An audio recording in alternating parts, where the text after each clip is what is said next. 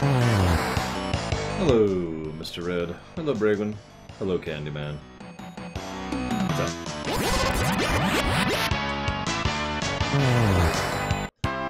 White and black, Mr. Red.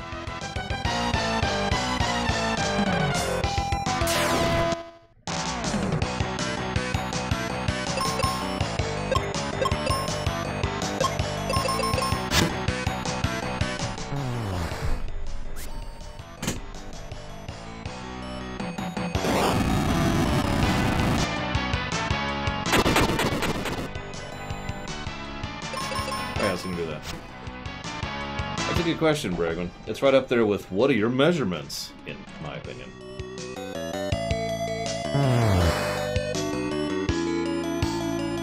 Hello, Papa Nakes.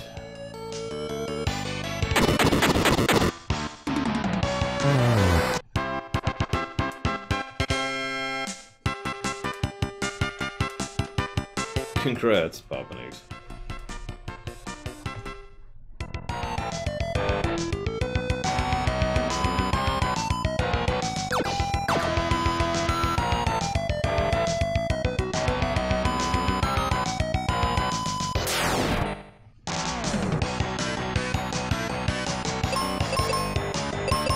Hello, Melkorblade.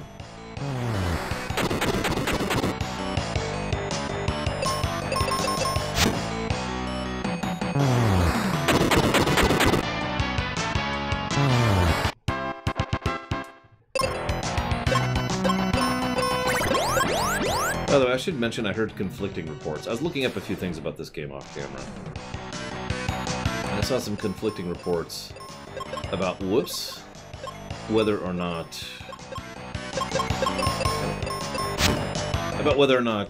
enemies can be hit with status effects or not. Since there's a claw later on that has the instant death, well, actually it has the petrify status effect, which apparently can actually work. Not too sure about that, honestly. Hello, Sadacom. Where have you been? I know. You don't want to watch my terrible streams. It's okay, I don't blame you.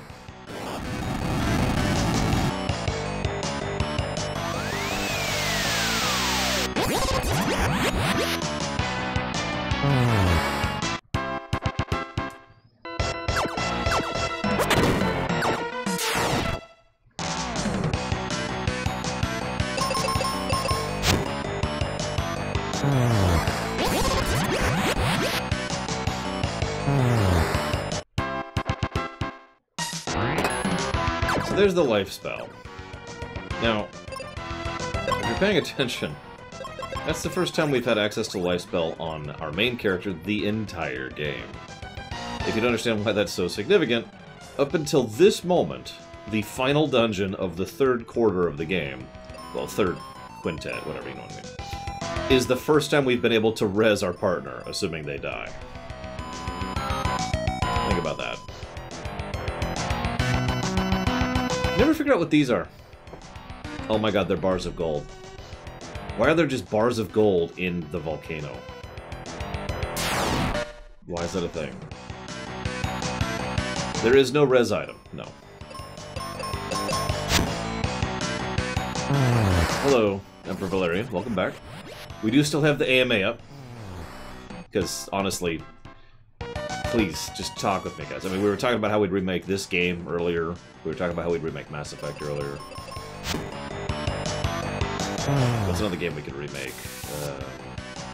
How about Final Fantasy Legends 3? No, I barely remember that game. It's been too long.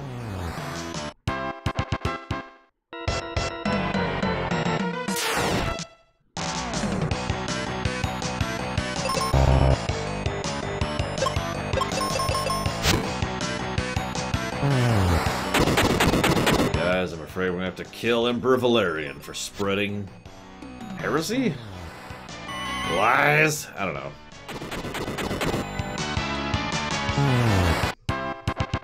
Hideous, hideous lies.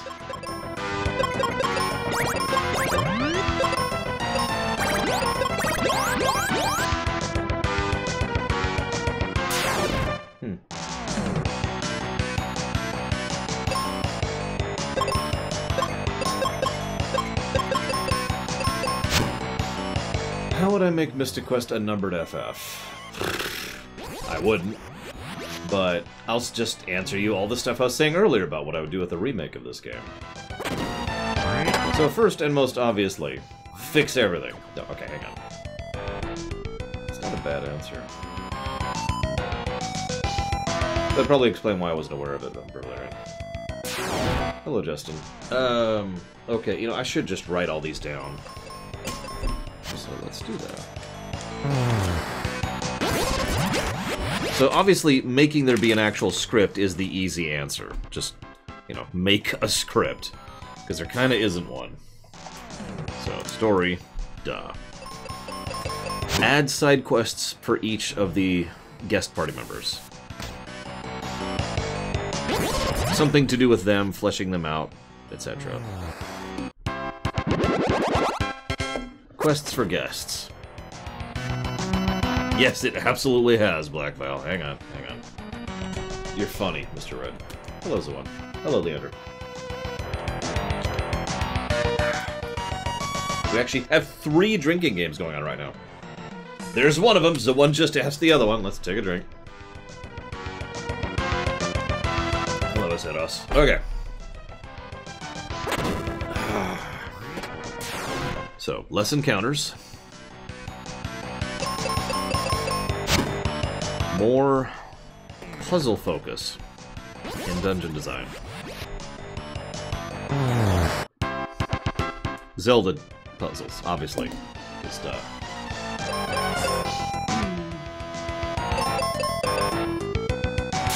Hello, Inquisitor. What do you think, Dive? Should you be a main character? No. Okay.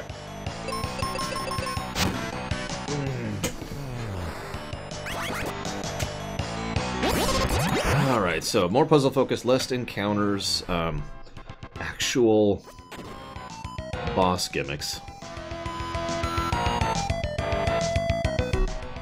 Remove or reduce. Hang on. Where am I? I just did that, Okay, so I am here. Do I want to do that, or do I want to do the other one? I think I want to do it first. Remove or reduce RNG. Just it is what it is. What, you want to spoil the fact that the last boss of this game is called the Dark King and he's a spider? How dare you, Inquisitor Saru.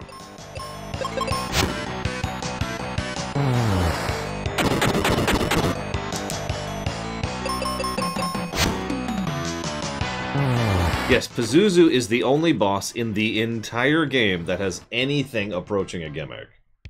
Funnily enough, Zuh has it too, which is funny to me.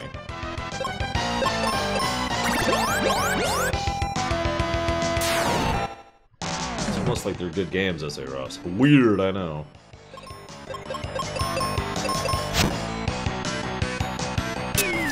So could somebody help Nemesis with hitting that button?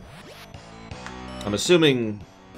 So I've been told if you just hit refresh, it should pop up Nemesis. But until you hit that button, I ain't putting the none to nothing. But seriously, though. Button. What kind of story would I write for Mystic Quest?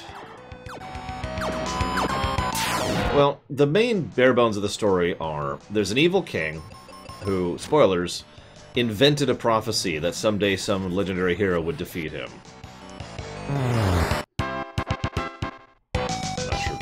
That, but that's what he did. Spoilers, that's by the way, that's the big plot twist of the entire game I just gave away, just as a heads up.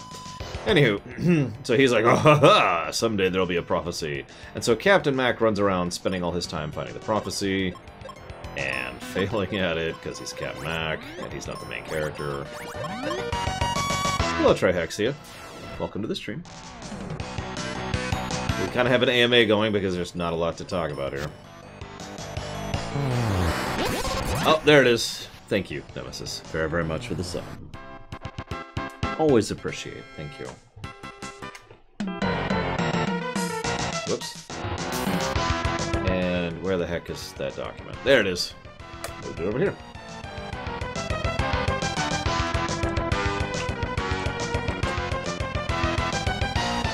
LTTP it is.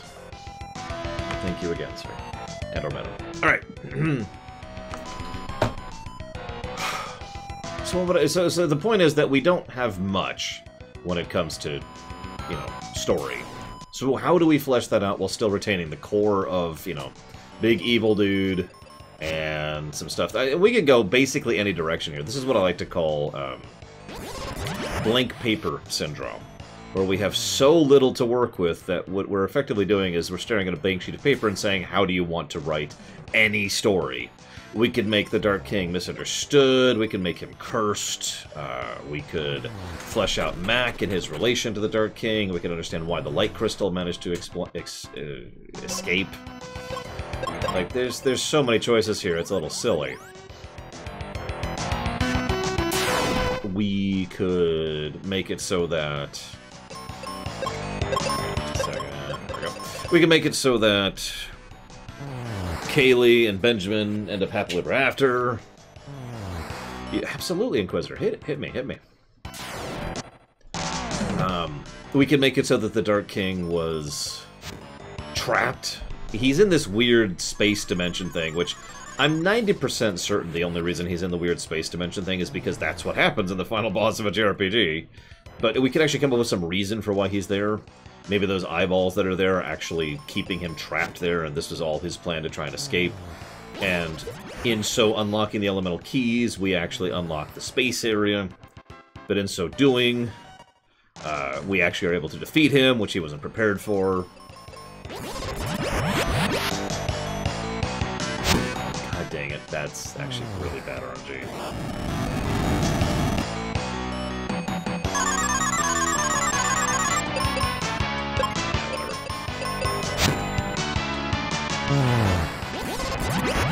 We can make the Dark King not evil, we can make him pure evil, we can make him a victim, we can make him not a person. You know, we can make him a Lavos kind of entity.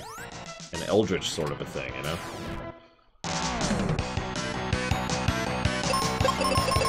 And yes, he did, Sepulchre. It's okay, I'm gonna get all that romance out when we get to Star Trek 4 and completely eject the romance from Star Trek 4. I guess you could call that romance.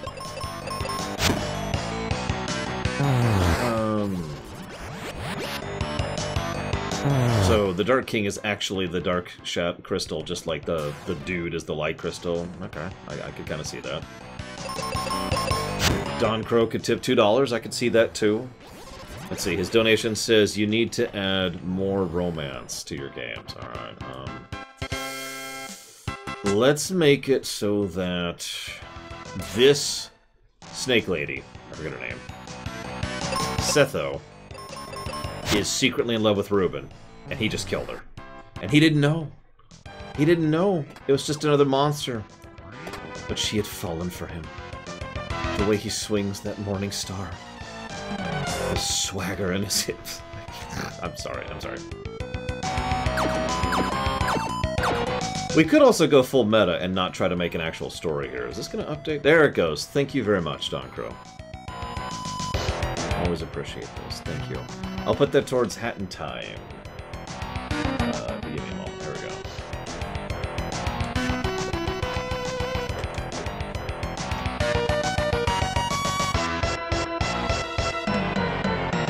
There we go. Oh, I hope you're enjoying the run, such as it is, the one, since I kept screwing it up. It's a shame. I love that game to death, but God, that was a terrible low run. Hey, Dream Whisperer.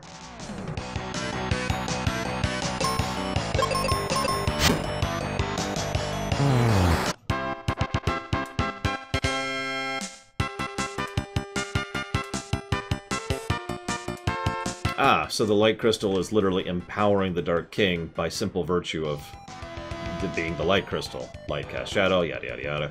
I get you.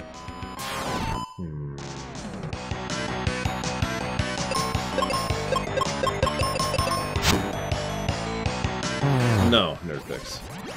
Although, that counts as take a drink.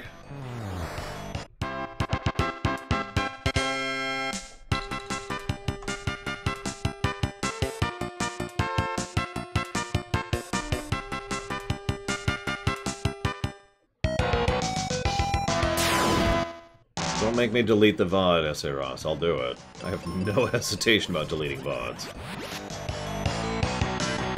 I feel like I've seen a game like that. It was probably an indie game, Trihexia, but it sounded kind of cool. A game I feel is so well made that remaking it would be sacrilege.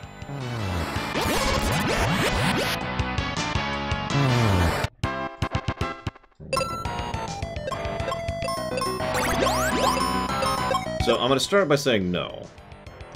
But there's a difference between whether or not I think it could be made well, and whether or not it would be made well, if that makes any sense. In other words, there's a few games that I don't trust companies with, and then there's the reality in which I think any game could be improved. Does that answer you? No, that was a crap lore run. I made like 3 major mistakes because I was trying to keep track of like 5 different notes at once. And I have this problem. I actually did this during the Hunchback of Notre Dame rumination as well, where if I write something down, I sort of assume it's the truth. So if I write down a note wrong, then what that means is when I am talking about it on camera, because I'm trying to keep pace and because I'm mostly focused on playing the game and talking to you guys and reading chat and everything else, I don't question what I wrote down. So I wrote down like 3 facts wrong for the Ganondorf trilogy, and all of them were during the Twilight Princess section. And I remember getting legitimately irritable about that.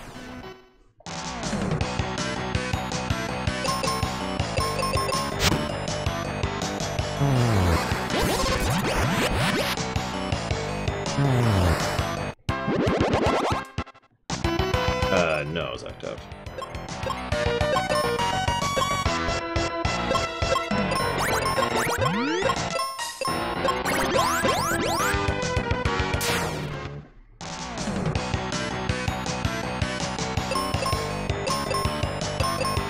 Sword of Kings %. That would be an awful run.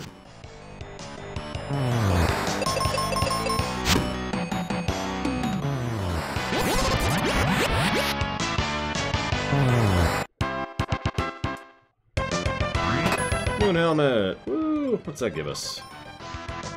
We now have resistance to fire! Which, yeah. Okay, Mr. Red.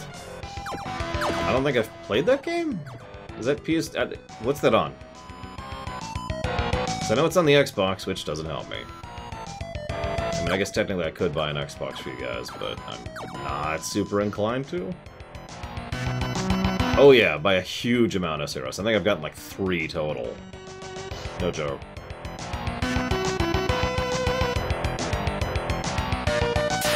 If you notice, there's a lot of enemies in the volcano. I kind of mentioned that in advance, but yeah, this is what I'm talking about. Yeah, like right now, of the 1, 2, 3, 4, 5, 6, 7, 8, 9, 10, 11, 12 donations I currently have active on the sheet, one of them is for Dealer's Choice.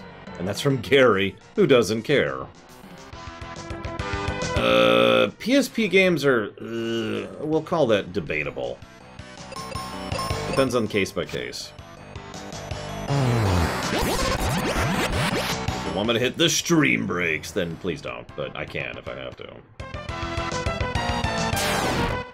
So someone asked, what list on the Dealer's Choice list am I most hyped for playing? Vita is 100% banned. I will say no to every single Vita one. All of them. Let's see, what do we got here? Which of these runs am I most looking forward to? Let's go with Mario World, the very first one on the list. Also Mario 64 DS, Punch-Out, just all of them. I mean, the reason it's Dealer's Choice, or it's my list, is because this is all the stuff I'd love to play. Diablo 3, the StarCrafts, Fallout New Vegas, Fallout 3, I've been in the mood for that because of Outer Worlds. A whole bunch of games I don't know much about, but they were interesting enough and I wanted to try them, so I'm just going to skip over those. The Kingdom Hearts series, that's going to be fun. That's on hold, though. Don't donate for Kingdom Hearts. I'm still trying to figure out that copyright issue with Kingdom Hearts, by the way. No joke. The Mario RPGs, the Homeworld, the Mega Mans that aren't already on the list. Blaster Master Zero and Blaster Master Zero 2, which I really want to go through. The Modern Warfares. The Steam World games. All the WoW stuff. All the Tor stuff. All the FF14 stuff. DuckTales Remastered, that'd be a fun one to go through. All the Shantae stuff. Did I already? Whatever. There you go. It's like just a random smattering. There's like 200 games on that list. Let us cling together. That's Ogre Battle, isn't it? And by Ogre Battle, I mean Tactics Ogre. Well, I already streamed that, so I know it's streamable. Yes, I'm super looking forward to Bloodborne, guys. How did you know?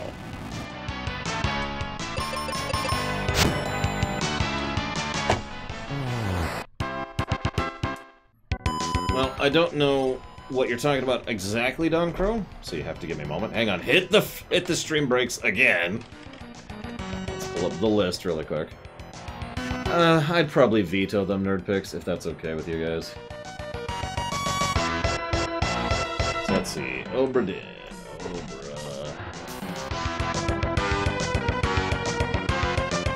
Oh, okay. That's... I know exactly what that is. That is a mistake.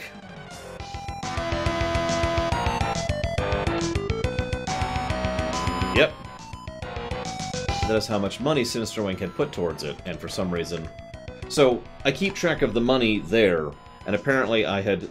When I was typing up Return of the Obra Dinn, I typed in Return of the Obra Dinn 15, which is exactly how it is in the live document over here. That would be what that was. And yes, Dive is going to be hitting the stream breaks from now on. The Obra Dinn came back 15 times! Jeez! They need to stop coming back, holy crap. So, I'm sorry, you did ask that earlier, Ventures. Dude, mechs are awesome. Go. What do you want from me? If I was in charge of MCU Phase 5, what would I do?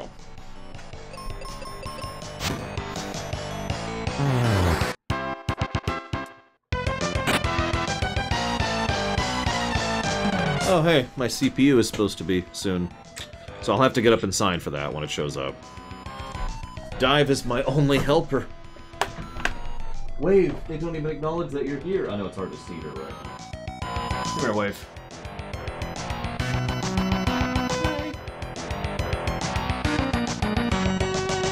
No, that's supposed to show up Monday, so I'll come. Hang on, I gotta move people around. Here's Quick. Quick's hanging out over here. Hi.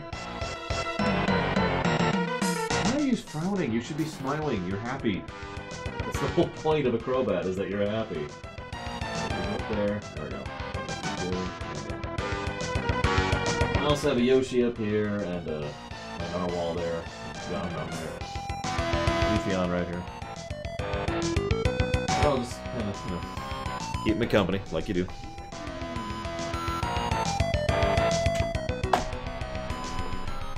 That's a tough question, Ventures, because the problem is the best answer would be to effectively hit the reset button hard.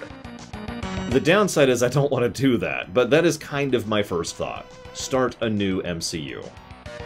Why, Zawan? You were just talking about how crap I am. I was just talking about how crap I am. You're making me jump here, man. What the heck?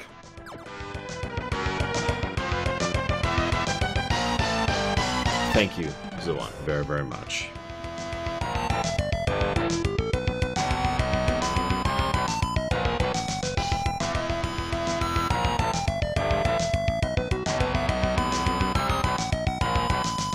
Always appreciate. Thank you. I'll put that towards Thief 2. Over here.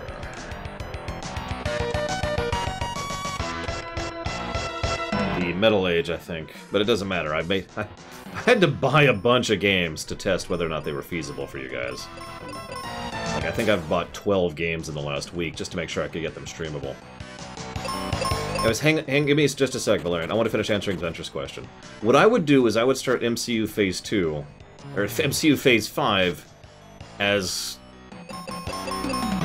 MCU Alpha, MCU A, you know, basically new continuity. Just completely start a brand new continuity and kind of abandon the MCU proper. Start over with a new continuity and a new series of movies, which would be covering a different timeline or a different setting or something, right? What am I doing? I'm doing the wrong thing. That's what I'm doing. With that being stated, I would probably go ahead and focus on things that haven't been focused on before. The X-Men is an obvious example. The Fantastic Four is another excellent example. You get the idea. And that would be the direction I would go with that. I would also try to continue the MCU formula, because I think the MCU formula is a winning formula, and it was a great idea. If you don't know what I'm talking about, then shame on you. You haven't been watching my ruminations. The MCU formula is to send out talent scouts.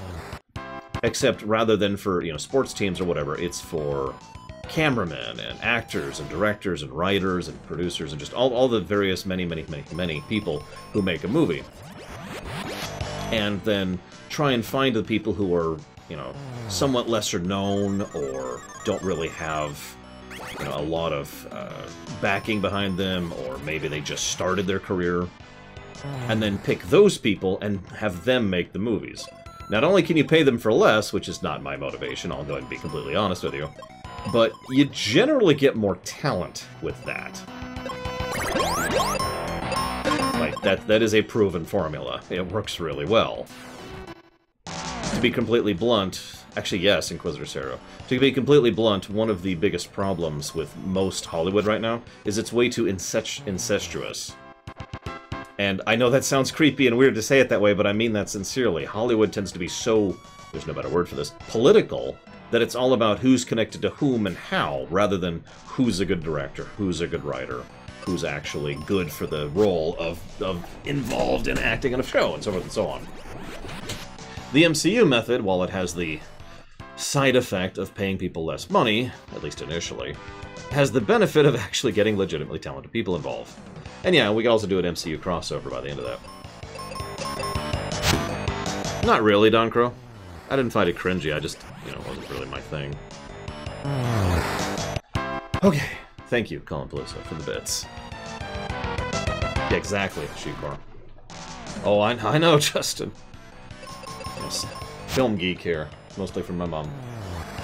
I was about to say, do you want to put that towards something real, or do you want me to just meme it?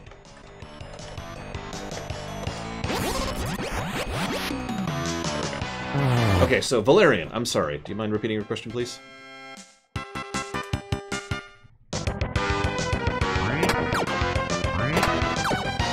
I actually replayed Twilight Princess a lot for a while there, and I was really good at it at one point in time, and then I didn't play it for years, and then I did the lore run.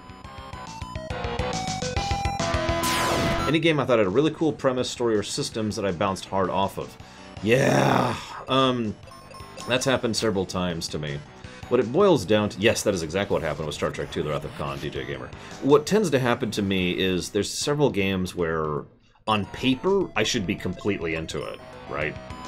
And I'm like, oh man, that just sounds great, and then I didn't. And I just, it's always really frustrating trying to figure out why something doesn't gel with me, when on paper it probably should. Chrono Trigger, Melkor Blade, that's an easy answer. The week of, you know, psychotic breakdown is why Chrono Trigger is probably never going to get surpassed on that one. I'll give you an exact example, Emperor Valerian. Pokemon Conquest, which I bet most of you have never even heard of. Yeah, Crosscode, which was a good example of this. Crosscode should have been clicking with me, and it totally wasn't. Anyways. So yeah, Pokemon Conquest. Pokemon Conquest is a turn-based, grid-based tactical RPG set in Pokemon against the backdrop of a fantasy version of the Sengoku Jidai period, which I know is redundant. That sounds awesome! That sounds like everything I want. I was so bored, I never even beat the game. It just wasn't working for me. And I got quite a ways through it, and I was just like, why isn't this happening? Actually, there is a reason for that, Valvedrix. I'm surprised I haven't talked about that before on the stream. So yeah, you notice how they have the walking animation? Most NPCs tend to have walking animations like that when it comes to these games. The reason why is actually really, really simple. It's a holdover from earlier stuff, mostly the NES era, but again, early SNES, because the static sprites look bland and boring. The human eye is extremely attracted to motion. It's one of the reasons why I have the animated backdrops against the green screen, is because your mind will know the difference between an image and a motion picture. Even if the motion is just barely moving, you will tell the difference subconsciously. And it looks better if it's motion. So the reason why they're there is to just add motion to it. It's also the exact same reason why in more modern RPGs, or modern video games in general, with 3D people, they do this, where they just kind of periodically shift their weight, occasionally have an idle animation, lean back a little bit. You know, there's just tiny little motions in order to keep them moving, in order to make it look like they're not just standing there stock still, because them standing there stock still looks weird. Now, is that still relevant? Well, that's debatable, but that is why they do that. Or have done that, I suppose.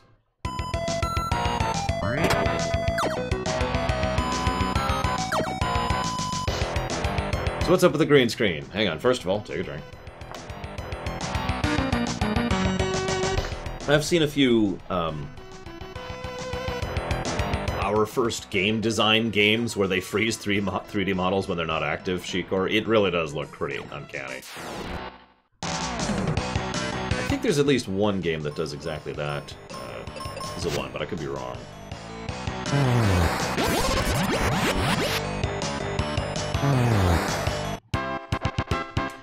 Would I rate the 3DS out of 10? I would rate it a 3DS out of 10. I don't do out of 10. I do this system up here, or I do thumbs up, thumbs down. So the 3DS would be thumbs up. By the way, I just want to point something out. You notice we're level 24. Ruben is level 23. We have less health than he does. You know.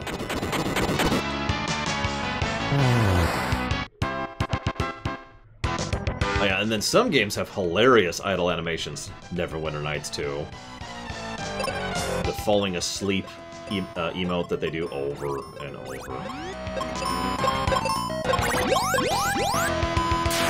Yeah, exactly, Shikor. I'm not sure what Ruben's actual level is. I used to know this stuff, but I don't right now.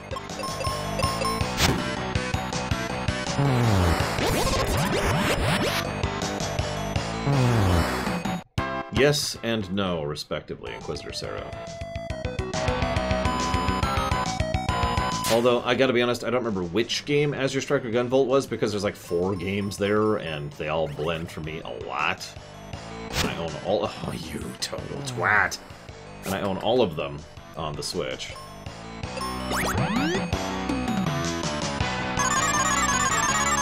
If I could have one item from a video game, what item would I pick?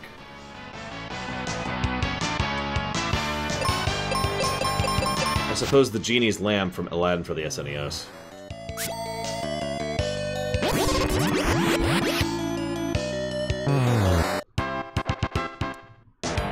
Funnily enough, I thought about a much more complex version of that question myself, just for fun recently. I think I told you about this. It was, this is so geeky, but whatever. I think you guys know I'm a geek by now. Final Fantasy Tactics, Stockrow. The way it worked out here was... Okay, I could pick one... Think about the concepts that go into, like, a video game. So we have equipment, we have currency, we have magic, and we have leveling, right? Those are the kind of the basic RPG standards, right? So what I did was I had to pick one thing of each of those categories from across various RPGs. I can only pick one thing per RPG. And I had to pick things that would be very useful in real life, while simultaneously being, you know, basically allowing me to do things that I would like to do in real life without just painting a giant target over my face in real life, because real life is dangerous.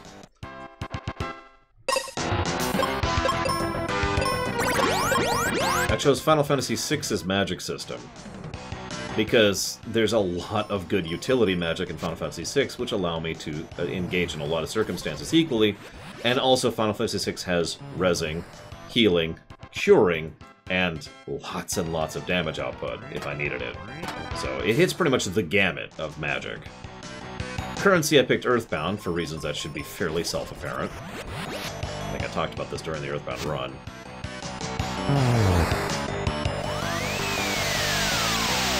Leveling was pretty tricky. Leveling and equipment I was stuck on for quite a while.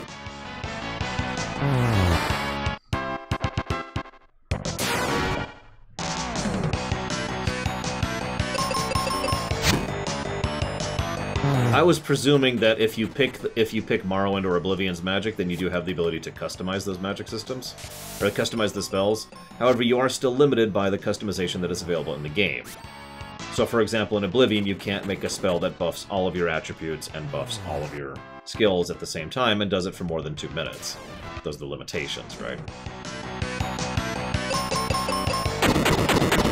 But one video game system element would I like to have in real life?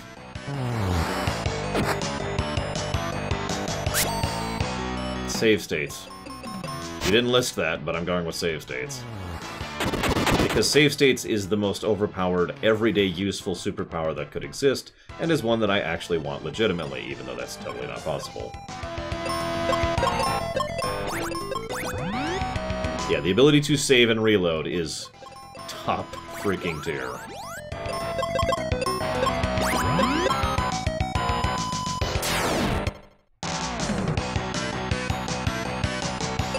That would be Skyrim at that point, Inquisitor Seru, excuse me.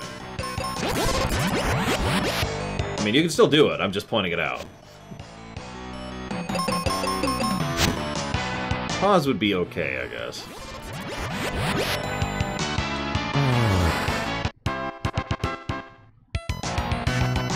If I could save load, then yeah, we're good. If I can only save, then that's stupid and pointless. If I can only load, then that's stupid and pointless.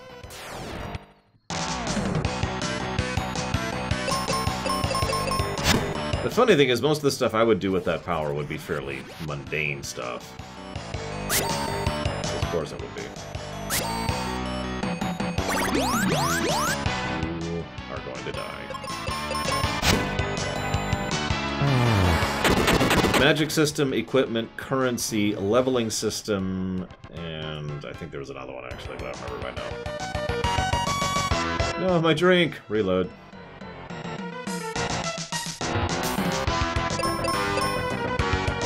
Look, not having to sleep would be nice. Being able to reload would get me infinite money. Infinite money would gain me tremendous power in order to be able to help my friends and family, and probably literally improve the world as a whole. Not a hard choice.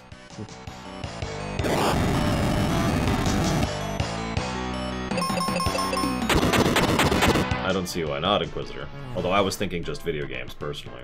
How would reload get you infinite money? Okay. Well, I'm just gonna save right now. And I'm gonna wait. Alright, so the lottery was just pulled. Huh. Those were the winning numbers. Reload. Then, once you have the initial capital, which is all you really need to be rich, I wouldn't even need to save state when it comes to investing, but I still would to min-max the gain. I would know who to invest with, where, and what.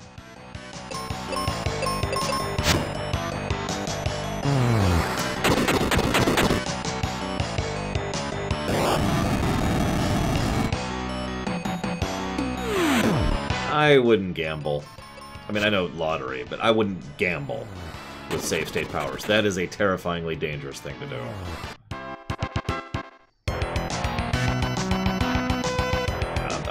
We talked about this recently. You don't mess with people in casinos. They, there's some messed up stuff that can happen there, even now.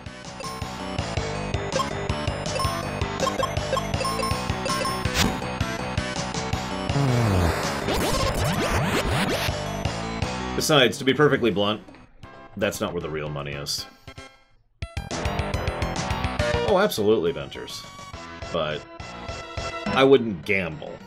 And if I need to explain that, then I'll try to emphasize it harder. I wouldn't gamble. There, have I made my point more clear at this point?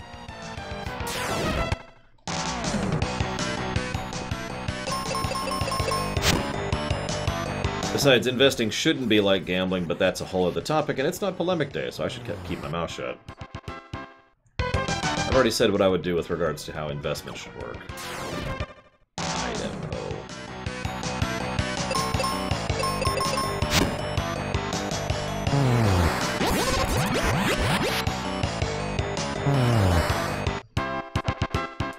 I've never heard of it, Don Crow. No, I'm sorry.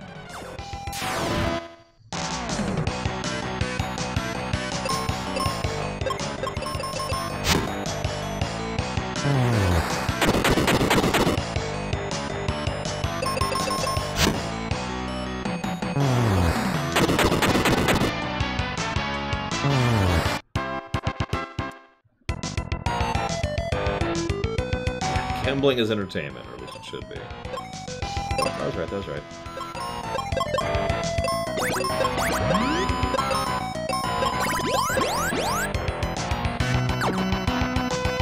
Why would you get the equipment from Morrowind, if you don't mind me asking? I find that interesting because I actually, back in the day when I first thought of that question, I picked Morrowind for my equipment as well. Most of the quality of life features, Compaloosa, which is more like 8 separate things, but yes. Okay, stupid question. Why would you want Gil, Inquisitor Seru?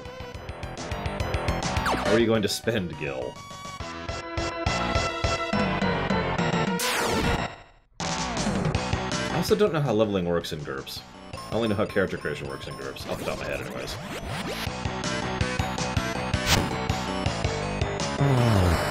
Infinite customization. Alright, you're gonna have to explain how you can custom my equipment in Morrowind to me.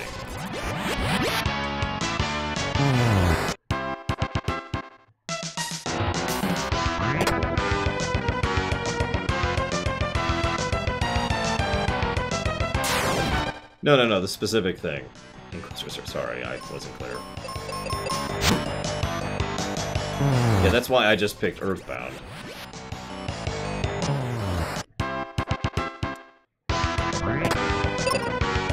Hit the stream breaks. I need to look something up.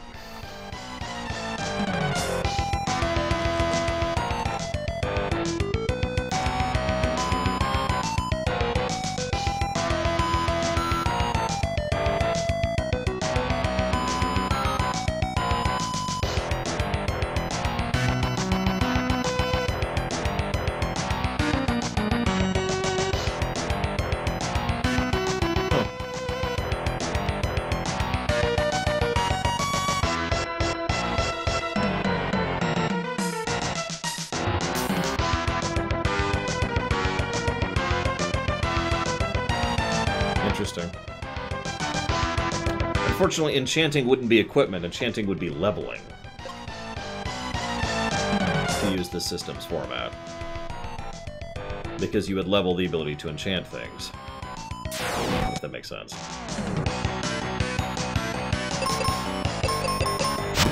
Alright, Compaloosa, why do you ask so many meme questions?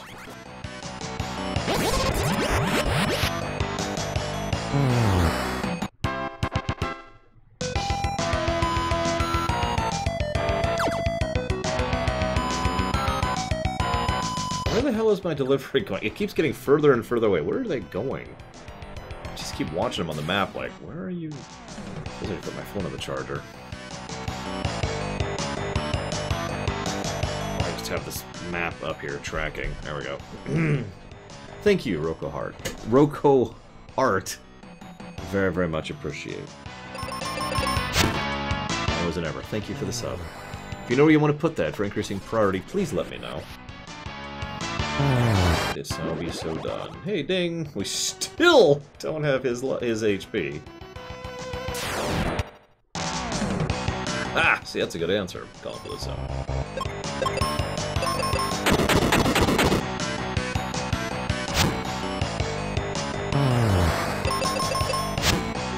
Super Mario Bros. 2 for currency. What's the ratio of the gold, though? Well, what's a video game you'd like to see streamed in the future, Roko Art? And then and just pasham! Also, Braegwyn just linked you the list, so you can just look at that if you wanted to. So you can check the list, there's a bunch already there. A bunch. Final room, by the way, we're almost done with this dungeon.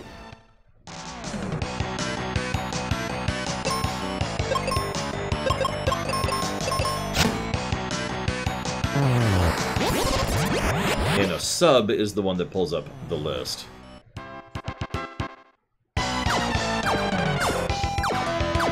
So, deaths on the next boss? Because, well, both of the next big bosses do have, you know, potential for deaths happening. None of them are going to be as bad as the bosses we've already beaten, though, overall. We're not going to have an RNG fest quite as bad, but he can do this mega attack on a single target, which is going to kill either of us. Ignore the lava. It's fine. It's safe. We're on rocks, not lava. Everything's fine here. Whoop, too far. Hey, Mockingbirds. What's up?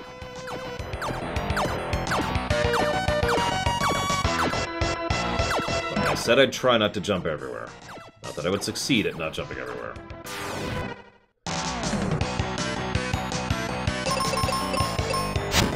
What's the story of this game? So JRPGs didn't used to sell well outside of Japan because of the people making them. Let's just go ahead and be clear about that. And they wanted a Final Fantasy VII. So what they decided to do is they sat down and they made this game, Final Fantasy Mystic Quest, and went ahead and released it in both the States and Europe as a way to try and segue people into JRPGs to increase the JRPG market. This tactic failed miserably, but that's almost entirely because of the game itself. Oh yeah, absolutely, Roko. We call that dealer's choice around here. I hope I'm saying your name at least partially correctly. Thank you. How do you donate towards Rumination? You don't, is the easy answer. I can give you the long answer if you really want, Doncro, but it is the long answer for a reason. I'm gonna test something. Since I don't really have the green screen right now, I'm gonna readjust something and see how that feels for our heat problems. So we're gonna kill that light in its entirety.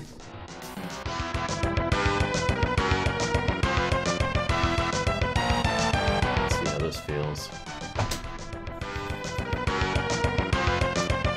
It's okay though, I'm on a rock, Mockingbirds. Come on. Oh, I see what the problem is. Right, I forgot to move these over here.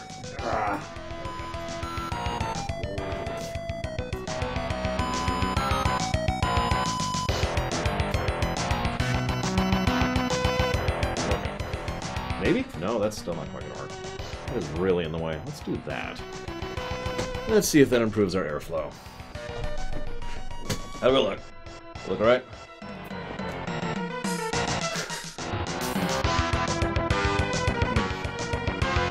I'm saying the name right. Woo! I do appreciate it, Roko. Thank you. Where's my... Oh, I'm not typing the game. There we go. Game time! So... Third big boss. Third of 5. Hang on. Let's just do this.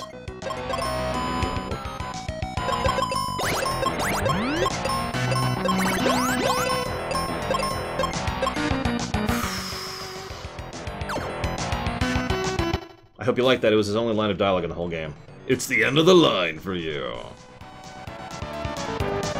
Okay.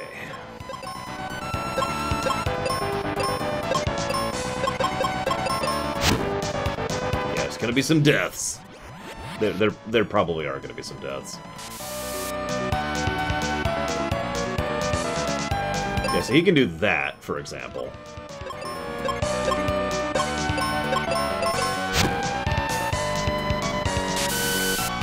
And he can just spam that. By the way, we both have fire protection armor, and it's hitting us for 300 a hit, in case you missed that.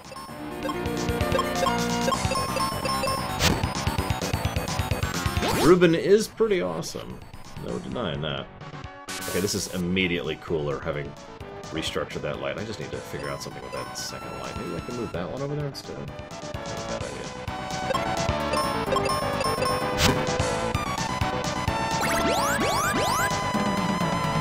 Yes, Colin Peluso, trust me, there is definitely a main plot to Babylon 5. Please trust me on that.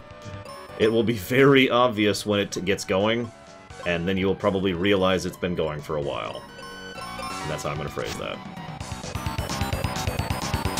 Alright, Inquisitor Seru, here's my question for you. Is GURPS the best character creation method ever? Or the second best? I'm only slightly memeing. I love GURPS character creation. Point-buy systems and being able to deliberately take flaws to improve yourself, I love that kind of idea. I really do. We're playing this pretty cautiously.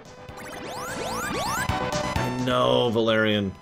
There are several people, well, there are several companies that are rights squatting on Babylon 5, and it pisses me off.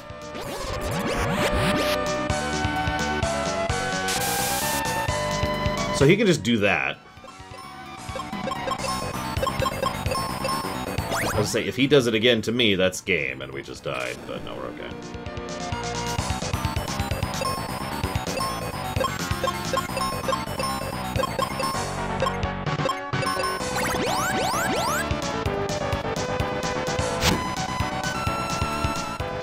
So that's his final phase right there. I think we might actually have this.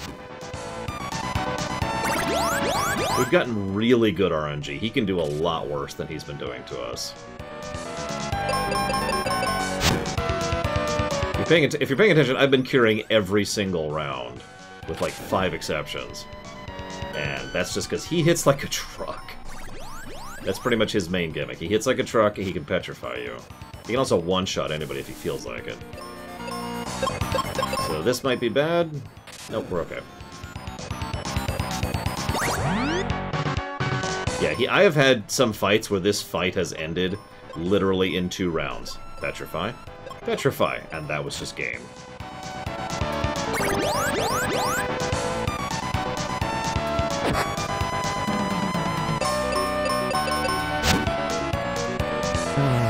Ding.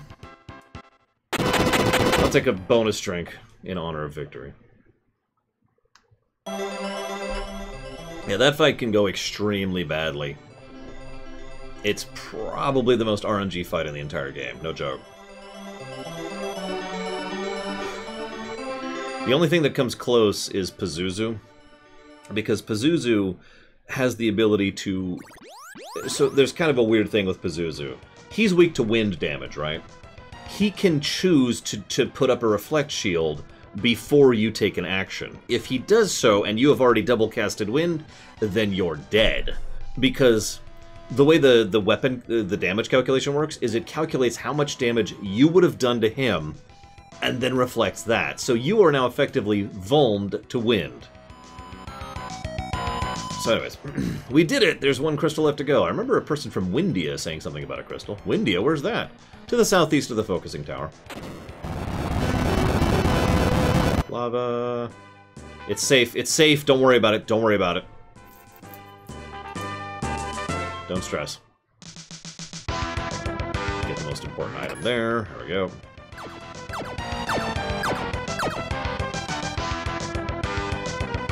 So, fun fact, during the lunch break, I bothered to look up my notes on all the other FFs that we've already reviewed, just to kind of get a feel for some of the pluses and minuses I've given to previous FFs, to previous RPGs in general. And I don't think any of them really apply to this game.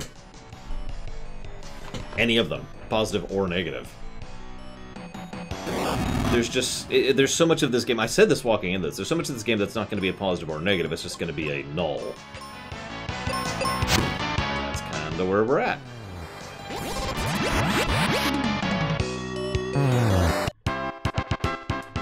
Anyways.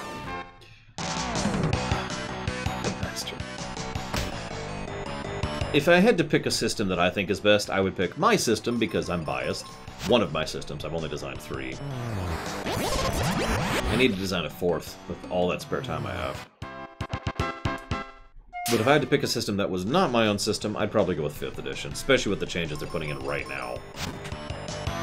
being able to actually customize your class more is something I'm pretty much always in favor of.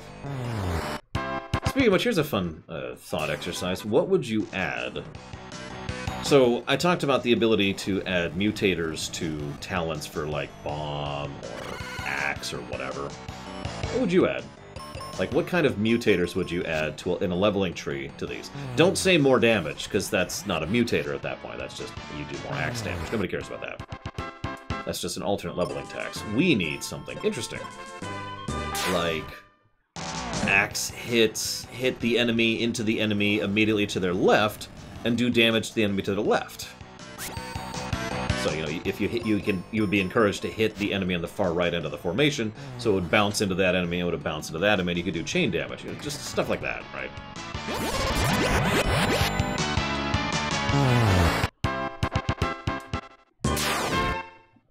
Or in this game, in this exact game, because I'm still thinking about how I would remake this game. Oh, speaking of which. Write that down while I'm at it. What else is I writing down? We had less encounters, more focus on dungeons, actual boss gimmicks, reduce RNG, reduce encounters. Oh, I already wrote that down.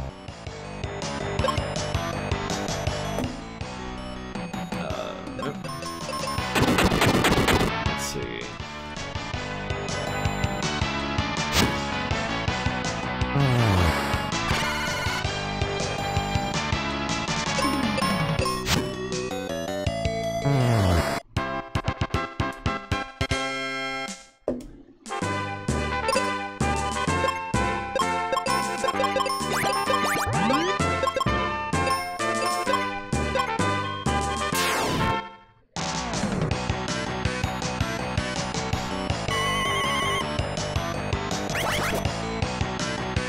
We're gonna die on this fight, I almost guarantee it. Let's see what happens. Two of these enemies at once really sucks. You can get encounters of 3 of these enemies at once. If you do, I want to stress that it is mathematically likely that they will kill you. It's not just something that could happen, it is actually more likely to happen than not if you get a full 3-pack of these things. Because they can do all the status effects to you, including Petrify, my personal least favorite.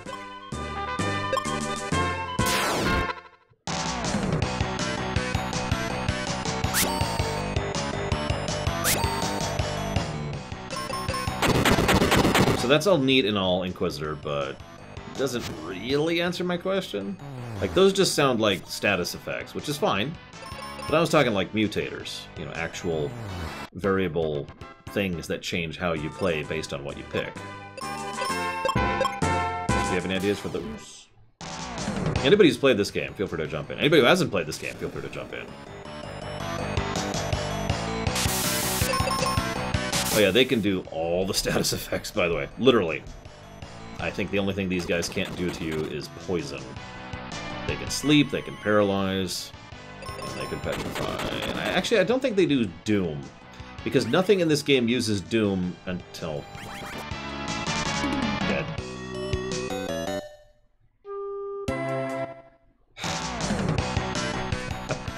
Told you. Nothing uses Doom until we get past Tristram's second section. Which is coming up pretty soon, actually. I mean, they wouldn't, Don Crow. I don't have any skills in general, so it's not like I have anything to work with. So yeah, that's problematic. Up this way. Actually, while we're here, let's do this. My occupation. So reviewing video games and TV shows and movies? You guys answer that question, rather than me. What do you think? Go ahead and be brutally honest about how pathetic and terrible I am. It's okay. Buy some seeds. And there's only one other thing to buy in the whole rest of the game, so I might as well while I'm here.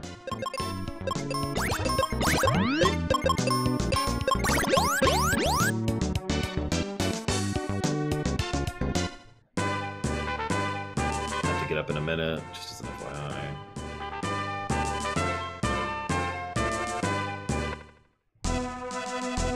Well, there's an interesting idea. So for ammo stuff, like bombs, for example, you could do a thing where you have the option to focus. So you could spend more ammo, like you say, in order to make the bombs hit a single target rather than an AoE group. And it does more damage to that single group. Or if you decide to just let it hit the whole group, it still does more damage, it's just more distributed. You know, something like that. Nah, I don't like that, though. Hang on, so what I would probably do is... Because it has to be about some kind of tactical choice, that's the relevance. So maybe if you could spend more bombs to... Ooh, here's one. How about a thing where you can spend an extra bomb during a bomb attack, and if you do so, it knocks out, like, all but 2 status effects from your characters. Everything except for Death and Petrify. Hurry to Windia, but be on the lookout for Captain Mac's ship. But, okay. So I'm going to tell you a story. I'm going to try to tell it really quick, because apparently my package is about to be here, and like I said, I have to go sign for it. At least I should have to go sign for it. I'm going to tell you a quick story. Every single time I have played this game, I have done the same thing. I reach a certain point in the game, which I'm not actually at yet, hang on. How do you justify the lore? You shock them awake. You blast the poison out of them. I don't know about that one.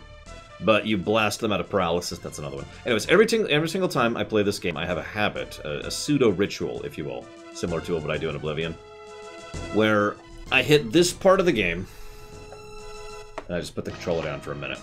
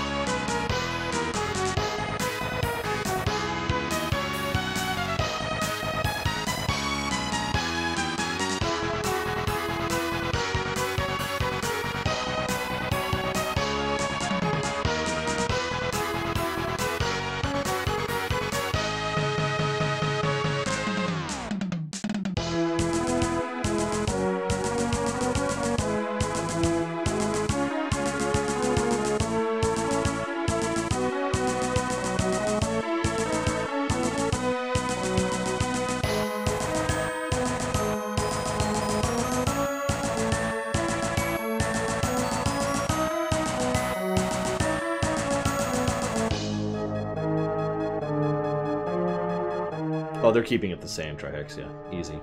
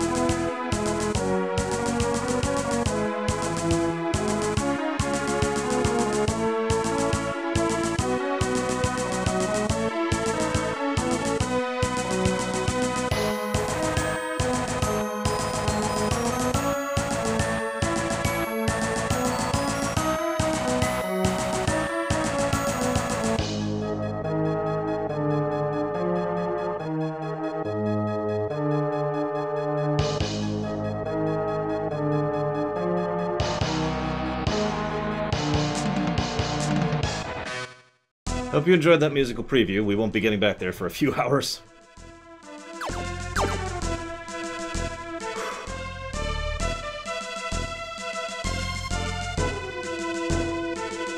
I love that song. It is actually in my Zero playlist.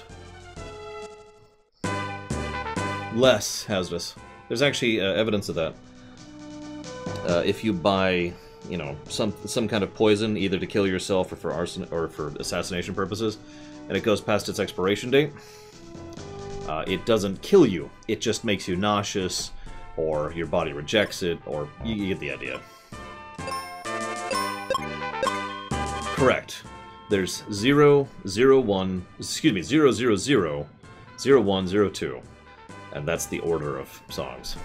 So anyways, this is my second favorite song from this game. Remember that military thing I mentioned earlier?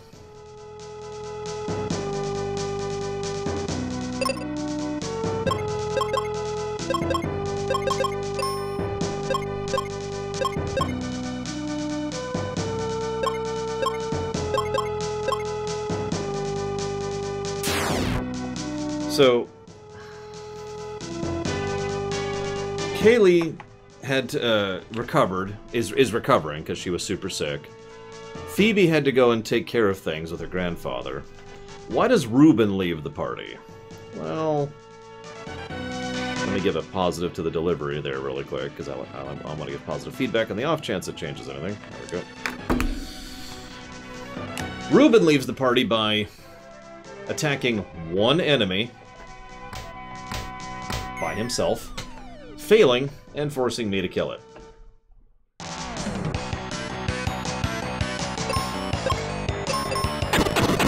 Ruben. And we're dead.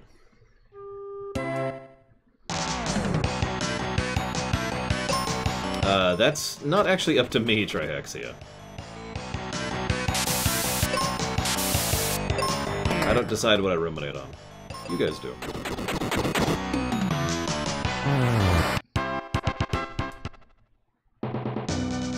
Yep, Ruben was petrified. Ruben! I'm alright, keep going, I'll catch up. And we just lost the best party member of the game, in exchange for the worst. Buddy fell, kid? Yeah, but he's okay.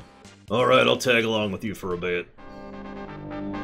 So, we have very little information on the making of this game, which is a damn shame, because there's a lot of weird fingerprints on this game of what this game could have been. But unlike most FFs where we know a huge amount about the making of and why things were done, we know very little about this game. Allow me to share just one little tidbit with you. So we can actually see Ruben's armor over here. You'll notice his armor actually has defensive power against death. He is death immune.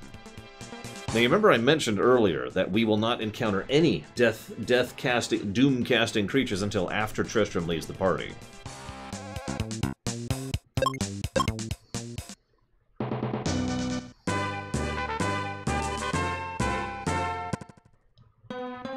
Now that could just be an oversight. So, while the volcano is just a slog, that's why we've been chatting about completely unrelated stuff for the last hour. And the tower is... This is the part I always remember the least fondly. I don't even really have a reason why. Other than the fact that this is when the game officially just starts to kill you randomly because it decides to. That's probably the big one. You cannot put in a rumination request. No, it doesn't actually work that way. So, since we've had 3 questions about ruminations in the last 20 minutes, let's talk about how ruminations are done. So I used to do a thing where I'd be like, hey, just what would you like me to ruminate on? And people just requested things and then we did them. Then 9 years passed and I've been doing this for my mainline job for all that time, and now, well, we need to be a little more organized, because otherwise what we end up with is, you know, literally hundreds of people all asking for different ruminations and different things, and it's a whole mess. So the way this works is once a year, I sit down and I say, alright guys, we're gonna do the floodgates. The way the floodgates works is everyone who puts money into the show, in any format, can nominate something. And And we gather together all the nominations. There's usually somewhere in the range of 50 to 100 nominations. And then that whole process takes about a month. Once that month is done, everyone who put money in, basically everyone who is one of those people, can vote. And we use a very specific voting method, which is very easy for people to do, and keeps really good track of priority on my end. I forget the exact phrasing, and I keep hearing information and misinformation about this, so the way it works is it's ranked priority voting. That's at least a descriptive terminology, regardless of if it's the actual terminology or not. The way it works is, let's say there's 50 choices. There are 25 slots. That's how that works. Although next year there'll actually be 27, because leap years, but anyways. So, there will be 27 slots. You guys will be able to pick your top 27 picks. You can pick 1 thing, 8 things, 15 things, or 27 things. That's entirely on you. And you'll get a nice little interface which you can drag and drop your priority on which you prefer what. So you can pick whatever you want most first, and whatever you want second most second, and so forth and so on. There will then be an extensive amount of behind-the-scenes calculations to tabulate that and figure out the top 27. It's a brilliant and amazing system, and I love it. And I am so glad that we started doing that instead of, worse voting systems. Now, I'm not going to reference Polemic Day, but all I'm saying is anybody who was there for Polemic Day might know why the exact specifics and mechanics of voting systems was already on my mind this year. Which was one of the reasons I looked into that. The biggest problem I was running into was finding a way to tabulate it, because there is actually a fairly large amount of behind-the-scenes work for that voting system. But I found a site which basically does it for me, and it charges, but I don't mind. It's a business expense. And whoops. There we go. And they do an excellent job, and I have tons and tons and tons and tons of feedback on who voted for what, where, when, and how. And everyone loved it, and yeah, it was an absolutely wonderful idea, so we're totally doing that going forwards. Does that answer all the rumination questions? If not, please feel free to ask. I do try to be informative. Oh yeah, and as with everything else, I retain executive veto. And I have absolutely no hesitation about using it now. Used to. But now I don't. Gotta get those refreshers. Very important. I'll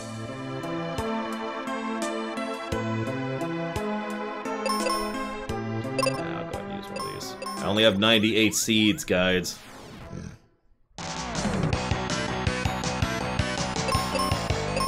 Whoops. Whatever.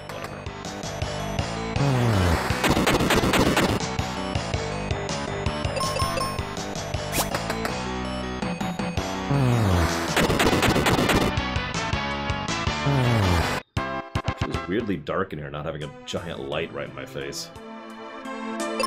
How do I describe why Babylon 5 is my favorite show without spoilers? Continuity, plot, characters. There you go. I mean, I can, Savacom. Is this a bad FF game? I don't think so. But I do think it is a very plain FF game. As I said this walking into this, and so far I just seem to be confirmed in that. We are in part 4 of 5, Donkro. We will finish this game today, almost guaranteed. But there's a reason why there's not many pluses or negatives. It's just because so many of aspects of the game are just there. This is a 16-bit game, Donkro, if I'm understanding your question correctly. It's an SNES game. Status effects.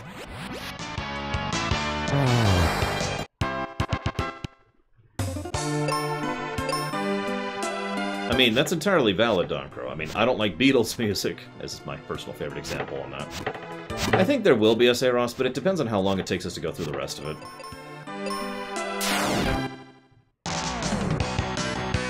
Did you not watch the entire BoF 2 run?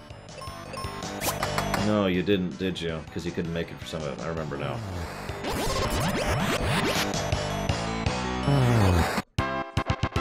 But no, as weird as this may sound, food preferences and music preferences make total sense to me. Even if, I personally think Black Licorice is disgusting, and the Beatles music actually hurts my ears, I still understand preference, and so I'm with it. Oh my god, you watched the entire Persona 5 run. I'm so sorry. You know what makes me sad about Persona 5?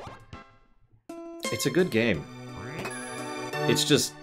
it's so goddamn long.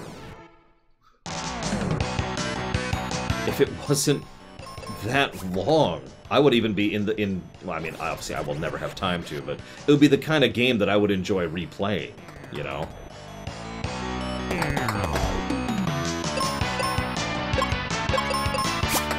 But I will never replay that game. P5R, Valerian. It is the longest single run we have ever done. Technically, there are only 2 runs we've ever done that were longer. One was the entire Final Fantasy lore run, and the other was the entire WoW lore run. Those are the only 2 runs we've ever done that were longer than just that one game. That game was stupid long. I keep re-emphasizing that factoid to really emphasize just how long that game is. I want to make this really clear.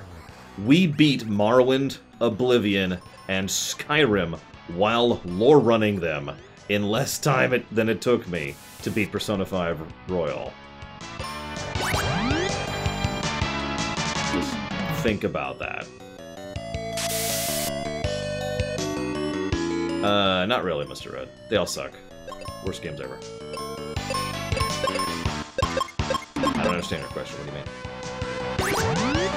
Yeah, I didn't even grind in Persona 5. We used some of the DLC dudes for some of the in-game stuff. I also stand by my statement. No spoilers, but I do firmly believe that if the game had ended with the Shindo chapter, it would have been a much better game for it. Well, believe it or not, Death Eagle, I have a public document where you can see the length of all the runs we've done that I keep track of. It's right here. It's called How Long It Ran. If you give me a moment, I'll give you a link. I don't have a command for this one, so I just gotta do it manually. There you go. Boom. For anybody curious, there's the full list. And you can see what I mean. Anything in blue is a lore run, usually a bundle lore run, which is why, you know. As you can see, Persona 5 is way up top there. I'm okay with the Maruki stuff staying in. We can keep the royal stuff, but you know what I mean when I say chop off after Shindo. So, we stop after Shindo, and then we start the Maruki stuff. How's that sound?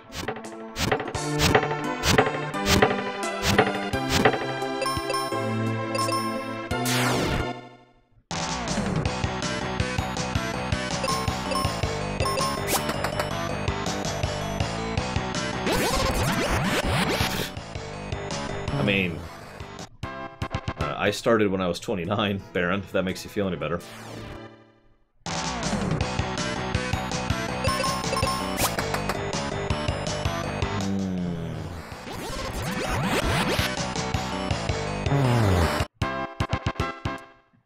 Honestly, I want to answer one you didn't give as an option, Inquisitor Seru. Which would be the Yevonites from FF10.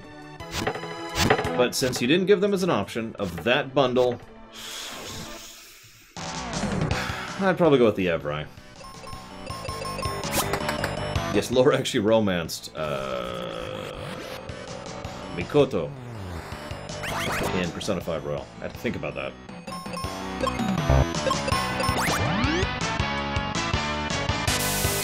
I remembered her name. It's a food that's a guilty pleasure.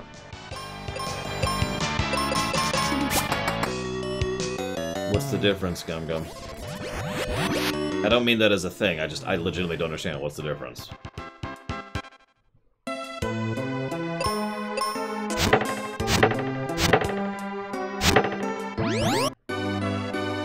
Gotta get those ninja stars, very important for when he leaves the party in a minute. Alright, real question. How many of you have knocked down every single tree in this area before?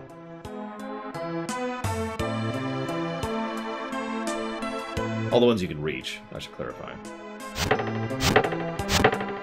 Okay. Guilty pleasure food.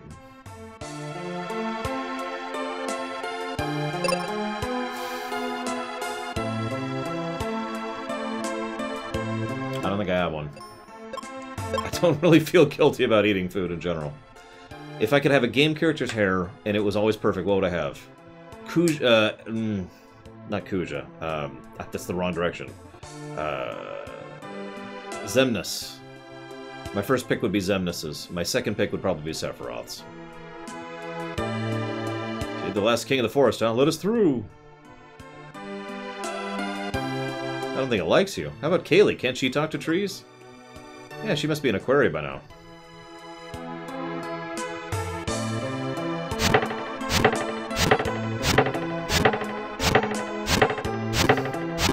I don't rush through games, Death Eagle, but yes, I do make a decent clip through games. I have been playing them for a long time. 34 years, actually.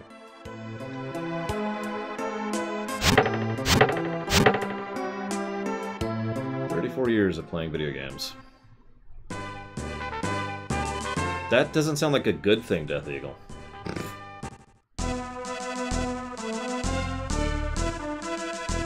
Nothing at all, Mr. Ed. And they respawn the moment you zone.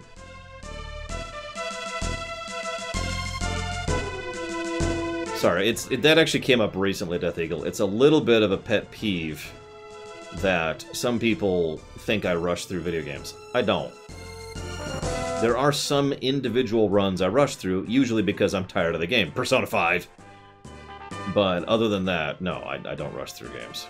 I just play games at my pace, which happens to be relatively fast. So a privilege is an entitlement to immunity granted by state. A right is a human right. So what you're asking me then, to be very clear, is the difference between legality and reality. Okay. So is marriage reality or is marriage legality? So marriage is a legal contract between two people, so that is clearly and obviously a legality. Two people being in love and spending the rest of their lives together is humanity, as in reality. Easy answers. Wake up, Kaylee. Okay, fine, I'll go talk to her.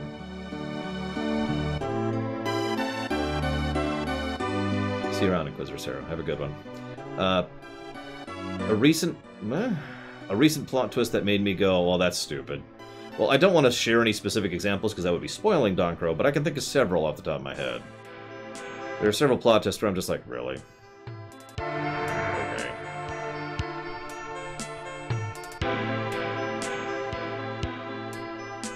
I suppose that's a fair point, Death Eagle. I do tend to be very let's go in terms of my playstyle. I do that on or off camera. You, if you want to make fun of me. You know, I totally was rushing Melkor Blade. Sorry. It's a pet peeve of mine. I shouldn't get upset about it as much as I do.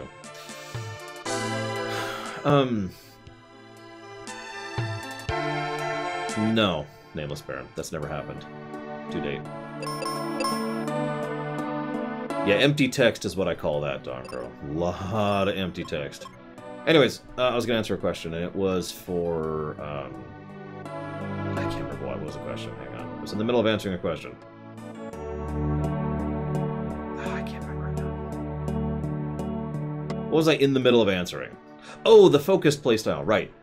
World of Warcraft. Some of my friends really like questing with me in WoW. Or any MMO, actually. Some of my friends do not. Because I will look at the quests we have, I will take a glance at the map, and I will quickly come up with the most efficient possible route to be able to do one singular loop of all the current objectives we have and return back to town.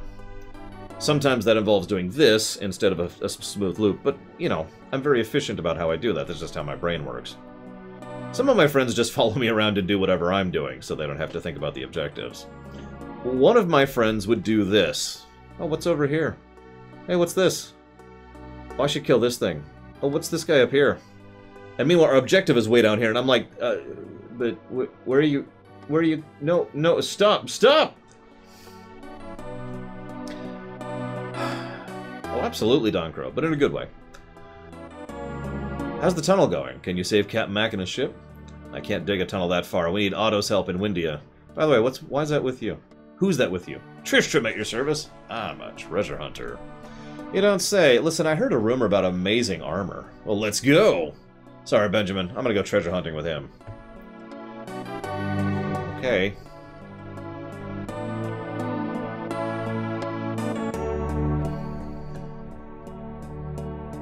Tristram, Spencer.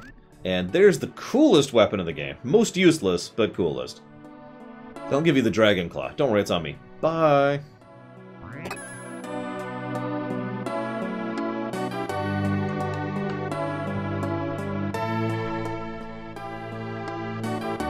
Grandpa just won't slow down. Maybe I'll just use a bomb to move this dirt. Phoebe. Phoebe. Maybe you shouldn't fiddle with... Phoebe! Oh, God. Run. Run. And that's blocked in. The tunnel collapsed. I have to tell Grandpa. Take care of Kaylee for me. Final Fantasy XII. S.A. Ross. Also, there's plenty of games in the more modern era. Final Fantasy XII is my easy answer to that.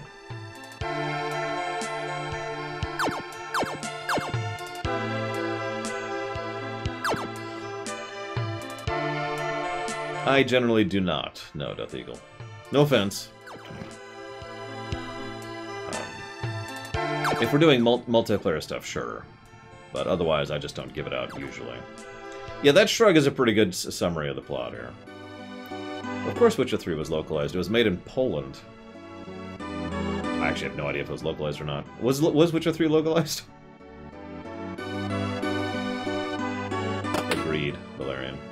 On all parts. Hey, Kaylee. You're well. Yes, but did you hear about my dad? Yeah, Spencer told me. He said I should see Otto in Windia. I was hoping you'd come too. She's level 31.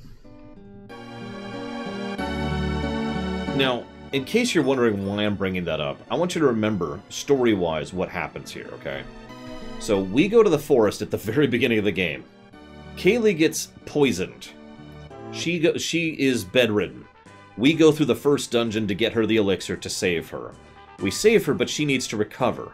She ends up making the perilous trip to Aquaria, which she barely makes, and she still has to keep recovering. By the time she actually finishes recovering, we've reached her, and she's willing to travel with us. By that point in time, having spent the majority of the last however long in bed, she has hit level 31. This is probably the only time where the guest party member thing makes me go, really?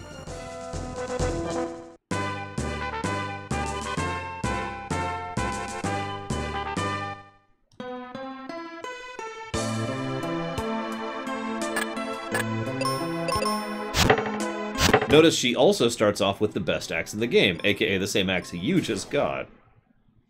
Neither, Doncro. I'm not into either of them, really.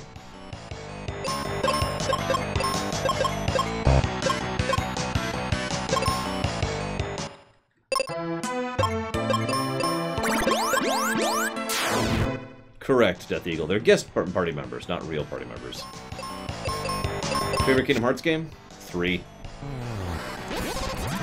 Runner-up, 2, and Birth by Sleep. Oh my god, Lonely Danville. That's better than you will level up a lot in the bathroom. So anyways, yeah, she is now higher level than us. Hits like a truck. She's actually probably overall the best party member. Unfortunately, she will not be with us at the very end. Which is a damn shame, because I'd rather do the last dungeon with her than with the person we will be doing it with.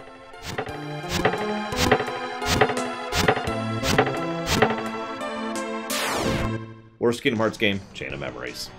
Don't even have to think about that. San Andreas the game? Awesome. I also did a review on it, so if you want more in-depth thoughts, review. Let me in.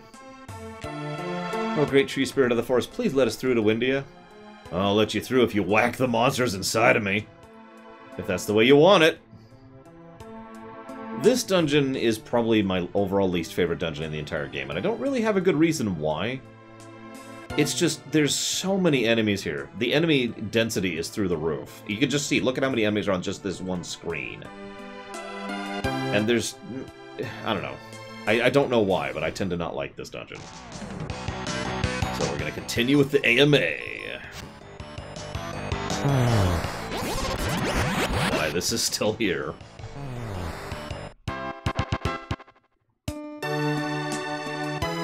I'd take OG Loke on that one, Don Crow.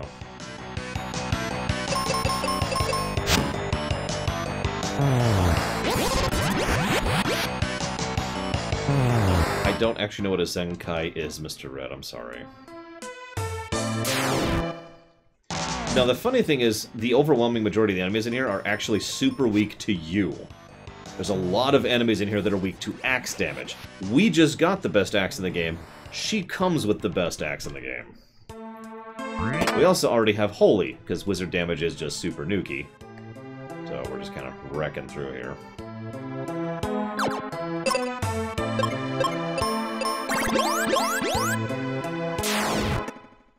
We might, S.A. Ross, we might. She also has plenty of magic, which most of the things in here are weak to. If I could bring back an RPG series that's been in Right Tail or ignored or otherwise is dead, what should I bring back? So, let's cover some series that have been dead for a while. Breath of Fire. Breath of Fire, the original Xeno series, you know, Xenogears, Xenosagas. The Lufius. We've also got Chrono Trigger, or the Chrono series, if you want to call it that. What else? I'd say the Suikoden's, but we're actually getting one of those with Etrigan Chronicles, so Etrigan, I've not had to pronounce that. Ah, I see Death Eagle. So, guys, if you're wondering why I constantly spam about the website, it's because of reasons like this. So, Death Eagle, did you know I have a website?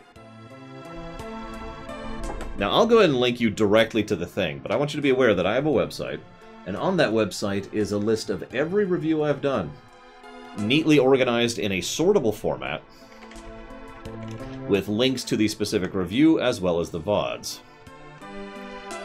I'm going to link you first the full review list, which is right there, for future reference. And there's Grand Theft Auto San Andreas, right there.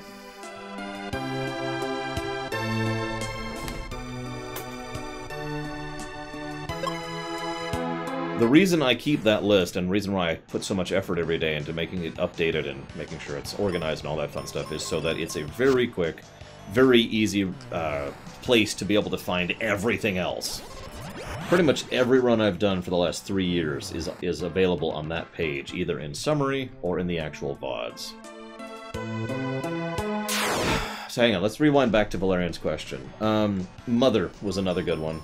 And yeah, KOTOR... Well, KOTOR doesn't really count, because Tor is still going. Sadly, but it's true. The Grandia series, that died. I'll give you that one.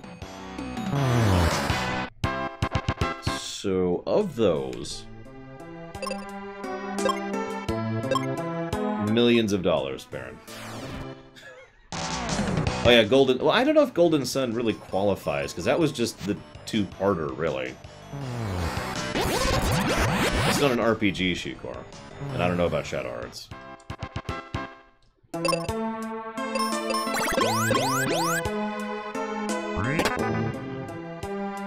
Of that list... Oh wow, we've actually maxed out on Cure Potions. Without meaning to. I don't even use them. The website itself is several $100s a year. The time it costs to maintain it is X amount of hours every day. Or, not hours, minutes every day. Usually about half an hour a day, something like that. Well, first what you have to do is you have to remix the music, Lonely Danbo, and then you're good! It's just remixes, dude. It's just remixes, that's all it is. And yeah, the avoiding automatic detection thing is unintentional. It's a combination of the mouse problem plus the best mechanic of the game. The mouse problem plus the camera sway plus the blurring. I actually didn't like Arrested Development, so no. Yes, I know, Trihexia. Sadness. Either way, I probably wouldn't bring back Golden Sun. I think only one of those games was good, and that was the first one, in my opinion. I hope you enjoy this, by the way. This is probably the second best dungeon in the game. So thoughts on David Lynch? Not my style. Put that as succinctly as I possibly can.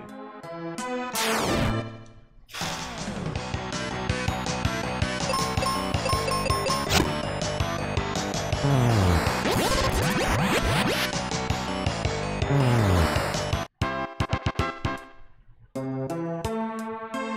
don't think I have an answer for you, Valerian. I've never even heard of it, Death Eagle.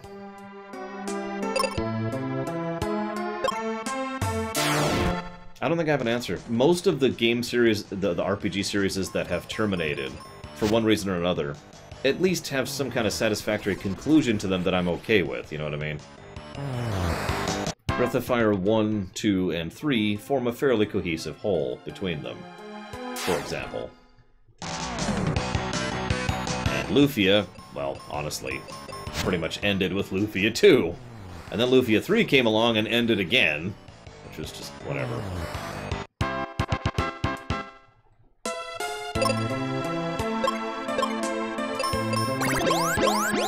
Lunar I was never into, and in fact I don't think I've ever played properly, so I can't speak to that one. And again, the Golden Suns, they ended with 2, as far as I'm concerned. Yeah, Lufia 4 is its own thing. Arcanum isn't really a series, so it doesn't qualify for the question in context. If we're just picking any RPG ever that I want more of, that changes the question substantially. I don't see why not, Baron. Always Sunny in Philadelphia is a show I'm aware of, but have not watched.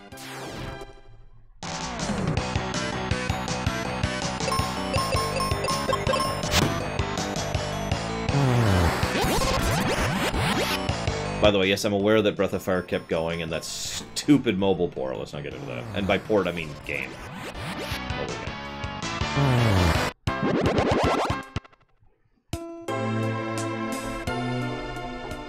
Yes. It just says the word tab. I just double-checked, but yes, Don Crow. Neverwinter Nights? Well, I mean, Neverwinter is still going. I don't know about that one. Did I already? I did. Okay. Well, it is, in fact, on the website. In fact, I just linked it to someone else just a few minutes ago, Mockingbirds. I don't actually remember what the command is, but if you go to the website and hit the Reviews button in the upper right, that's the list. The whole thing.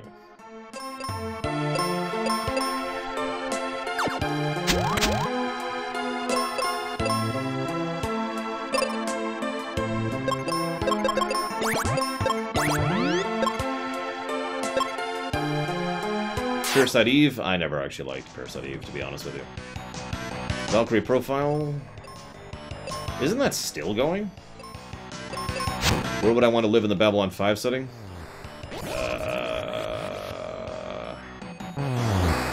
In what tier, Nerd Picks? That changes all those questions. It's Archive! There we go. Exclamation point Archive. That's the one. Go enjoy Back to the Future. Does anyone not? I'm sure there's someone somewhere that doesn't enjoy Back to the Future. But yes, the Back to the Future trilogy is probably one of my favorite movie trilogies of all time. In fact, I believe we're doing... Yes, we are. A Rumination on Back to the Future 1 is coming out next year because you guys voted for that one.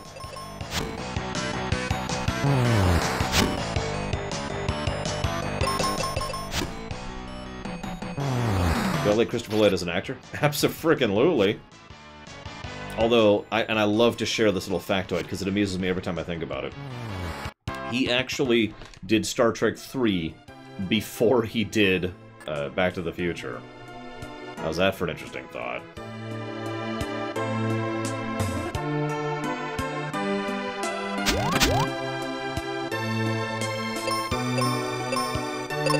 Three favorite Assassin's Creeds? 4. Probably Revelations. And then, I suppose...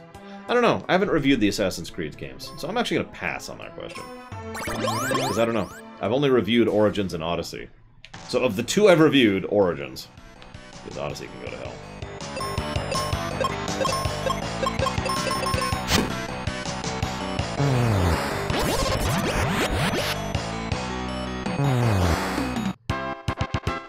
Judge Doom was excellent. But of course, Lloyd's excellent in general.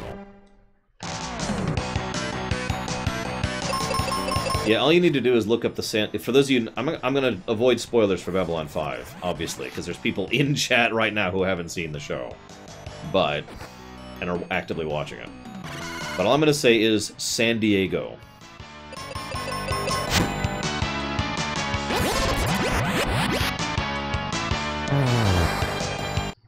I guess Deus Ex is kind of dead. Okay, there you go. There's my answer. Deus Ex. That's my answer to you, Valerian. I want a sequel to Mankind Divided, because I loved Mankind Divided.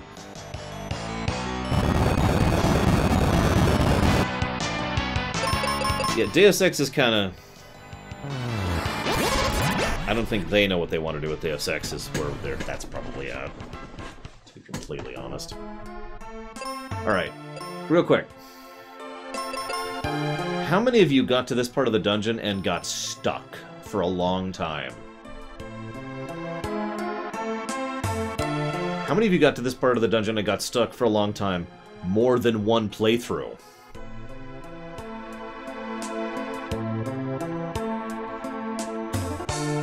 The answer is that. You have to stab the face with the sword.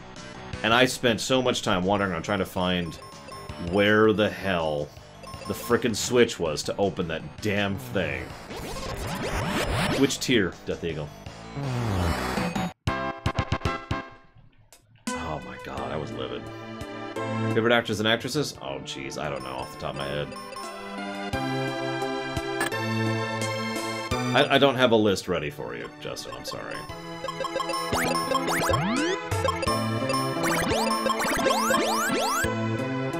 See, I don't agree with that at all, Mockingbirds, and I never have. But if I could explain why, it's very simple. There's someone in chat right now who hasn't watched a show that came out 20 years ago. There you go. That's why I don't agree with that. Point positive.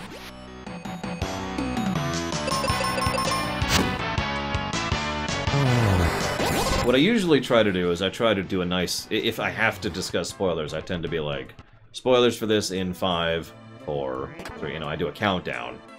So that people who are watching either live or the VOD can mute me if they need to. Instead of just saying, it was a sled! You know, which is what most people do. Yeah, there's a reason I keep using Rosebud as the example, and the only example I use for spoilers. Because it's the only spoiler that A, isn't actually a spoiler, and B, nobody cares about.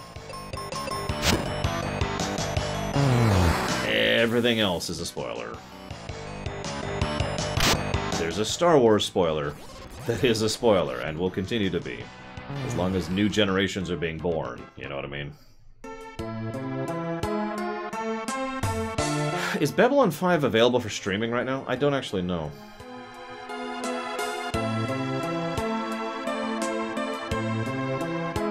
I think Colin Peluso is actually answering my question as we speak.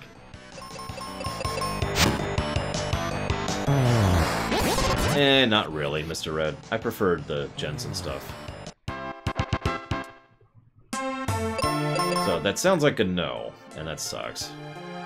But it's pretty typical for how Babylon 5 has been treated historically.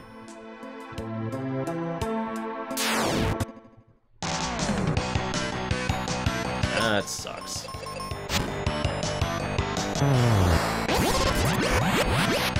I feel fortunate to own the DVDs.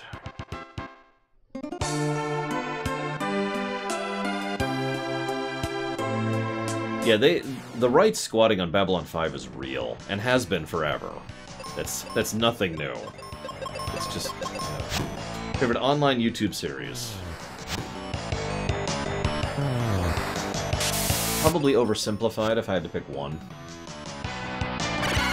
It's the one that I watch most consistently. Spiffing Brit is pretty far up there, too.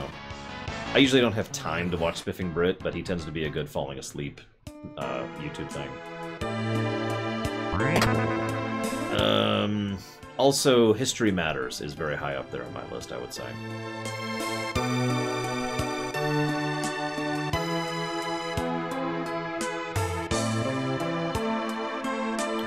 Yeah, it's gonna do that. Screw it, I got 89 of these two things. Thanks, Tunkrow. That's gonna lead me over there. Yep, okay.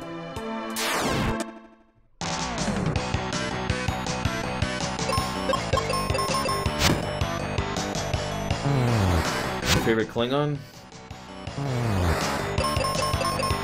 So I'm gonna be weirded out. Or I'm gonna be weird here because I'm torn between Martok and Gowron, and you're probably thinking, what? Hear me out for a second, because Martok's awesome, but Gowron's fascinating. You know, he's an interesting character. The one Klingon politician, or at least the one who's actually good at it. Worf would probably be number 3. See you around, Mockingbirds. Have a good one.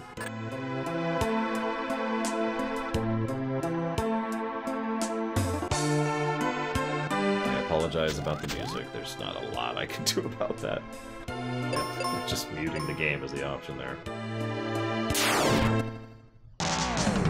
Yeah, Martok is amazing, but Gowron is just such a fascinating character.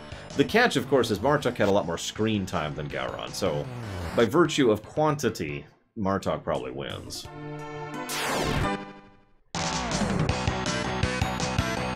That's a good way to put that, Kirwiners. I like that.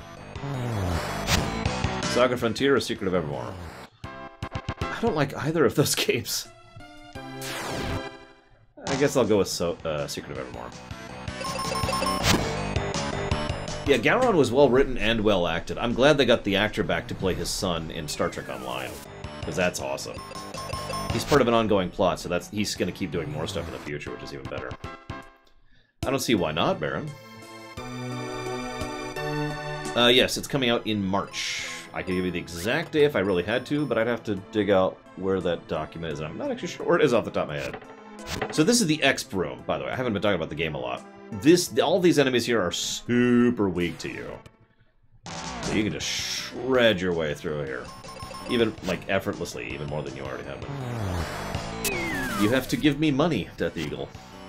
I know that sounds callous and horrible, but that is the truth. You do have to fund the show. But that's it. Lightning in FF13 specifically is stupid. Lightning in FF13-2 is barely there. Lightning in FF13-3 dips her toe into being an interesting character.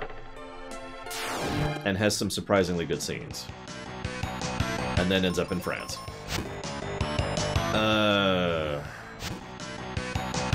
I'm gonna need... so, is that any different than Shadowrun on the SNES, Death Eagle? Yes, I require $1 to add something to the list. I do not go below $1. That's pretty much the one rule. But you can donate $1, and it will go on the list.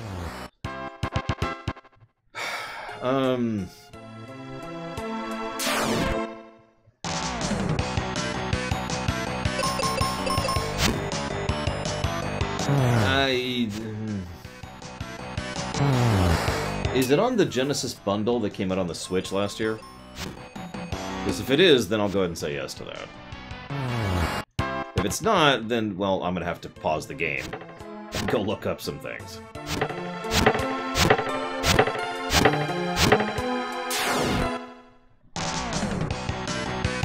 The god, Mr. Red, because she killed the over-god of that particular setting. Okumura, easy answer. Jingu was badly designed. Okumura was...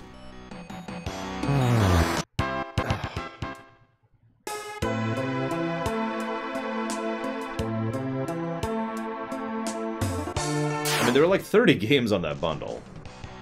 I know, right, Shikar? Lightning and the Breath of the Wild I think could have been a cool gimmick if they pushed it in several new directions. Yeah, Akumina, I agree. Akumina broke the rules of how the game worked. Akumina was just every level of bullcrap from top to bottom. It's so rare I can think of a boss where you are actually encouraged to skip dialogue because of the design of the encounter. That is, in a story-driven RPG. That is nonsense. God.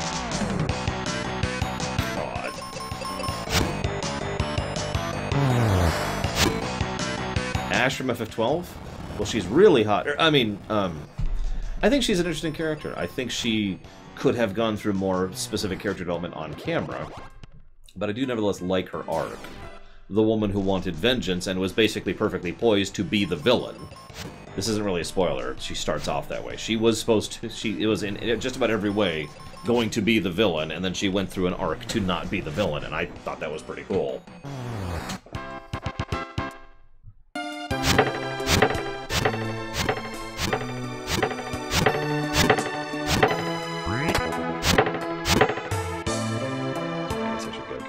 Be thorough. White Castle. I've only had White Castle once in my life. It gave me digestion issues. For more details, go to lorerunner.com/gross. It doesn't exist, don't go there. Hang on. So, now we have to hit the stream breaks. So, let's hit the stream breaks. Happy N7 Day, Sean.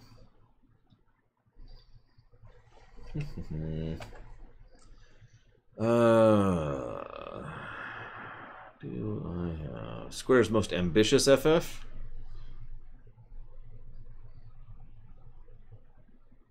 We'll get back to that one.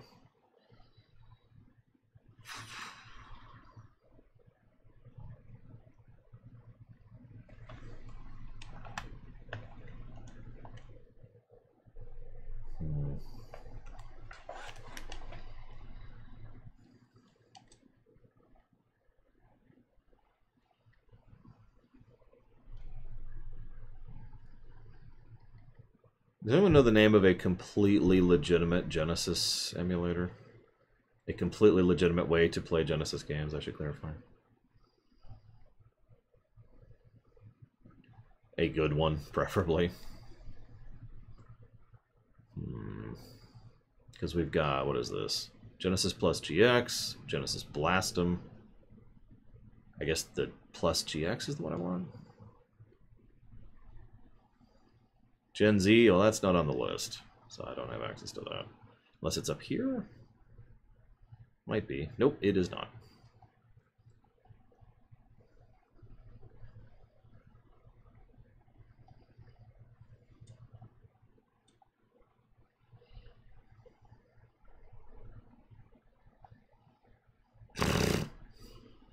Thanks, Compaloosa.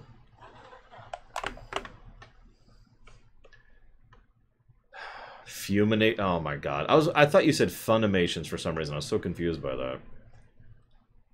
Hang on.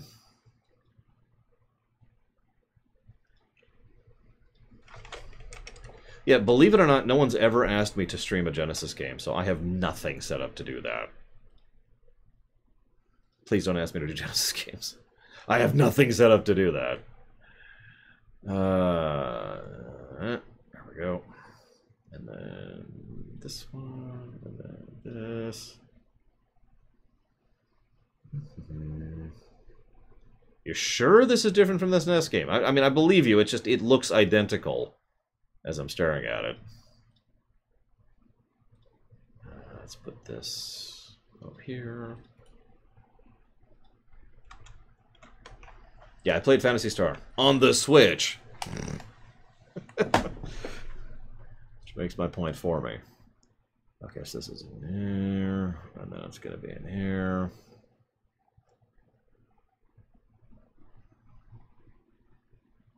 Hang on. God, this is taking a while. Holy crap. I did not think this would take this long to do. That.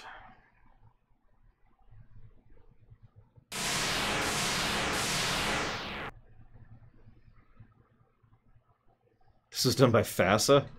Oh, poor FASA. F. Oh, it's also grindy. Sweet. I love giving negatives to games for being grindy.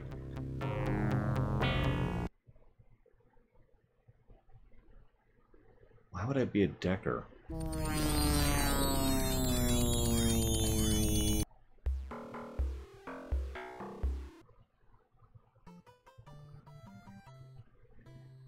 Okay. Oh my god, I can barely see what I'm doing.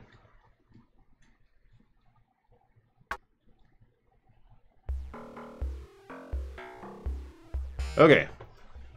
Looks like it is working. So, I will go ahead and tentatively give the thumbs up. Yes, that is a run I will allow to be added. Back to the game. What about Saturn Dreamcast? Oh my god. Thank you, Funnel Cloud, very, very much for the sub. Always appreciate it. Remember, the list is not in lockdown if you want to add something, instead of giving it to dealer's choice.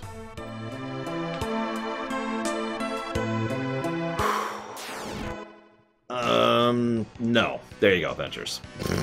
We're just gonna lock that one out. Nope.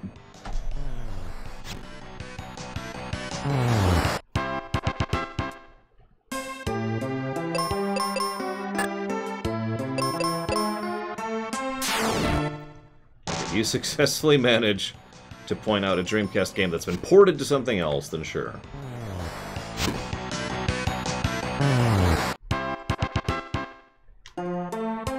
We've already streamed GameCube games. That's what we have the Wii for, which is actually over there. That'll keep it installed.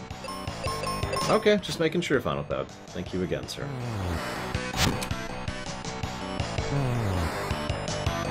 Honestly, I don't even know how I would begin to get a Saturn working.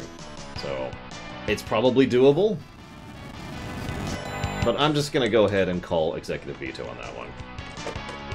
We already have in the hundreds range of games to stream. I don't think it's necessary to add one more game to the list that's going to involve a lot of hoop jumping, you know what I mean? We've streamed plenty of GBA stuff. In fact, we streamed GBA stuff early this year. I mean, it is kind of a cute smile twister, so I'm cool with you using it. I'm sure Dive appreciates... Dive, do you appreciate being used as a smile? You don't want to know what he just said. Oh, you know what? He wants you to know what he just said. He says he smiles all the time, so he's okay with it.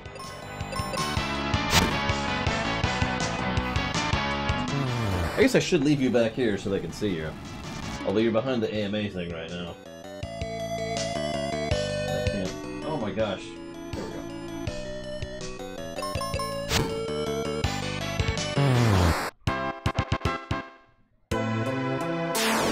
Oh my god, Adris.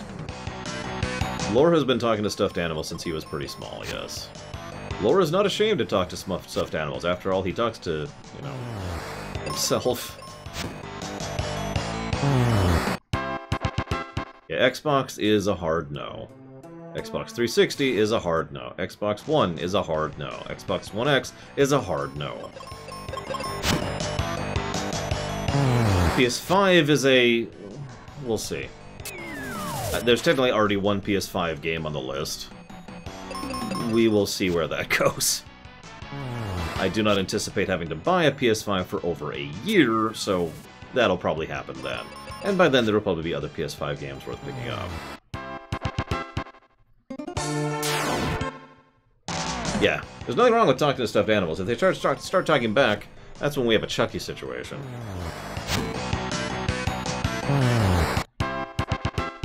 That's no good. Yeah, the Miles Morales game.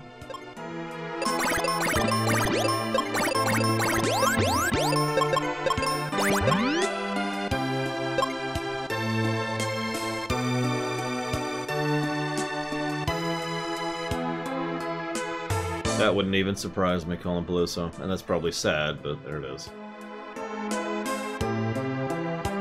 When I was in 4th grade, I did a... no, 5th grade, excuse me. I did a essay? Presentation? Whatever.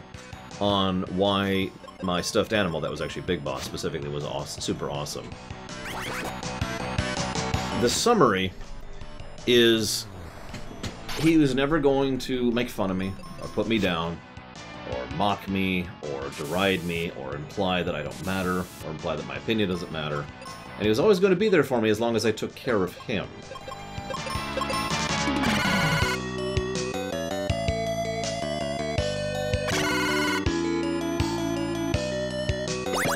I stand by the statement of, would that be 10-year-old me? Something like that. Yeah, he's still here. He's actually over there, but he is still here.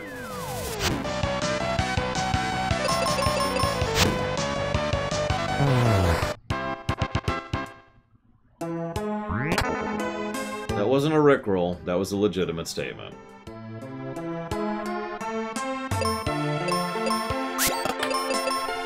I mean, I don't mind buying a PS5. It's just we're not there yet, you know. As of right now, I have no reason to buy a PS5. I will probably have a reason to buy a PS5 in about a year.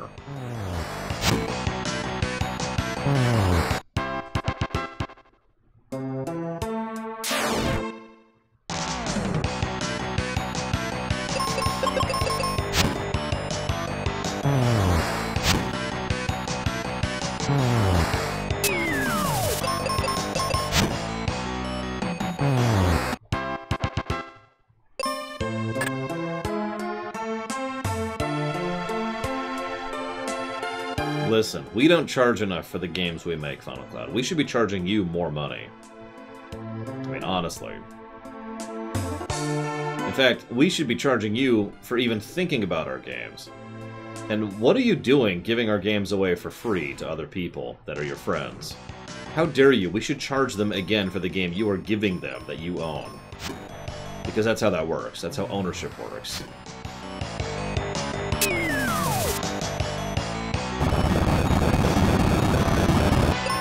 If I give a book to Braegwyn, and then Braegwyn buys a book from me, and then she gives it to someone else, that someone else should pay me for that book. I'm missing out on a sale. Because I'm an idiot. Sorry, I can't even do it. That is so stupid on every level. It is dumb greed. Like, there is such a thing as smart greed. That's not it. That's not what that looks like. Notice new enemy type, by the way. We're officially at the part where this dungeon actually starts hurting. You'll notice, by the way, we're still in this freaking dungeon. We've been in here for about 30 minutes now. This, I think I remembered why I don't like this dungeon. This place is just straight up Siran Fair. And I don't have any advice for you, sorry. I got nothing. Keep at it. That's probably my best advice. And do it for yourself. Here's my piece of advice number 2. I know what you're talking about, Ventures. Whatever. Moving on. People are dumb. Moving on. Someone asked a TV question. They're like, what's a show you can name that went on too long or too short? I forget which one they were saying. It was one of the two.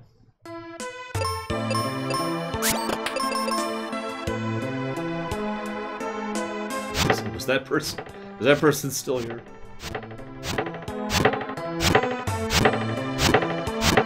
I mean, you want to hear something messed up, Braegwyn? That's kind of how the real estate industry can work. There are provisos that allow banks, especially, to effectively sell you a house and then charge you for the house again, and so forth and so on.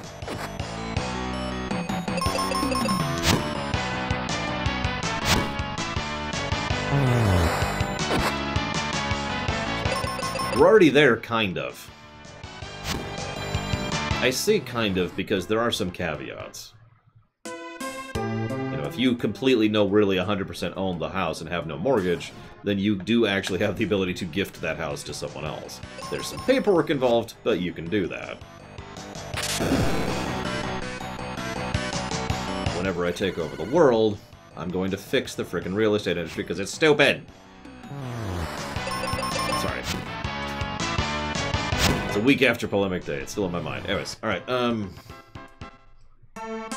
words. So let's talk about TV shows that have just gone on for too long. God, probably Lonely Danbo. What's funny is this isn't grindy per se, because I don't really need to kill all these enemies. It's just they're in the way, so I kind of have to kill all these enemies because they're in the way. But yeah, TV shows that went on too long. Walking Dead, I would agree with that. I don't even like Walking Dead. Simpsons, yep, absolutely. Infinite money, all the money, Death Eagle. I need all the money you own. Please don't actually donate that much. I'm joking, I'm joking. So it doesn't work that way, Death Eagle. I don't charge an amount, per se. I charge an amount of priority, depending on the length of the game. You're probably thinking, well, how do you determine the length of the game? Well, I have a few processes to try and figure that out, most notably YouTube. Oh yeah, this is the first time we encounter reflect mobs. I actually forgot about them. We might actually die this round, just because I forgot about that.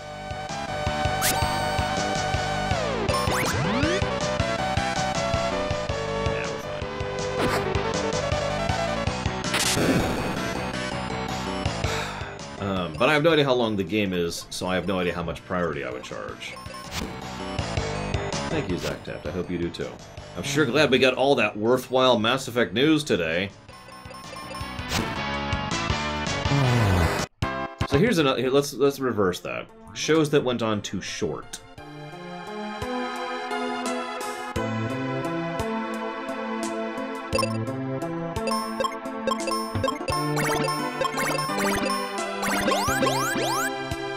Firefly, yeah. Technically, yes, Final Cloud. I don't even like Firefly, and I would agree that show got chopped off way too early. Ironically, I would normally say Futurama, but that's not true anymore, so... I think they ended pretty satisfyingly, although... It pisses me off, but it was still satisfying. It's a weird thing. I don't want to spoil it. It ended definitively, let's put it that way.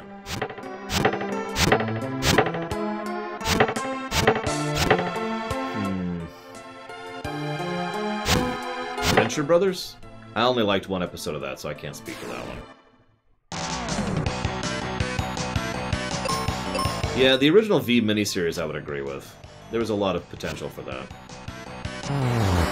I don't know American Gothic or Deadwood, sorry.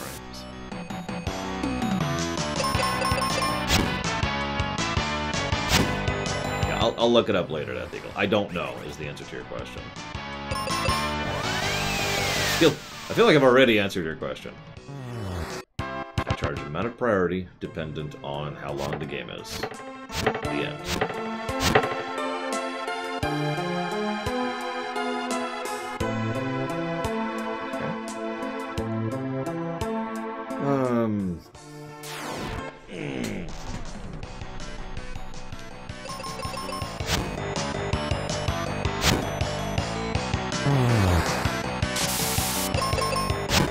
I got one for you that I'm surprised no one's mentioned, really. Enterprise. Star Trek Enterprise. Season 4... Well, Season 3 had arguably gotten good, but Season 4 is really when they found themselves. And Season 5 was planned, and they were already in production, or pre-production, excuse me, and ready to go. And it was going to be about the Romulan War. The Romulan War, the only one they've ever really had.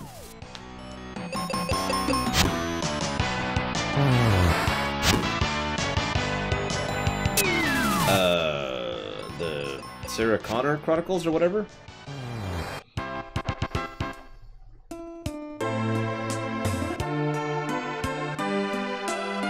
Then yes, although I never watched it, but I'm aware of it.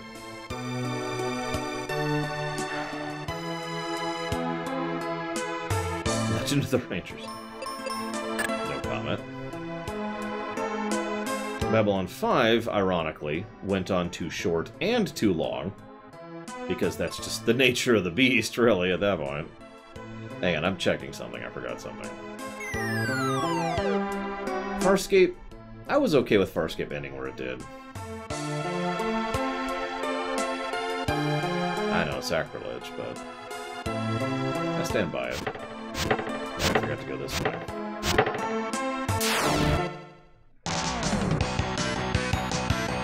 Yeah, the punch kick VR system, because we need to action it up. Probably not, Mr. Red. Battlestar Galactica? I don't know if that's too long or too short. I mean, they could be Zack Taft, it depends. I don't know. Probably not, in most cases. Like, Captain America would not be, for example. Thor, but he's not a super soldier.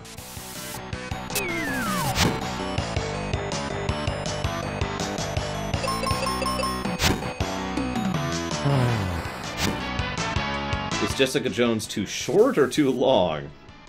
Because everything I've heard is that Jessica Jones was too long. And that it should have ended after the main character left the show. Avoiding spoilers.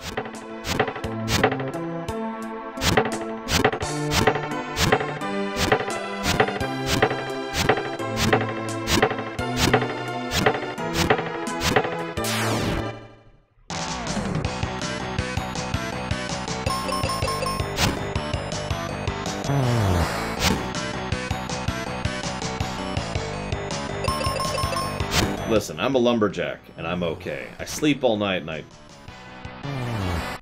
I don't wear women's lingerie. Lingerie, sorry, guys.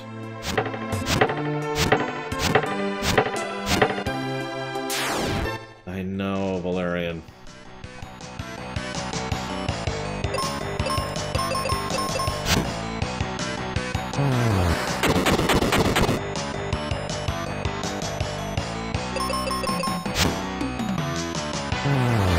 Honestly, it'd probably be pretty easy to tell.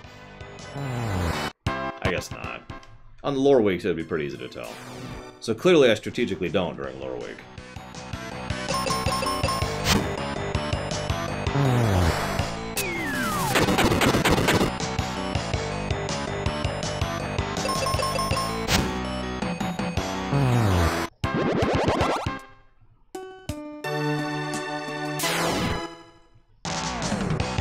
South Park probably could have ended a while ago.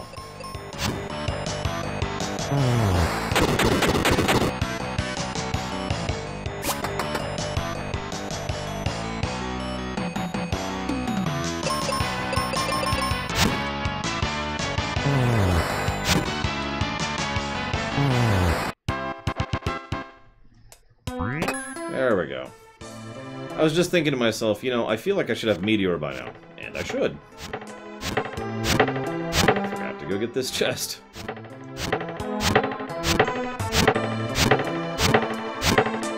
Thank God, enemies don't respawn, am I right?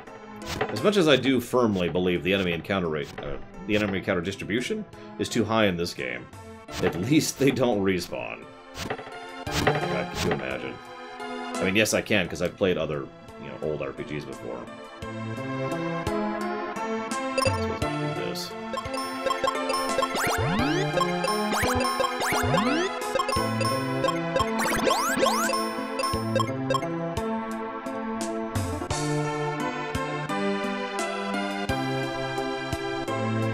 Game series that should have ended.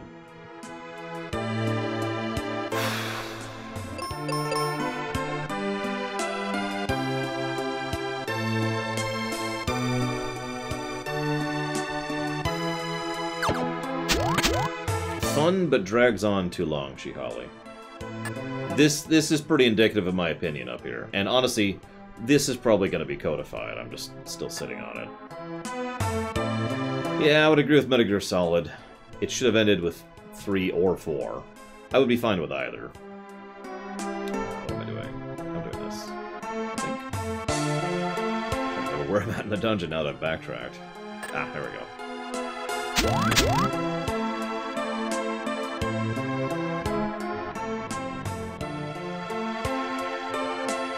Is anything timeless? I mean... Chrono Trigger. Should have stopped after Chrono Trigger. I'll add that one too. Anyways, is anything timeless? Kinda, yeah. I mean, Lore Reloaded and I disagree on this point. But I firmly believe it is entirely within reason of ability that, you know, stories or settings or concepts can continue to be interesting as long as there's still creative innovative people who are still doing things with them. And I will give you the example I gave him. Greek mythology is something we still come up with new story ideas for to this day.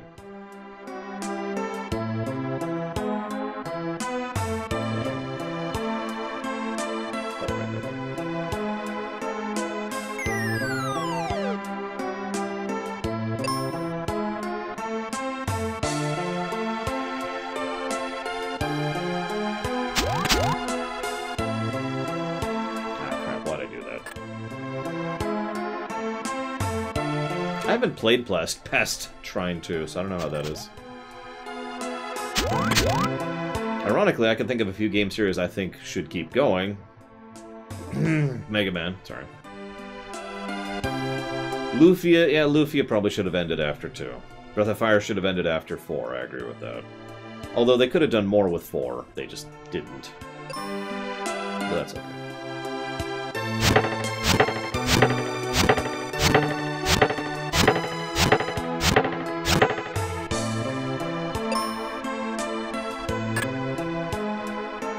There's actually a Lufia 5 Venters, but it's kind of... Lufia 5 isn't really a sequel. Lufia 3 is actually a sequel to Lufia 1 and 2.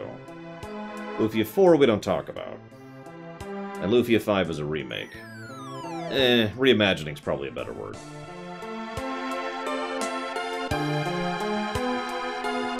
But yeah, Lufia 3, I've actually beaten Lufia 3, whoops. And it kinda sucks. If you've never played a Metroid game before, and you're not sure if you're going to like them, you have 2 places you can start. Prime 1, if you want to see if you like the 3D ones, or...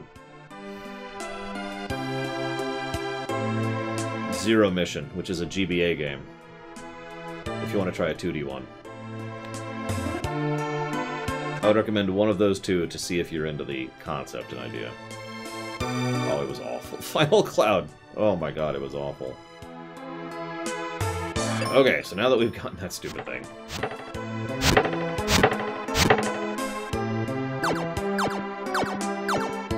Nobody likes Maxim. That'd be ridiculous. I didn't.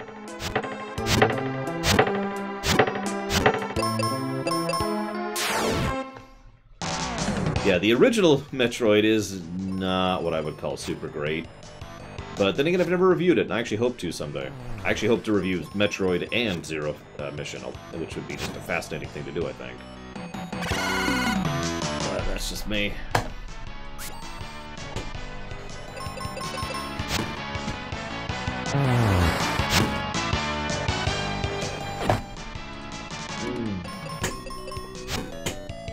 Well, now that S.A. Ross is here, I can talk about how Starlight Glimmer is the third best pony. And how Chrono Cross totes sucks, along with Xenogears. And... I don't know what else.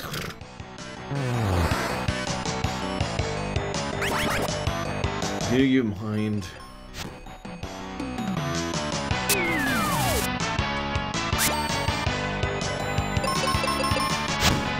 Street Fighter 2, Street Fighter 2 Champion, Street Fighter 2 Turbo. And I don't know how many passed that, but I know there was those 3 at least. We will be playing the original NES versions of Dragon Quest 1 through Dragon Quest 3. I actually thought about that question for a long time, believe it or not. But ultimately, the thing that finally proved to be the definitive decision-making thing for me, I really hate the graphics of the Switch port. I mean, it's not like the original NES games are that particularly good-looking, but there's a difference between not good-looking and, oh my god, what am I looking at?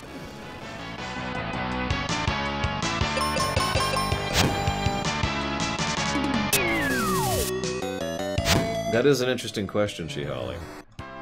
Once we actually cure death, and I'm in my 700s, I wonder if I will still like FF6 then. Because I might not.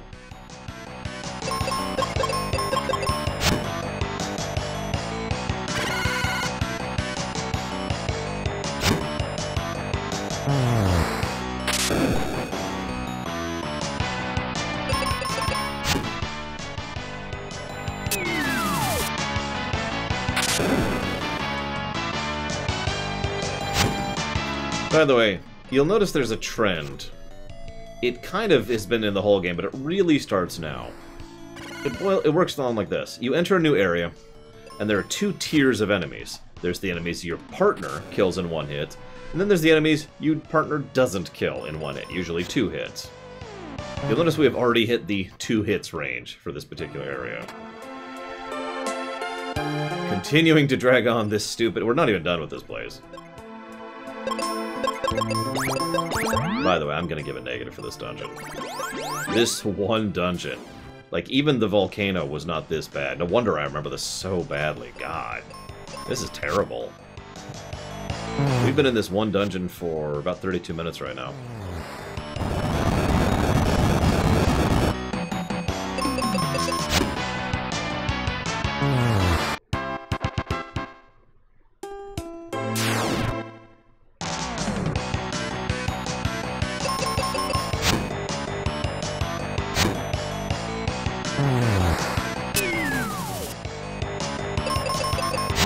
Yeah, even Star Wars, the original Star Wars, is only up to its 3rd generation at this point, really.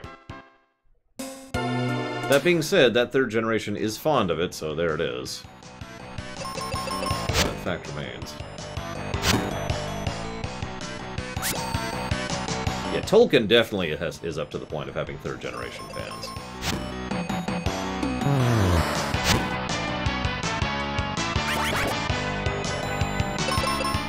Oh, I'll show you, Ventures. Give me a sec.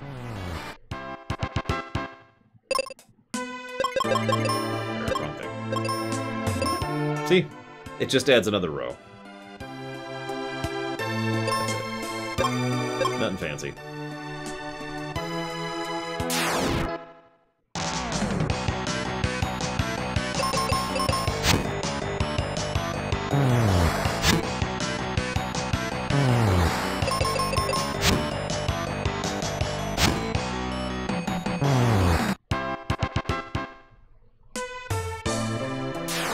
The good news is there's only one long dungeon after this, by the way. There are a grand total of 4 dungeons after this point. That's counting the last dungeon. The last dungeon is very short relative to all the other ones I just mentioned, and kind of awesome.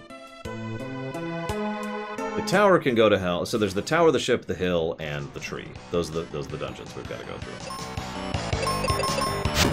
Then we'll get to the last dungeon.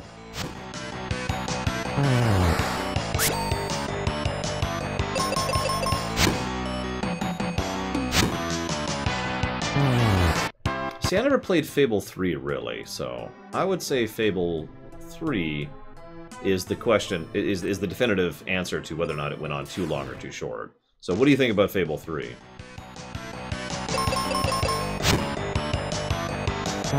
Well, we don't do the opium quite as much, Shihali.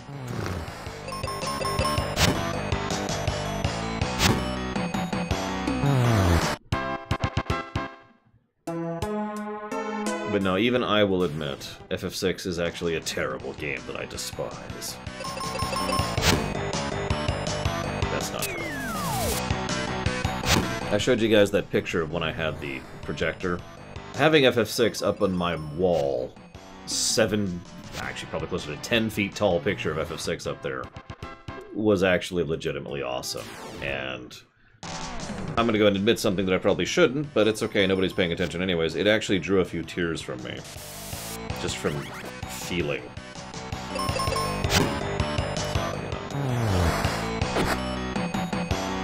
Despite my constant fears, FF6 is actually still a good game. I worry about that periodically. I don't know why. I have repeated real-life experience that things that are good are still good. Like, if I've gone back and re-examined something and I still like it, there's a pretty good chance that I will continue to still like it pretty much forever at that point. I talked about this in the original trilogy Ruminations, I think. Where I mentioned that, you know, sometimes you go back and it's like, you know, oh, I don't like this as much. And sometimes you go back and it's like, oh, I like this so much more.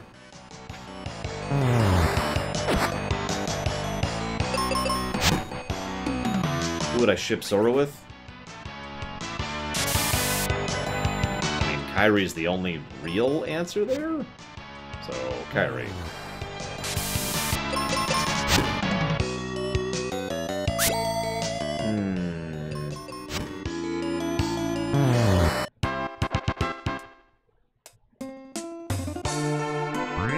Now, Riku's got to be with Naminé.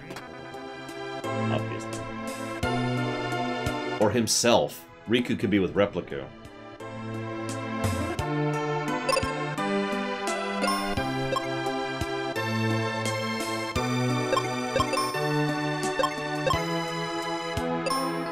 So this is a boss.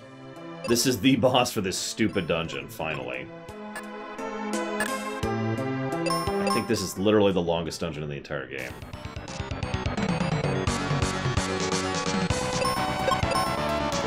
Oh, absolutely, Twister. Indeed, that's exactly kind of my point. Thank you for making my point for me.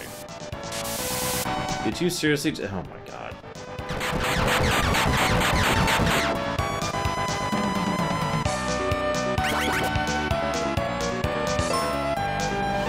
By the way, status effects... We're probably going to die on this fight just because of status effect RNG.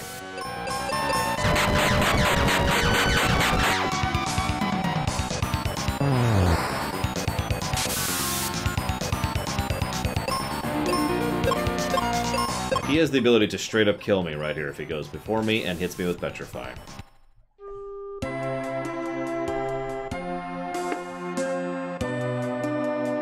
But no, I'm serious, Twister. Like, I'll give you a direct example, and I'm probably going to get some flack for this, but there is a show that I remember liking very much, and I went back and rewatched it, and it was nowhere near as good as I remember. DuckTales. I went back and rewatched DuckTales, and was just like, this isn't... I'm not into this at all. I was so sad. The original DuckTales, yeah. I remember that show so fondly, and I was just completely not into it.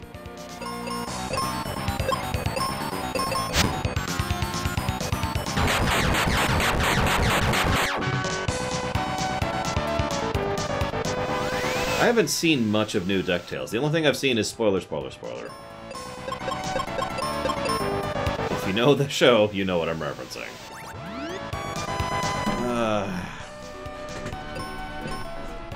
Now, again, to twist that around, every now and again I go back and look at something and I'm like, oh wow, this is even better than I remembered. I got an example of that right off the top of my head.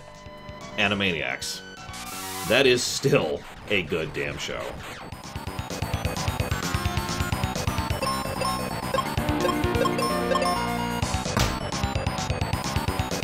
Thank you very much, Lartek. I very much appreciate the support. Thank you. Yeah, Rocky and Bullwinkle is another one that aged way better than I thought it had. Probably because even though the animation is terrible, the core writing was actually intended to be... Well, I don't want to go fully in-depth into it, but it was written for adults to do political, satirical humor.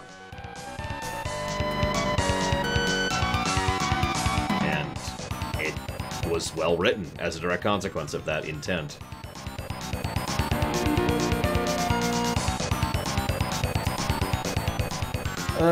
Sure, Zlartek, let's hit the stream breaks, because I've never heard of either of those games.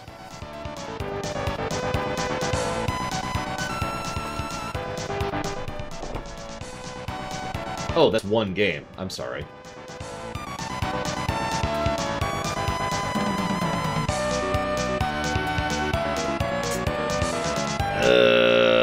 Hang on.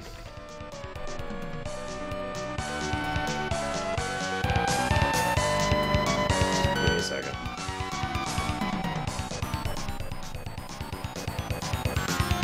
Okay.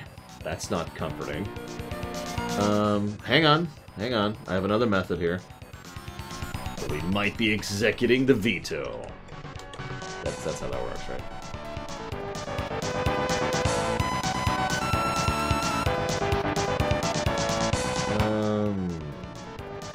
It's 2 discs too. Oh my gosh.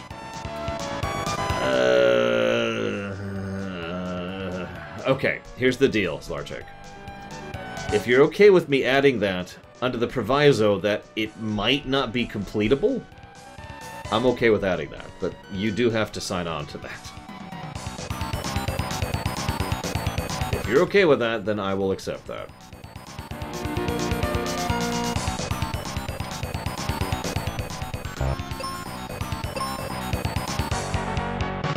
Samus Returns is the official Metroid 2 remake, which is awesome!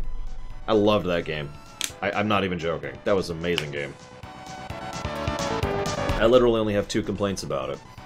Off the top of my head. Dang it. She's still on auto. Oh, you son of a Submariner. And... oh wow. That hurt.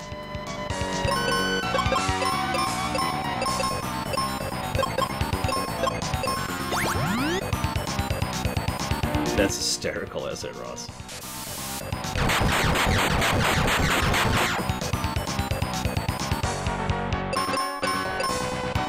Okay, you got it, Slartech.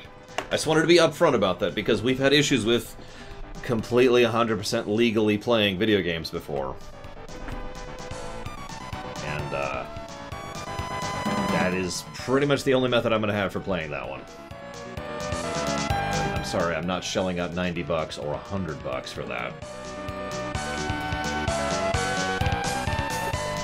God dang, I get the full name here. Baten, Kaitos, Eternal Wings, and the Lost Ocean. Break the website with that game name. Okay, what was I doing? Let's heal. That's about to happen. Let's keep throwing meteors at him. I think that'll work out well.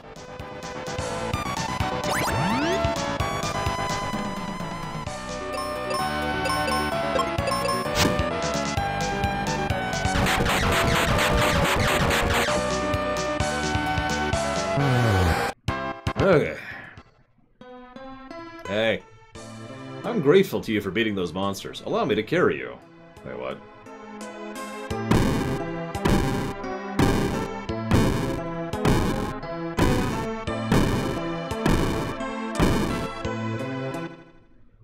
By the way, what that spelled out in the backgrounds is, go on, kid. I don't know why. See you around, Roko. Roko.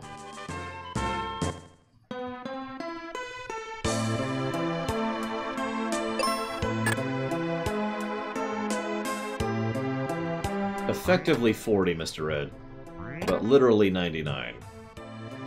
You do still gain mana after 40. I actually was wrong about that earlier. But you don't gain any new stat ups once you hit 40. Exit spell. Woo.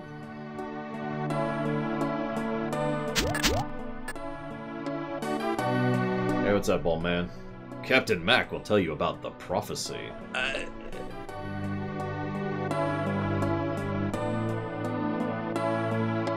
DS9 did. DS9 had a way bigger budget at every single level. It was kind of sad, actually.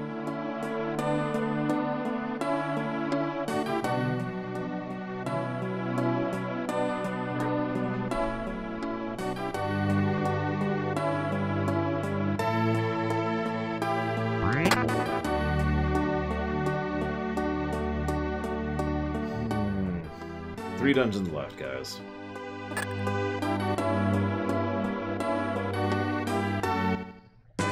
And a few side quests. And some battlefields, which I don't think we'll be doing. I'll have to look into that.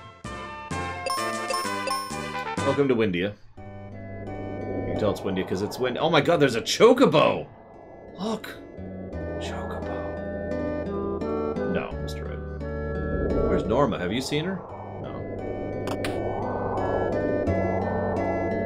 Yes, I will buy your locket. Let's see, what does that give us? Immunity to blind and confuse. Yeah, of course, Zacteft.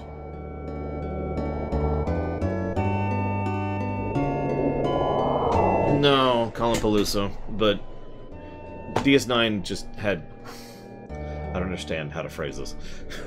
Okay, Babylon 5 was made on a shoestring budget by 2 separate studios, one of which who folded in the middle of production, and the other one bought the rights basically thanks to some hard lobbying.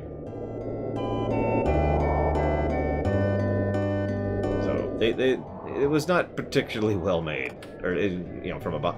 It wasn't particularly well funded, that's a good way to put that, sorry.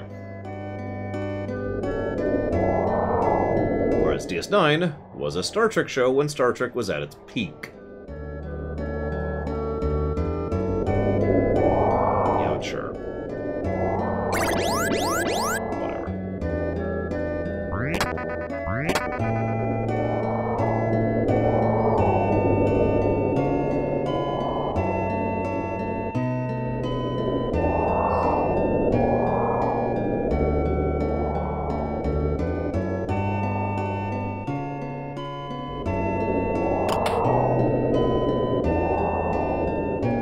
Go out and play in this wind. I love climbing on the roof, but in this wind? No way! Remember, kids, don't go out and play on the roof in heavy wind. That's actually good advice.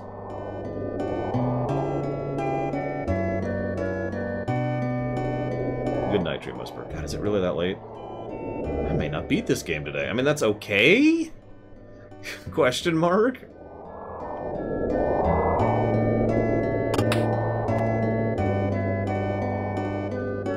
The wind would only stop if we could gather seeds again. Oh yeah, that's the other seed vendor. Amogus Crest is buried at Spencer's place. If we had it, we could reach the ship dock. Oh, there you go. It's one of our current plot arcs. Spencer's place. Which is currently buried, if you're remembering, thanks to Phoebe. Thanks for that, Phoebe.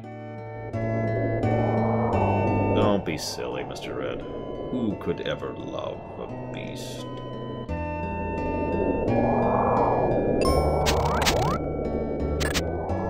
Otto built the tower up north, but Pazuzu invaded it.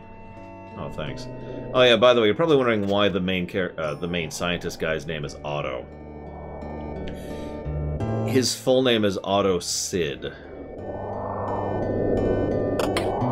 I don't know why they didn't put that in the game. I think it's in the manual. Are you Otto? Later. My daughter Norma went to the tower up north using my Rainbow Road. Mario Kart joke. But the powerful wind from Mount Gale broke the road-making machine. Norma's stuck down there until the winds die down. Benjamin, let's keep on going. The Crystal of Wind might be on that mountain. Okay. So, Star Trek 2, 3, and 4 higher than Star Wars 4, 5, and 6. No.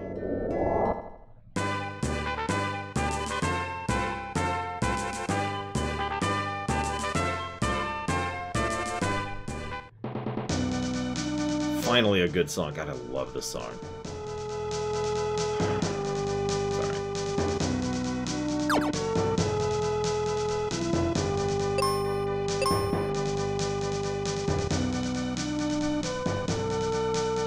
Well, Babylon 5 was clever with what they did, Colin Peluso. But Babylon 5 also spent their money in different directions than Deep Space Nine did.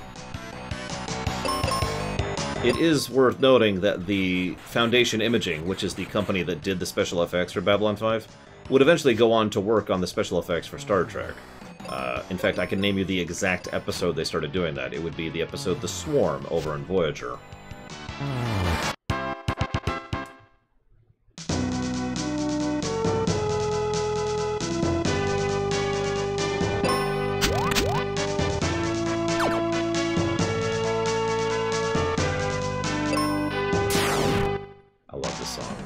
It's actually in my military playlist, even though it's supposed to be, you know, a mountain song.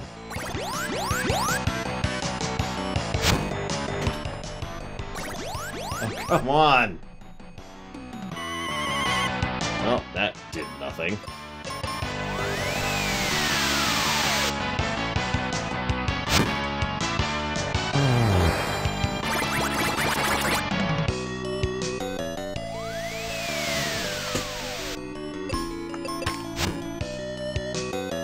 Multitasking here. Let's see if I can look up some stuff. I'll do this.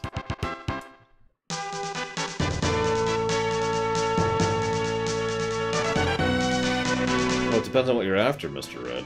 Money, mounts, cosmetics. I know what you want.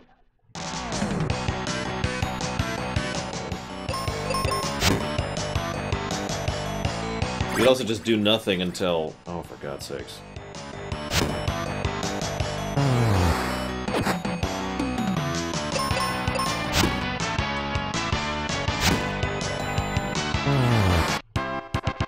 Until the 10th, which is next Tuesday. Which will be when the events go live. And probably aren't really all that interesting, if we're being honest with ourselves. You going transmogs? Well, what class are you?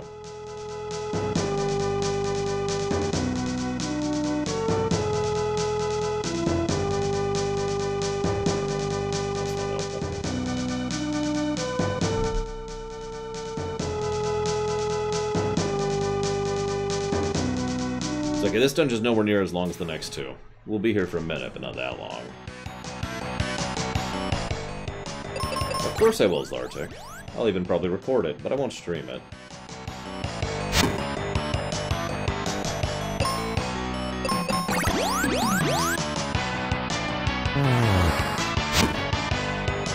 Here we go.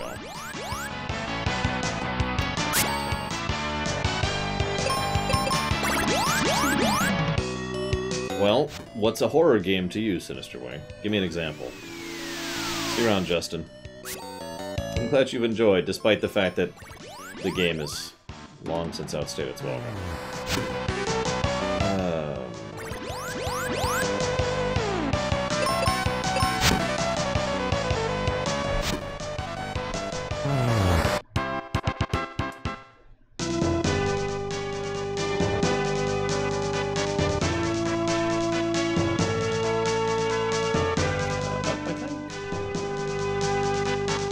Zero Escape games? Yeah, I'd veto those. Amnesia? Veto. Five Nights at Freddy's? Veto. Resident Evil 7? Probably veto.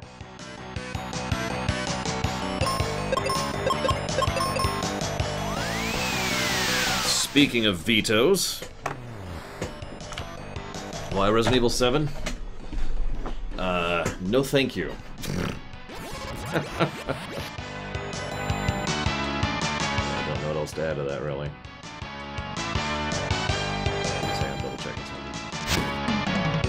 That's what I thought. Okay. We don't have to do any of the other Battlefields. All of them just give experience, so screw them. Yeah, ever since we started doing the whole we're going to review WoW. We're going to review WoW. I've been doing some prep work to get some stuff recorded. Dusk? I've never even heard of that, so I have no idea.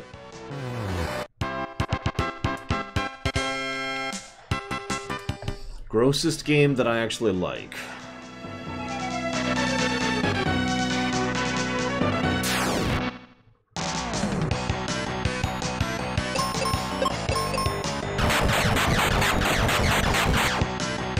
There's actually several that come to mind. Castlevania Soten, several of the Ninja Gaidens, several Contra games.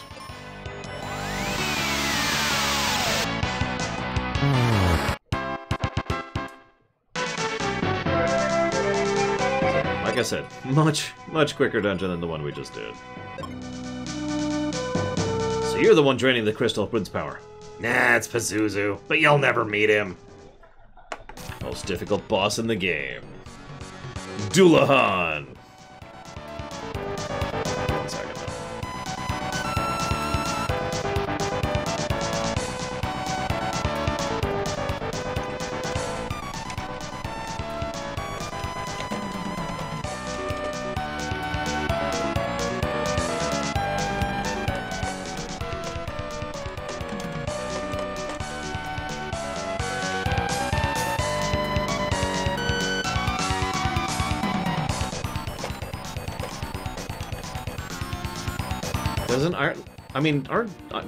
Aren't vampires just kind of everywhere? I mean, they don't really... I don't really word, but I'm a lich. I'm not a vampire, so...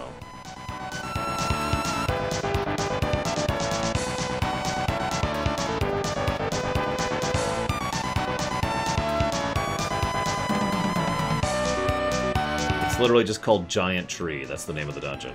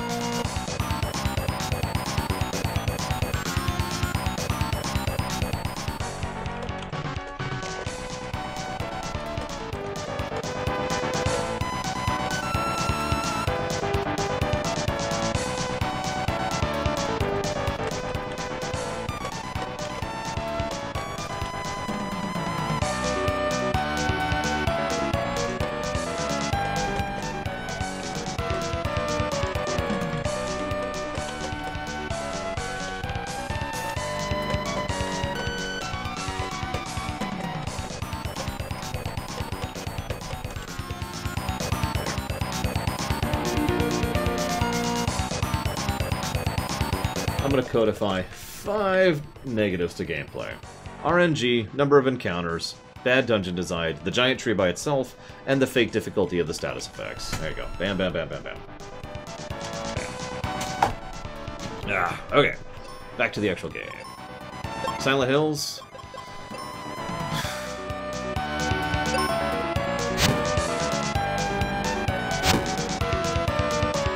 Yes. I had to think about that for a while, but I think I would just go ahead and veto the Silent Hills. I would maybe allow 2, but that depends on what 2 is on.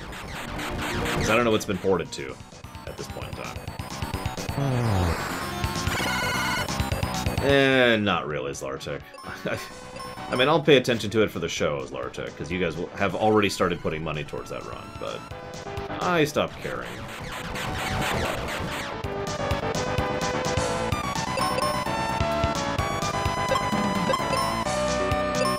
Well, you see, Twister, the first thing I did... Maybe I shouldn't tell you that.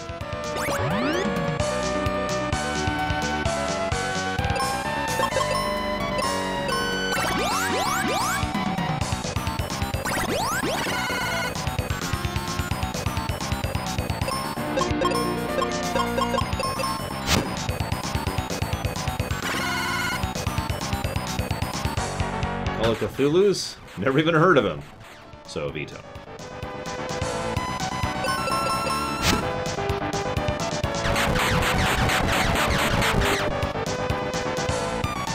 Let me be clear. I've played Call of Cthulhu Pen and Paper before. In fact, I've GM'd it. But I've never heard of a video game variant on him. Or it. Variant on it. Let me use my terminology correctly here.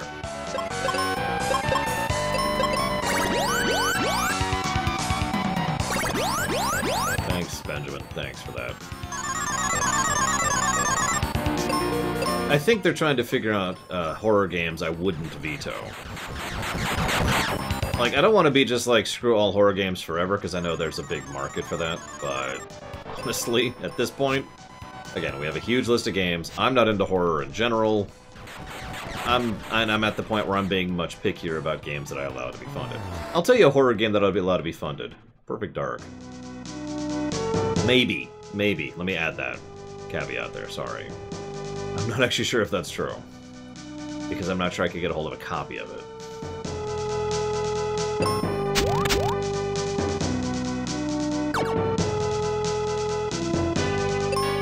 I know there's a chest in this dungeon.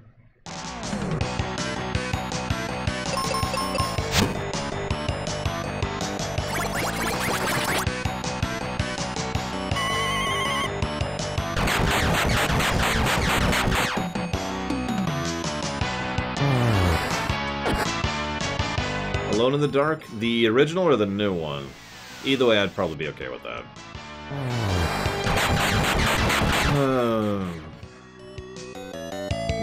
No, I'm aware of it though, Nemesis. I'm not resistant to nothing new. Ah, whatever.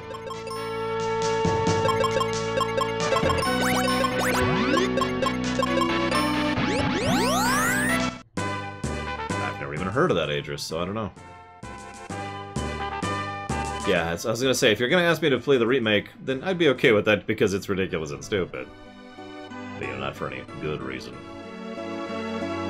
As for the original, that would depend on how well I could get it streamable, because that's an old DOS game. Silent Hills, someone already asked about those. I might be okay with Silent Hill 2, maybe. You can see forever. There's a chocobo.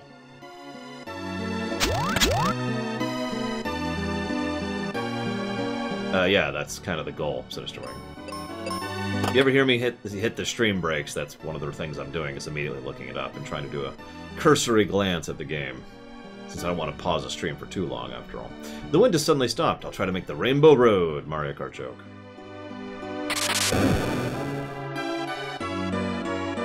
It worked! Oh, no, we're going to save Norma and the crystal. Wait! In the tower, you'll see switches on even-numbered floors. Flick the switches with your axe, then the elevator won't go past that floor. Okay. If there's PC ports and they're playable on a modern system, like say a Windows 10 system, then we can make that work. Some people think this is the worst dungeon in the game. It's got some good music, at least. Don't worry, we're not actually doing it right now. Are you, Norma? I was so afraid no one would find me, but I can go home. Your dad's waiting for you. Actually, are we doing it right now? No, I think we are. I think we are actually doing Pazuzu Tower right now. Yep. There's an efficient route through here. I don't remember it.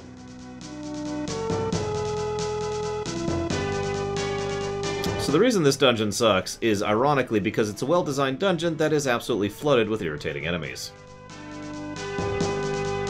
The way... Here, let me try and show it off a little bit.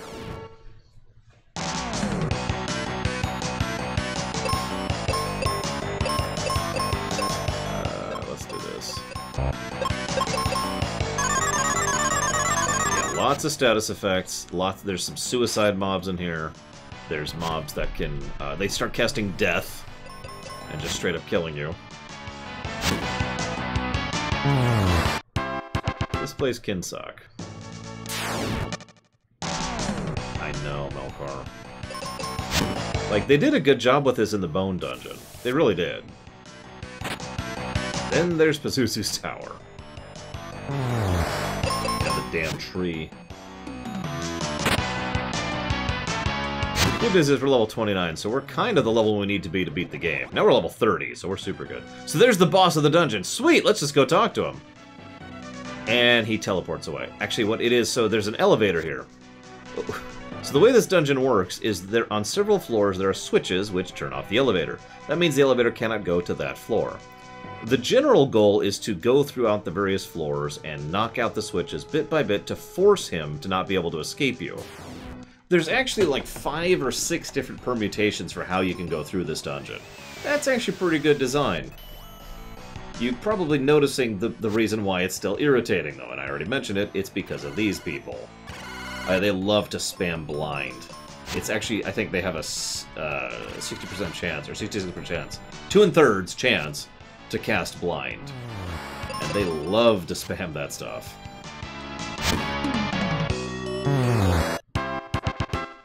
And blind sticks after combat. There's also these hallway sections, which just, honestly, I feel like I've made my point at this point.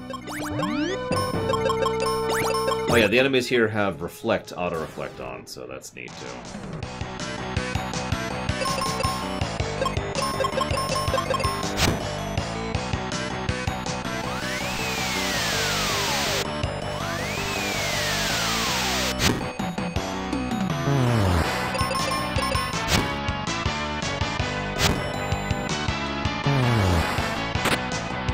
Remember how I mentioned that I don't like the tree dungeon? There's one other dungeon that tends to irritate me, but for a completely different reason. It's not actually this one. I suppose there's 4 dungeons in this game that irritate me, but we've already been to the lava place, we've already been in here, and you already see why this place is irritating.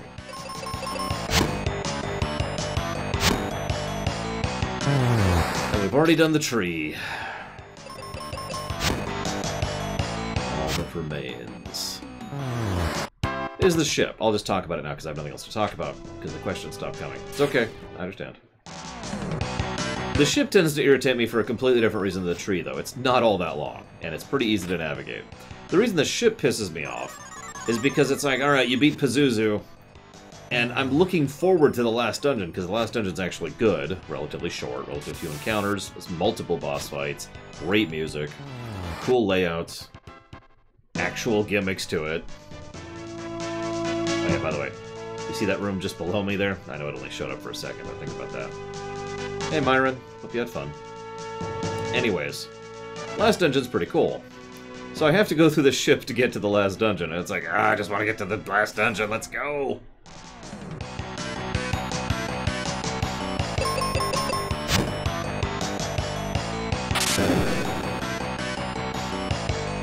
A table sweep? Oh, you mean like this? Duster. Yes, and didn't know there was any Twister, respectively. I'm pretty sure I haven't played Hero Quest since it came out. That would have been a very long time ago at this point.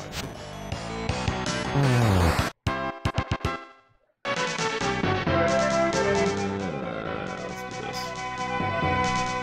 We're officially at a level where I feel comfortable skipping encounters, too. So we're going to start doing that.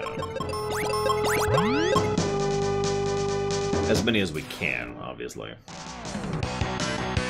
Tempted to look up what the optimal route is through here, but, you know, whatever.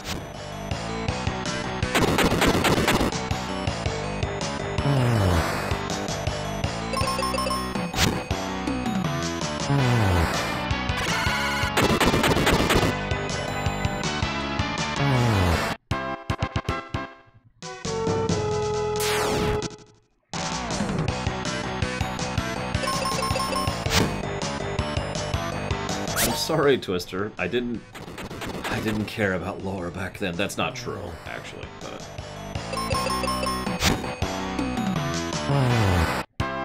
well, horrifying elements don't really bother me, since I'm a big fan of Half-Life, Sinister Wing, and also Assassin's Creed 1. Oh, I'm sorry, Myron.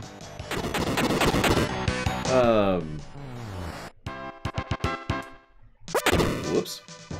But horror games tend to be different. Like, Resident Evil 2 is not something I would call a horror game. Because it doesn't feel or approach itself as if it's a horror game, right? It's just kind of, you know, there. It's got zombies, sure, but that doesn't make it a horror game, right? Let's see. I think, honestly, Assassin's Creed 1 is probably my favorite example of a game that has horrifying elements, but it's definitely not a horror game, right? Why do their eyes get big?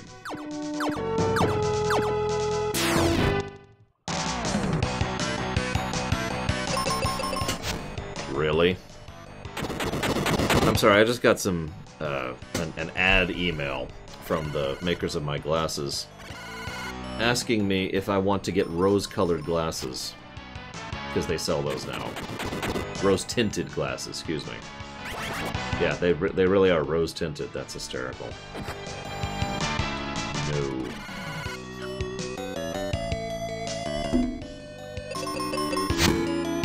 Carcassonne. I do rather like Carcassonne. But yeah, here's another example. Subnautica. That is definitively not a horror game. And yet, it was very horrifying. It had plenty of horror elements, you know. What are the horror elements of Assassin's Creed 1? There's actually a lot.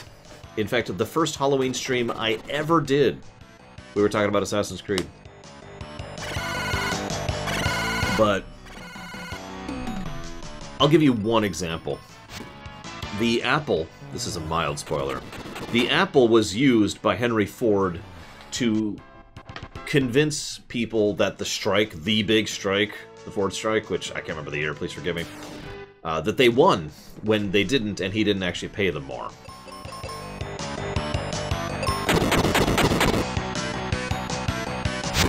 That's just... It is layers of messed up.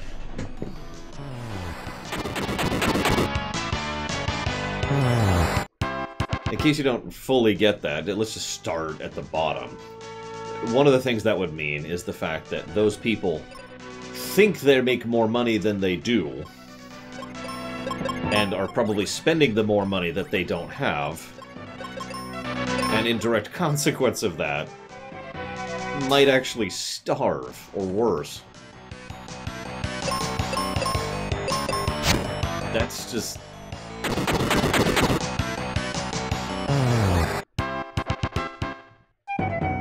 Even if that's not true, it's incredibly petty. I'm going to use... Because even if this is a less horrifying example than what I'm making it sound to be, if it's just he convinced them to stop striking by mind-controlling them, he just used an ancient artifact of some ancient people which has magic powers to mind-control people so they would stop striking so he wouldn't have to pay them slightly more money when they were making substantially less than they needed to. That's horrifying. Also, All of the Outer Worlds is another good example of such story on the subject.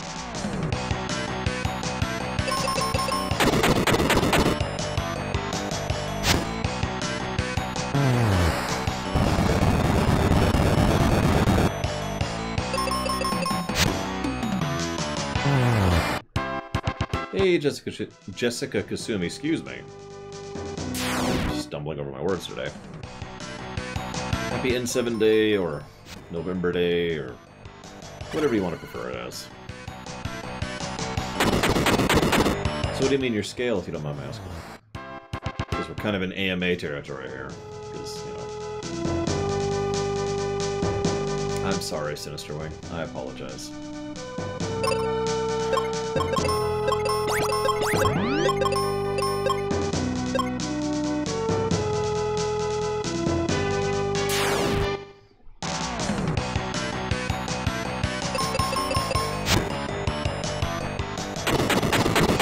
The grenade is still a feasible weapon, even though we got it 2 weapons ago. Well, I mean, we all know the blackmail is the other reason Sinister Wing.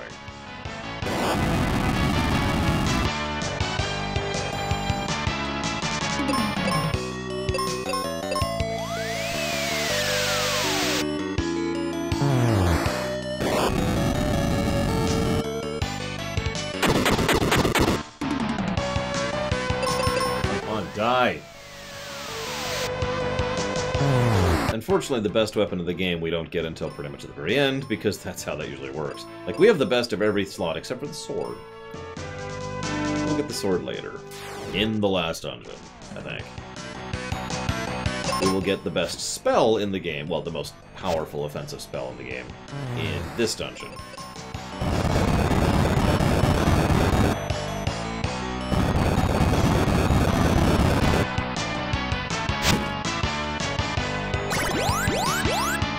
So who wants to see something weird? I'm not actually sure if this is going to work or not, but I'm kind of curious.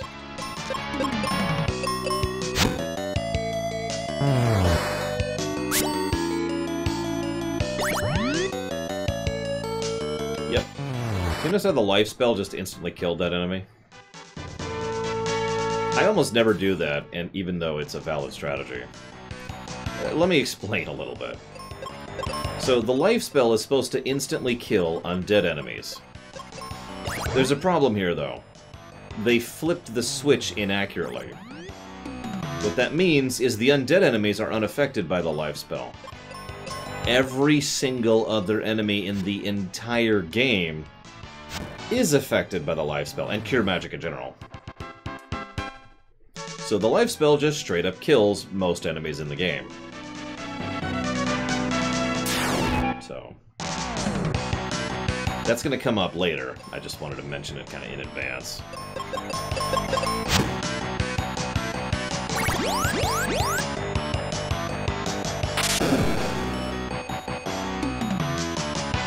Interesting, Kasumi. Okay, I'm with it. So what game pulls off high-stakes, tense, whimsical, high-tier feel? Saints Row 4.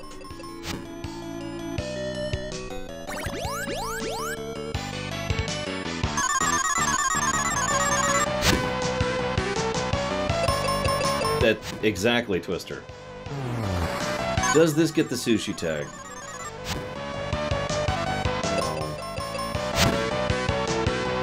That makes me sad to admit it, but it's true. The harsh reality is that the slog drags this down. If this game was half, maybe even a third the length, absolutely. But it just takes too long to get through. And I know that's funny for a game that we're going to probably beat in a single day. We have 3 dungeons left, including the one I'm in. It's just... It does not use... It's just this. It's just this. You've been watching. You know what the problem is. It's already blossomed out to like 5 negatives for this friggin' problem. No, I haven't had a chance to look into its Octaft. I'm sorry. What's Marvel Ultimate Alliance 2 on? Does anybody know? Hello, Baron.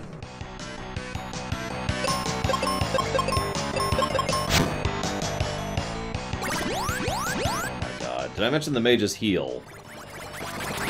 And they can heal in reaction because they have the Dragon Quest cheating AI. Oh my god. Die.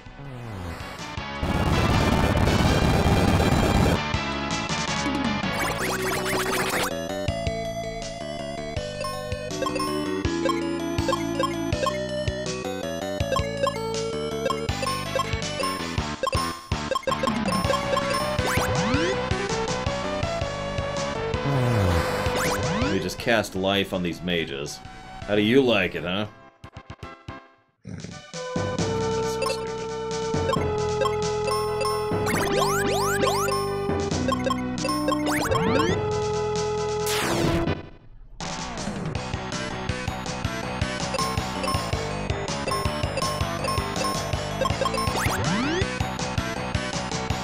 Nobody? Does nobody know what Marvel Ultimate Alliance 2 was on?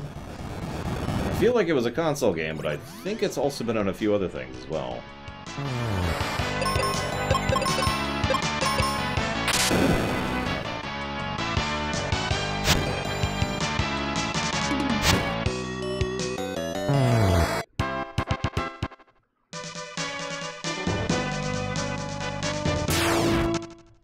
$360, that does not help, unfortunately.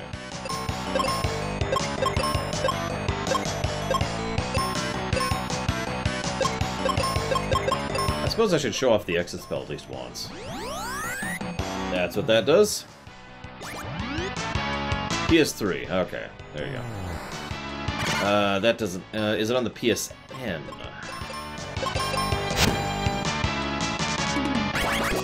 If it's on well, is it on Steam or GOG? That doesn't necessarily. That means I'm gonna have to buy it to check, or I'm just gonna have to see how much the PS3 version is, or I'm gonna have to see if it's on the PSN. Ah, you're killing me.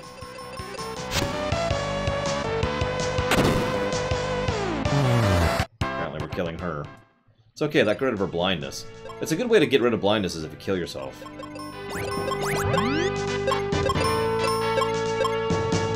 Don't do that in real life. Hello, Richard Brar.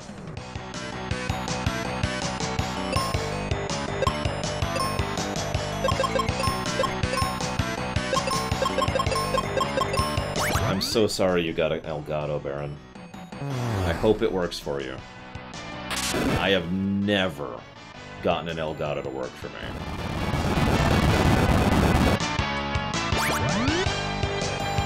Well, what I meant by it, and I'm just going to say it bluntly because whatever, is in this particular game, death is actually a status effect that overrides all other status effects. Which means if you die, all of your status effects drop off. Now this is not the only game that does that, but because of how irritating some of the status effects are, in some cases it is literally preferable for a character to die than to try and deal with it elsewise. No.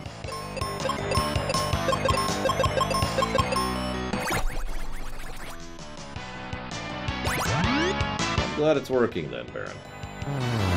Like I said, I have a 100% failure rate with Elgatos.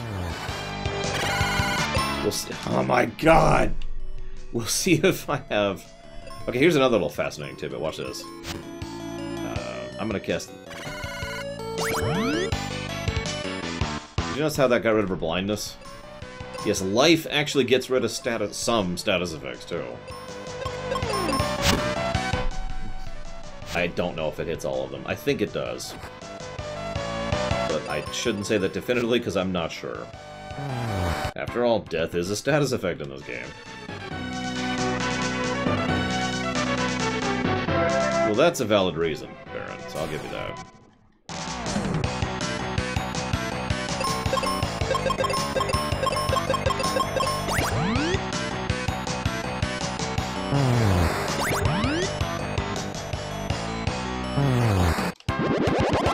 Okay, now we are definitely of a level we need to beat the game. There's a lot of mandatory encounters left.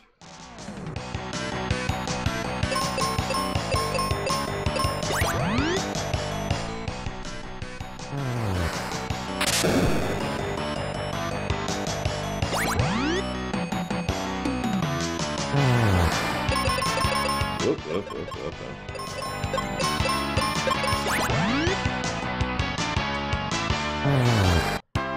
You know, what's really funny here, several games and settings have a concept where you can heal someone so much that they basically explode. Dungeons & Dragons has, or rather, Forgotten Realms has that with the positive energy plane. Like, if you're in the positive energy plane for too long, you will literally explode from the positive energy. I like to think that's what I'm doing here. Heal. Heal. Heal.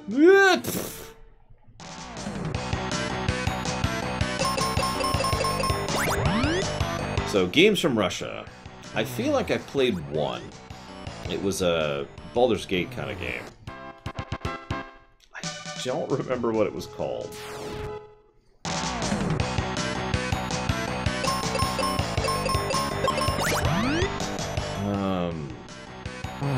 I can't think of any others off the top of my head. Well, no, the problem is Gygus is... Gygus. No. Although if Pathfinder is a Russian game, then that's news to me, but that isn't what I was thinking of. Let's just Google it. What do we got here? Actually, I have, Baron. Russian-developed video games. What do you got? Apparently Pathologic is Russian. Who knew? Tetris, Metro. I should have known that one. Sea Dog, Silent Storm. Palm 5 is apparently Russian. I didn't know that. Escape from Tarkov, which I've heard of. Haven't played it. World of Tanks? So much.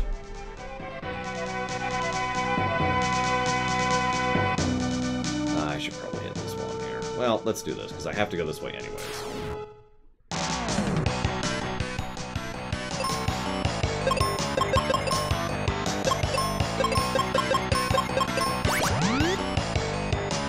Yeah, this is my second favorite song in the game. Not this one. The military drum beat of both the Gale and Pazuzu's Tower.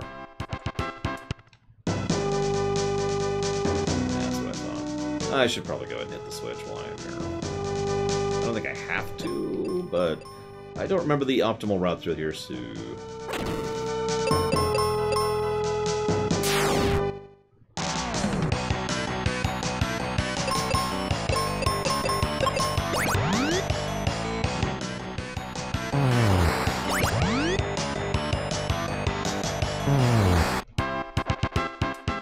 I don't know what you're talking about, Baron. What are they doing with it?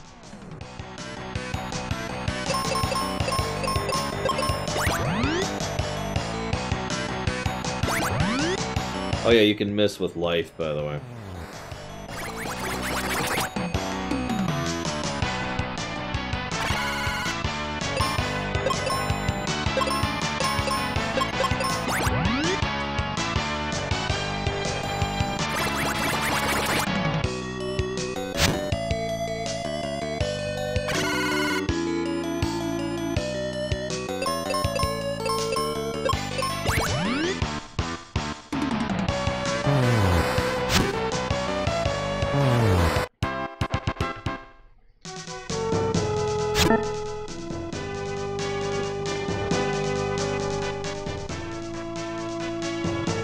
Admittedly, I haven't really done a playthrough of Stellaris in quite a while at this point. I'm not even sure how I would review a game like that. That would take a while.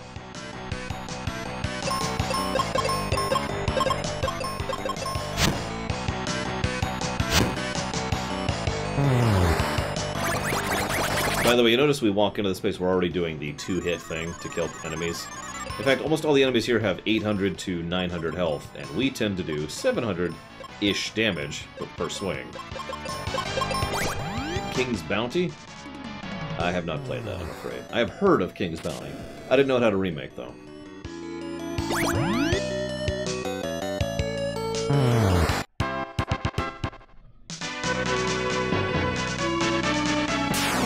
God, you know, I just realized this... this game. I wonder if I could edit this game.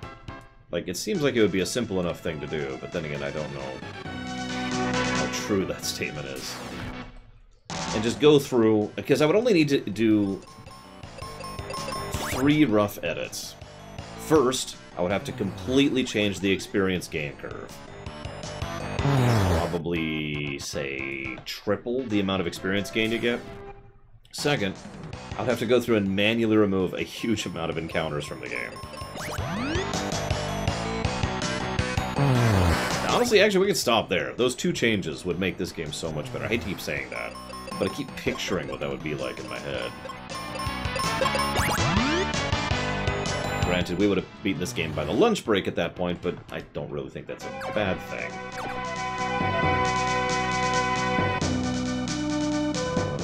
Is that... I don't think it is. Let's just move on. I'll look at it later, Baron. I mean, I guess I could look at it now. Sure, hang on. Crusader Kings 3 is available. God, this is so terribly formatted.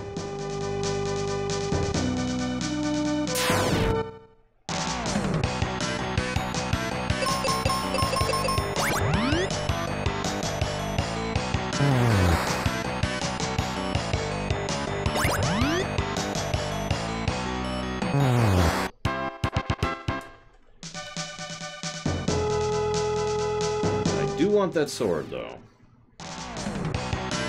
Yeah, but I do have to actually do it and pay attention, ironically. I can't auto-A my way through this combat.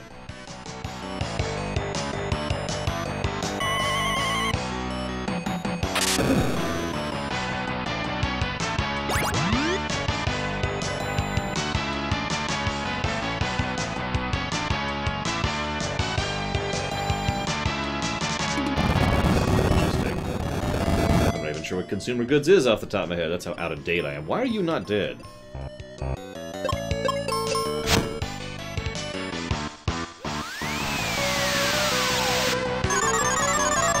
I about to lose because I wasn't looking at the screen?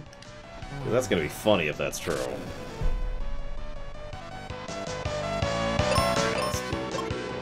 Let's do this.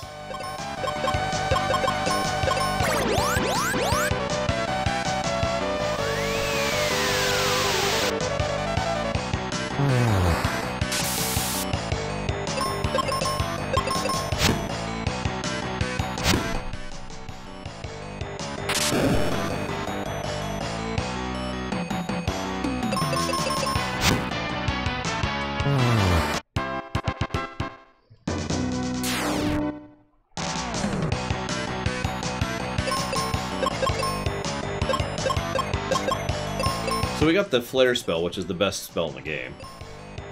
Combat spell in the game. Other than Life, which instantly kills them, and Exit, which instantly kills them. But if you don't want to instantly kill them, you can cast Flare. Which does this. Come on. Which does this.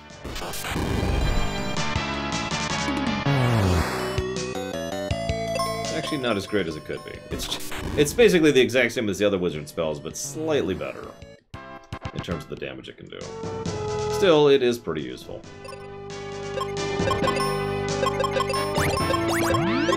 Oh yeah, by the way, Life doesn't remove status effects out of combat, only in combat. I don't know.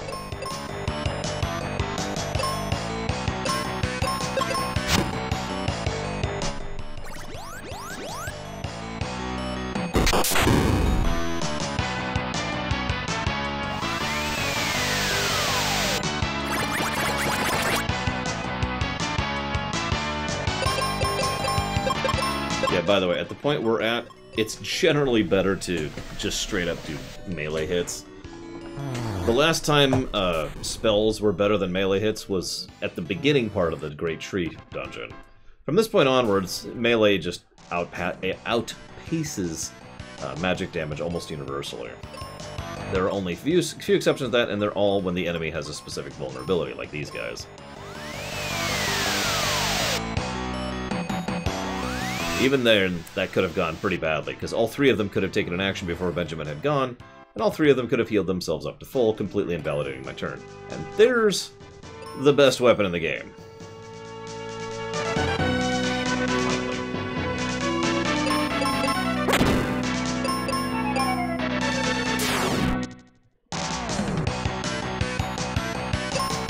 We're just gonna... yeah.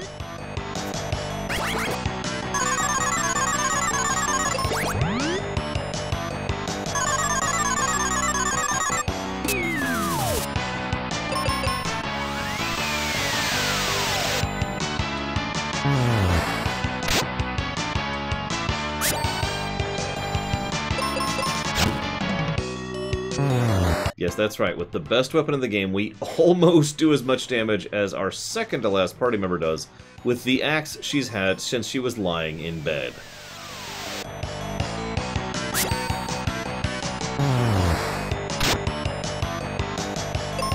This game, I swear.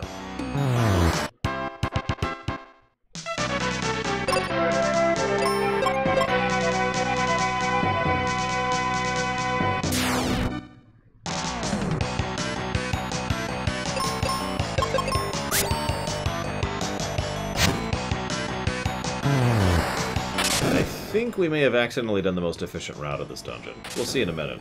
I've gotten stuck here for a while because, well, the whole dungeon kind of loops in on itself if you go all the way through it. He can bounce around a lot if you don't know what you're doing. Go ahead, make fun. Would not be the first time I got stuck in this game.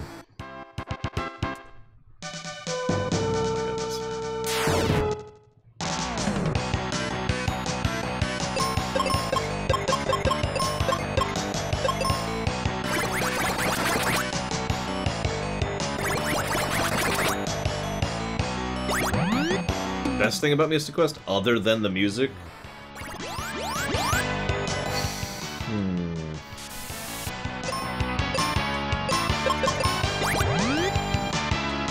Hey, Alex. Hope you enjoyed it. I thought it was kind of boring myself, but I do hope you enjoyed it.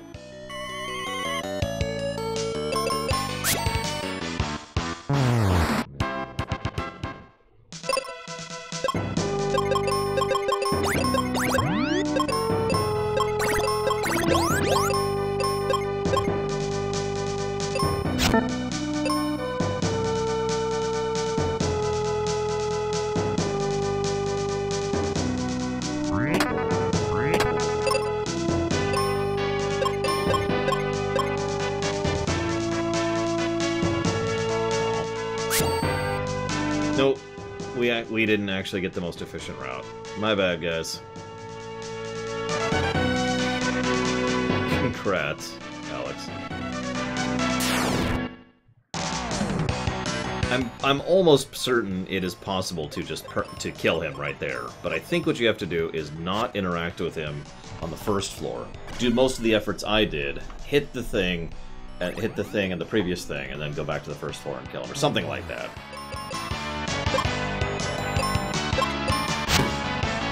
Anyways, point being, second best thing about this game.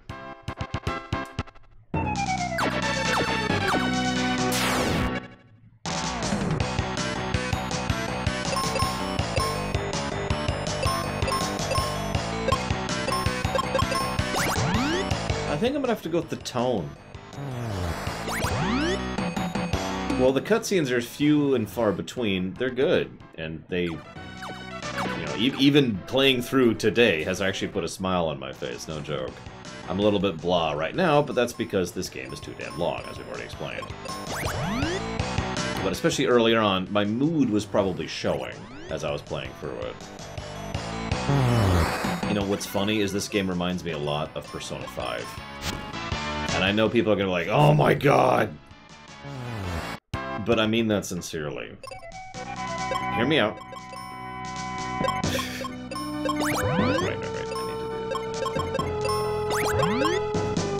So Persona 5's first act is great, right? Like, it's easily the best part of the game, in my opinion. There's a really personal villain, and they do some really great stuff with it, and the whole build-up is excellent, and the character build-up is excellent, and every major character who's involved has a direct personal connection to the villain, and the villain himself is very well presented, and the dungeon design is good and excellent, and there's some great stuff with there, and the boss is okay, but it's probably one of the better bosses in the game, and yada yada yada yada yada. Good. And then the game just trails off in quality for the entire rest of the game. Sound familiar? Because other than that one brief puzzle dungeon, the Bone Dungeon is probably the best dungeon in this game. And the first act is probably the best overall thing in this whole game. You know, the best section.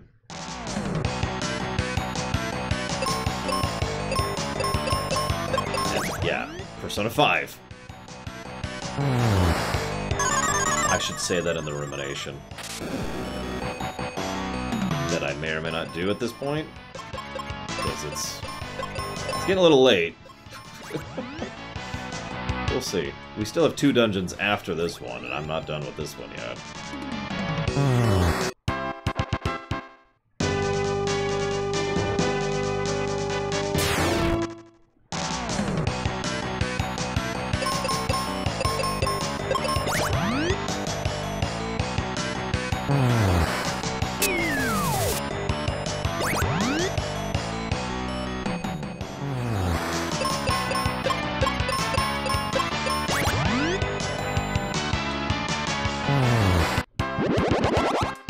Dang, I've leveled twice in here.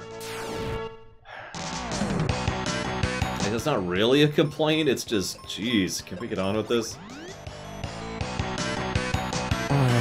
Oh yeah, definitely, Alex. Boring dungeons, way too many enemies.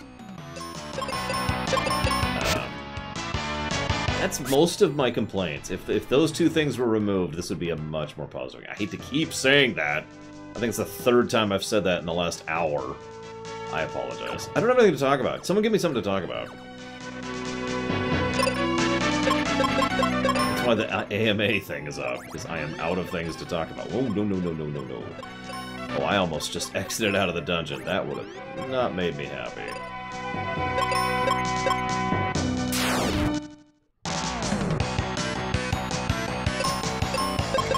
Stellaris. Yes, absolutely, Alex. In fact, I have a list of things that I want to do in a proper remake of this game. I think we could polish this to a legitimately great game. Maybe not great, maybe good. It would take some work and effort. It's entirely possible, like, okay, obviously doing a 3D remake would probably be what people would do, but I don't think we would have to.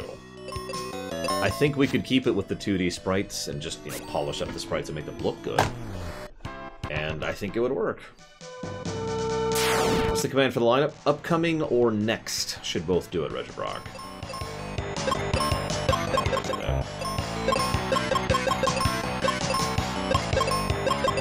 Do I have a dream Star Trek game in mind? Yes, I absolutely do. No, I don't, Mr. Red. What I want is a Star Trek strategy game that's good.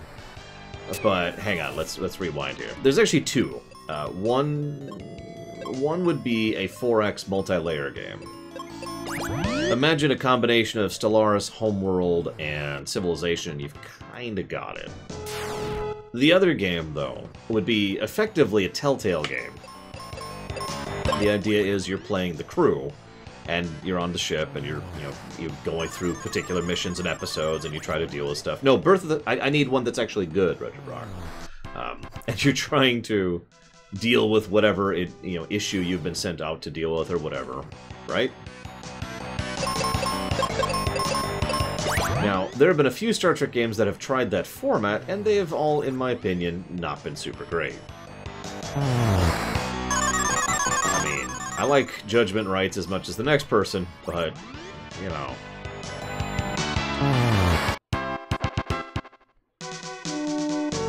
This dungeon.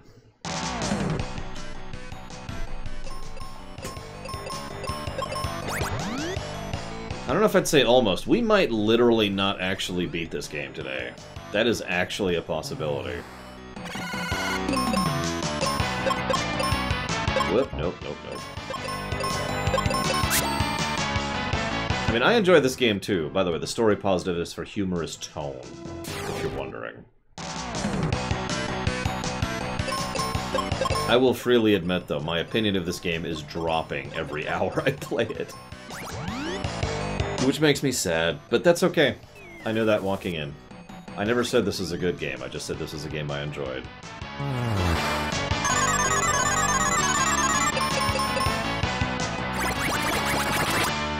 Is a difference.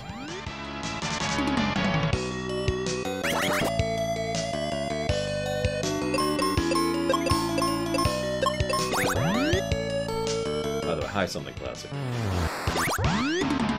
So anyways, do I have any hope that the new Mass Effect game will be good? No. None whatsoever. Do I have any hope for the Mass Effect Remaster? No. Is the list still on lockdown? No. And welcome back, Blade. I mean, it would be pretty obvious if the list is in lockdown. There would be a big red text in the upper left that would say the list is in lockdown. That text is not there. Ergo.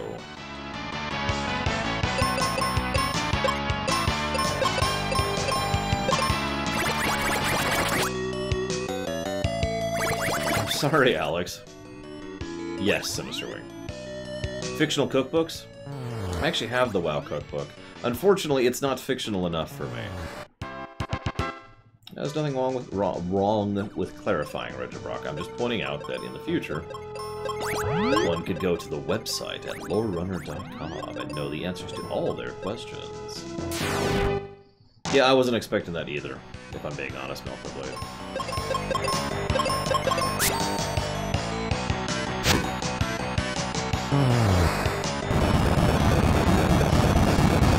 I keep thinking about getting rid of that website emote, and then I've had 2 people today I've had to point to the website. For various reasons, so... maybe we're not getting rid of it just yet. I mean, there's good recipes, Myron, but they're not fictional, they're just real recipes. Still, it's a good cookbook.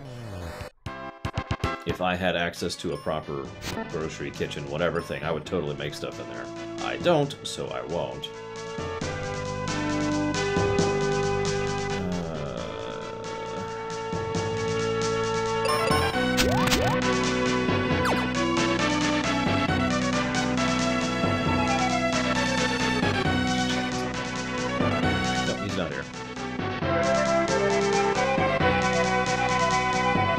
Like I said, this dungeon kind of loops in on itself. It's actually well designed. I might even add an aggregate positive for this dungeon.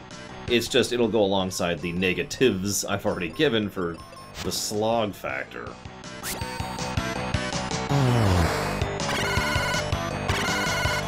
But yeah, there's a flour soup I was hoping to make and never got around to, for example, Myron.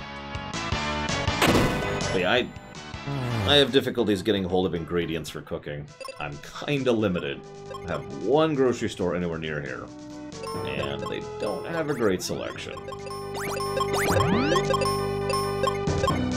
I always feel jealous when I see,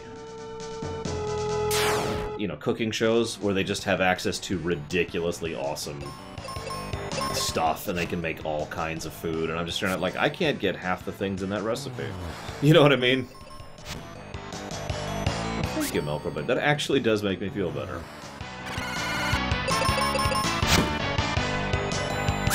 Good night, Sinister Wing. Have a good one.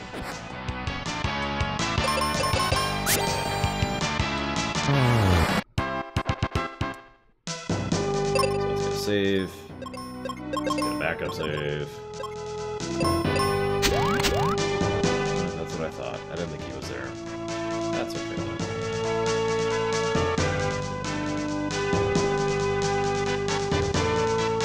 Probably down, now that I'm thinking about it. Let's go down. I already got the sword, I don't have flare, so I just need to beat the boss at this point. Let's see if he's here. He's probably not. What do you want to bet? Yep, he's not there. Yeah, there's, what's his name? Bob the cooking guy. His name's not Bob, but that's his moniker on YouTube. He's actually not that entertaining to watch. I have issues with his general lack of charisma. But he is a good chef, and he has given me some really good ideas.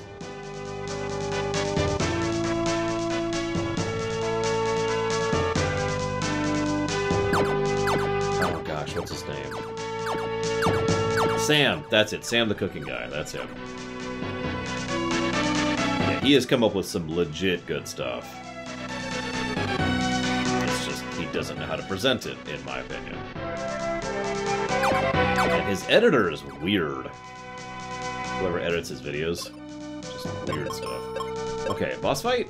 Well, hang on. Just in case this is a boss fight.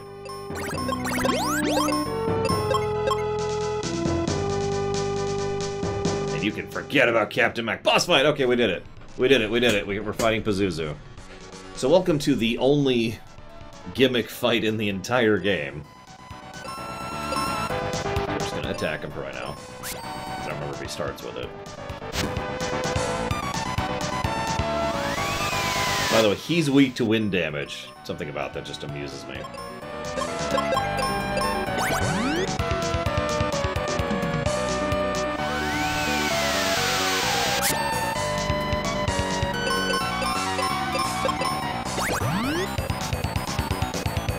Hey, Goodbar. Yeah, he's wearing some, he's wearing an outfit, I'll tell you what. He's also the only named member of the big four bosses. Because we've got Flamorous Rex, Ice Golem, and, the Twin-Headed Hydra. None of them have a name, even though all of them have some degree of dialogue. It's something about that has always weirded me out a little bit. So there's the shield. That is a Spell Reflect shield. It does exactly what it sounds like.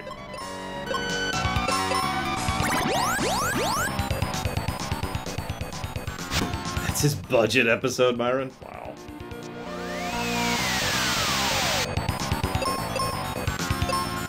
I hope I don't die too many times. I'm almost out of water.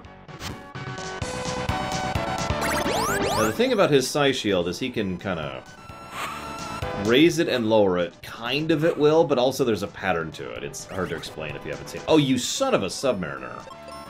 Yeah, he can also petrify you, because that's just the game at this point. I want to test something.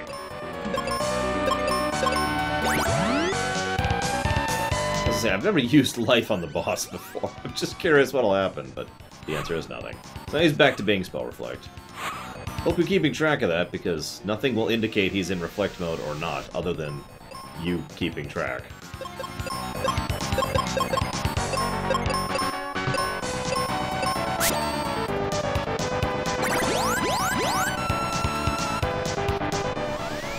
Yeah, Pazuzu actually has a lot of health. Like, a legitimately huge amount of health. It's funny, because you have a lot of access to doing a lot of damage, but a lot of that is spell-based.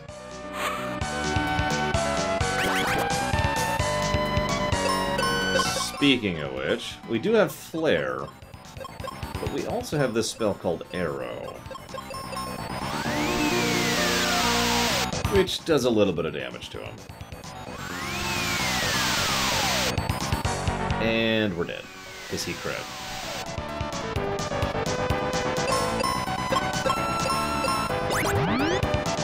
Because he can just do that, he can just kill you.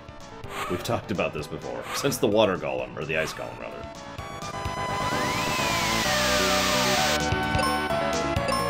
But yeah, I do like this better than, say, a Paling, aka, hey, you just can't hit me right now. It's more like, you can do less damage to me right now, which, you know what, I'm okay with that.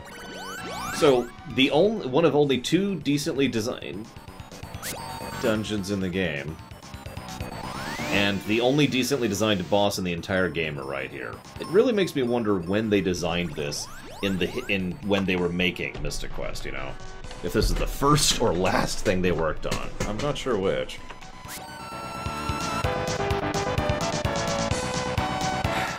What the heck was that, Regibrock?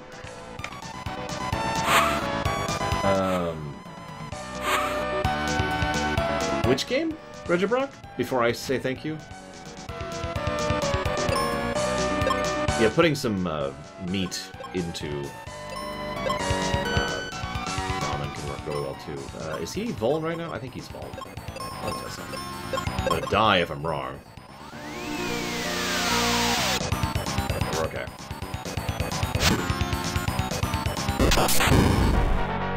So I was gonna say, I think Flare actually does do more damage. I was right. I don't remember. Let's not risk it.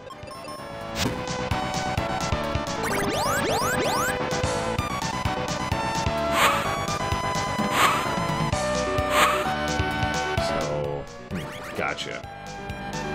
So here's what I'm going to do, Regibrock. We're going to beat this boss, and then I'm going to pause the stream to figure out what that game is, because I've never heard of that game. And as always, I have to figure out if a game is obtainable, stream-worthy, playable, and streamable. Especially for a game I've never even heard of, so forgive me. I will say thank you, though. Thank you very, very much, Red Brock.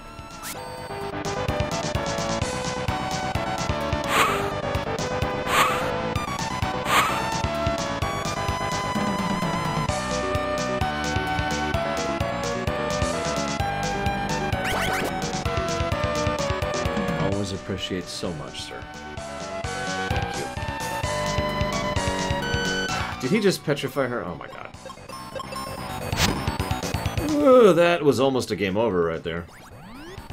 But it's not. We're okay. That was just...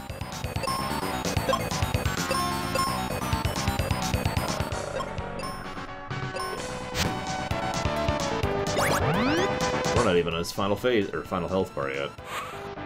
There it is! Final health bar. Yeah, he looks ugly when he's dying, doesn't he? Look at him.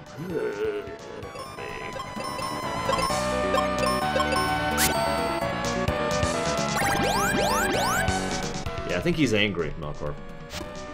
I don't know why. I mean, you tried to kill me, dude. I just came up here to get the Wind Crystal bat. OBS, Myron.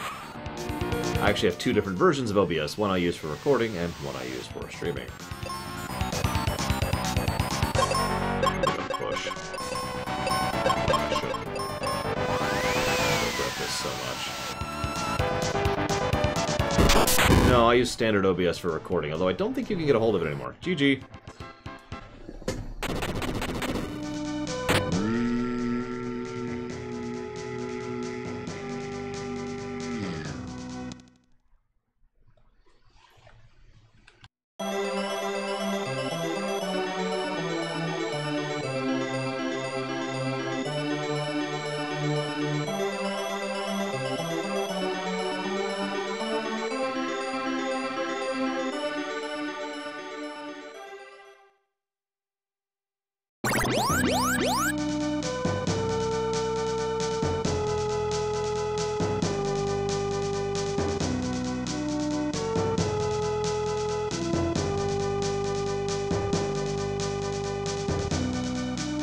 Yeah, Regibrock, that's why I pointed it out. That's actually exactly why I pointed that out.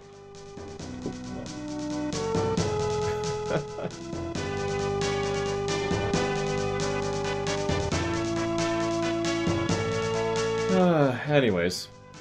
Looks like the new 13 is going to come... Whatever this game is. I've never even heard of this game. But it is coming out on the Switch, which is really all I need to know. It's not even out yet. So I will say that it's totes cool.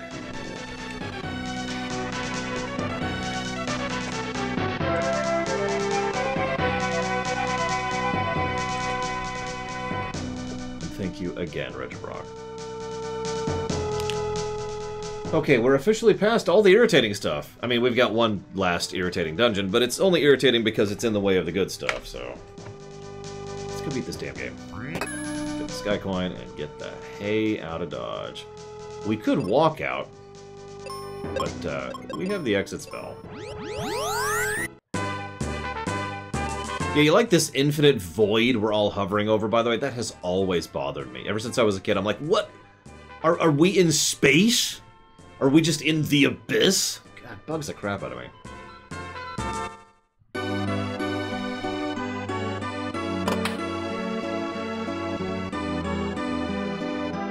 Still have Captain Mac to worry about. Spencer said you'd help. Hey, Ruben, where the hell have you been? Ruben, are you okay? Yeah! Guess what I found when I fell? A stairway to the top of the Focus Tower. Got it. If we refill the lake, all we have to do is refill the lake, guys. We can save Captain Mac. We go to Spencer's Tunnel, set a bomb, and the water from the upper lake will spill into the dry lake. But Spencer's Tunnel's caved in. There is one way. If you power the Rainbow Rock Road with the Thunder Rock, you can reach Spencer's place. Dad'll know about this. Kaylee, would you take care of Norma? Ruben and I know the Focus Tower well. We've been through there once. So we'll be back from Fireburg in no time. course. And goodbye, Kaylee. She'll never join our party again. Hello, Ruben. He's going to be in our party for about 5 minutes. That's a slight exaggeration. Not a long period of time, though.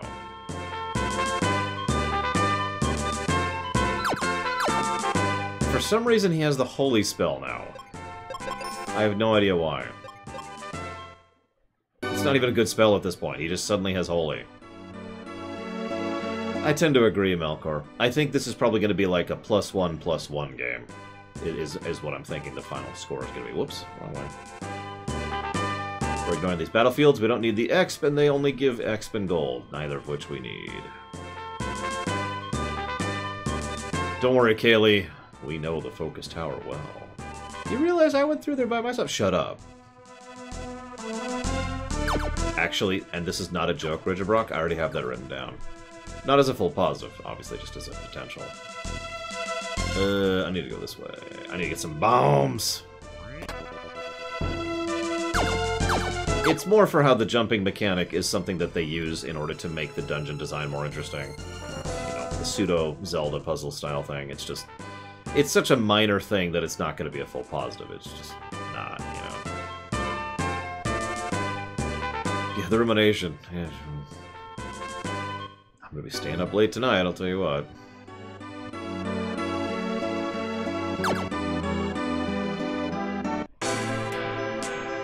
But yeah, no, I think this is going to be a just barely above average game, which, if I'm being 100% honest, and by average I mean 0, if I'm being 100% honest, that is a better score than I would have envisioned for this game. It really is. We'll see. We do have the final dungeon to consider. We have the ship, we have the final dungeon, and we technically have 5 more bosses. But really, we only have one real boss coming up.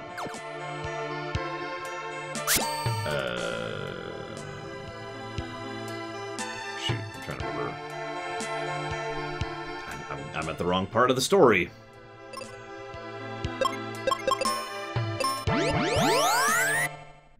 Hang on. This. Thank God for exit spells, am I right? I would use the hell out of that in real life. Alright, I'm done grocery shopping.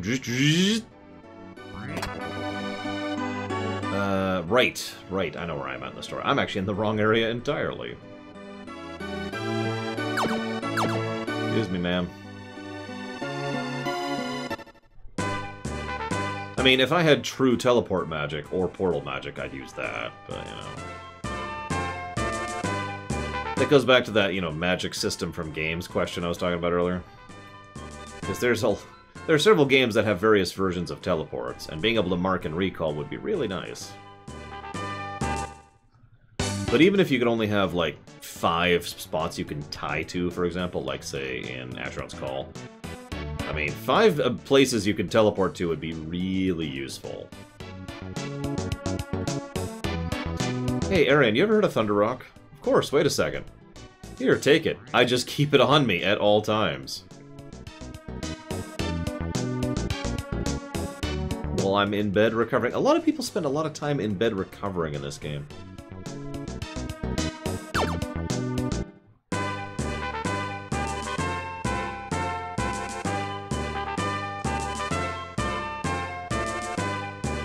His wife insists, Melkor Blade.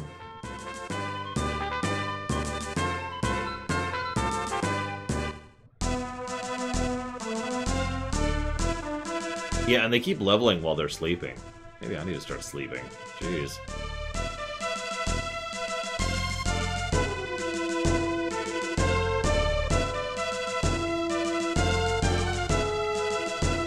Damn it, Mr. Red. This is probably not the most efficient way to go here. Oh, this should be right.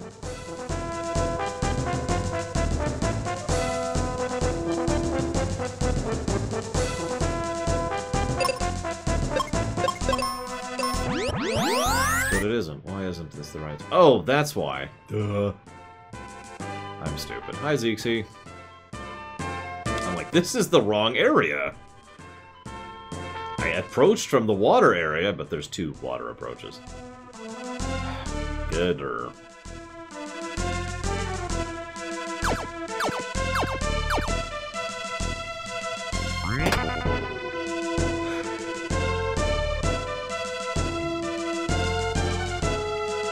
agree, Myron. Love the music in this game.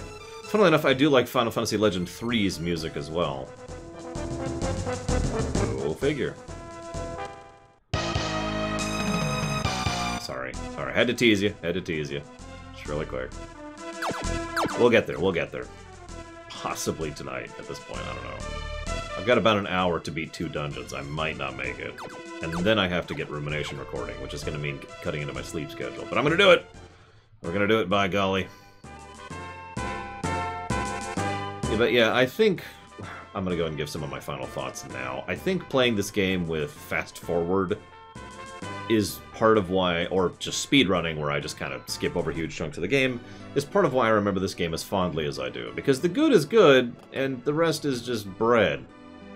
You know? Found some Thunder Rock, huh?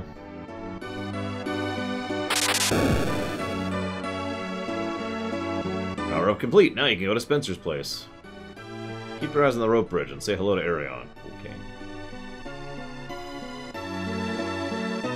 Yeah, don't fall over there, Ruben.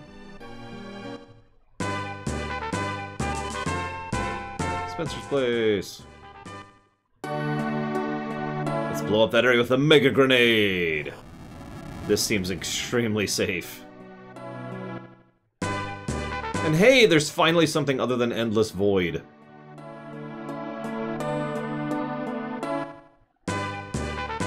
Look at it. It actually looks like an area for once.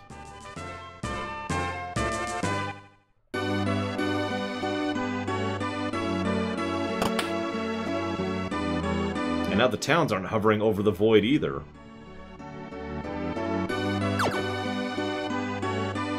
It worked. The ship is afloat. Thanks, I'll head there now. But the ship's full of monsters. Let's go first. Give this Captain Cap to Dad when you find him. Then he'll know I'm coming. Okay. Yes, Ruben has filled the void in my soul. Hi, Sacred King.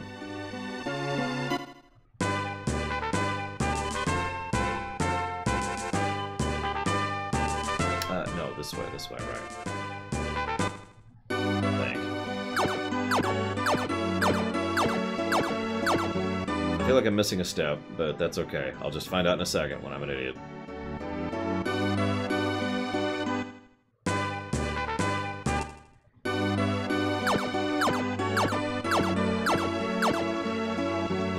Left house or the right one?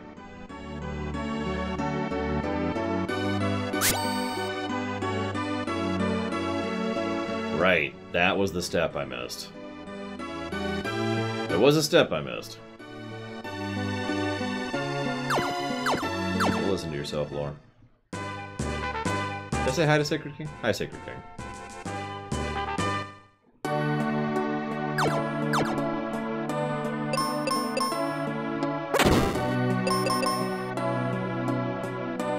Omega Rune.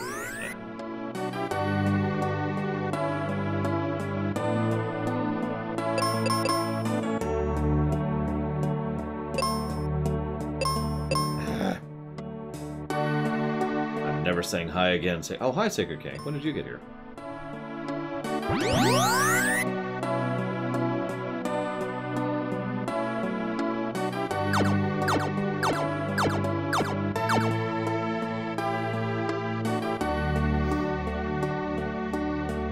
What, you don't like Skaven? Which game, Blackwell?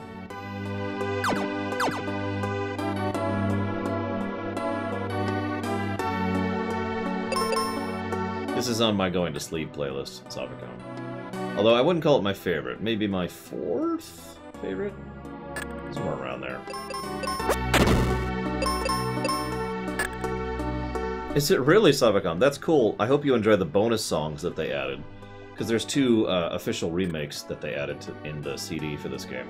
This was one of the first... I've mentioned before there's several... like, I've been into game music since Mega Man 2. But the first actual CDs I purchased, which I had to... which I had to have imported from Japan, and they were very expensive, was Secret of Mana, Chrono Trigger, Final Fantasy IV, Final Fantasy VI, and Final Fantasy Mystic Quest. This was the initial bundle. There we go. Get out of here. actually a dungeon. Holy crap.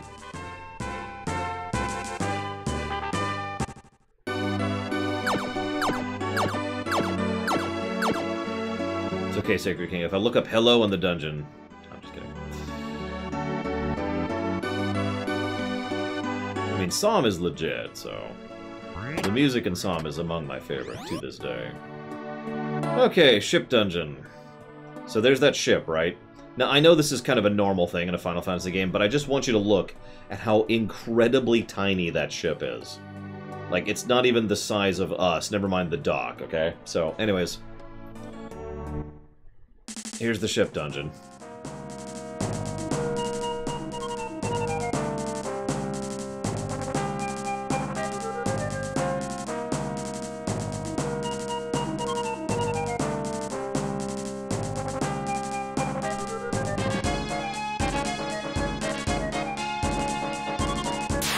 I mean, Chrono Trigger has some really good music.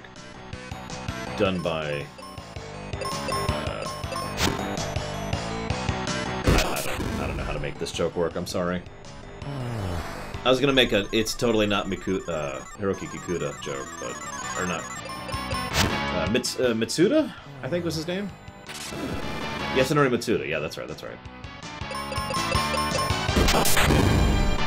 Definitely his soundtrack. Wink. You're never going to convince me of that, by the way.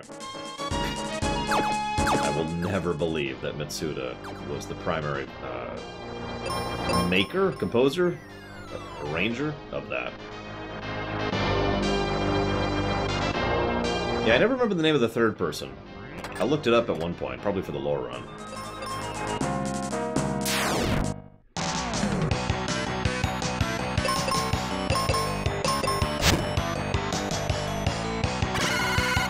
Thankfully, despite the fact that Ruben is technically a different stat than his previous thing, he's not really any stronger, so that totally sucks. It's okay, we have Flare. He is the life spell.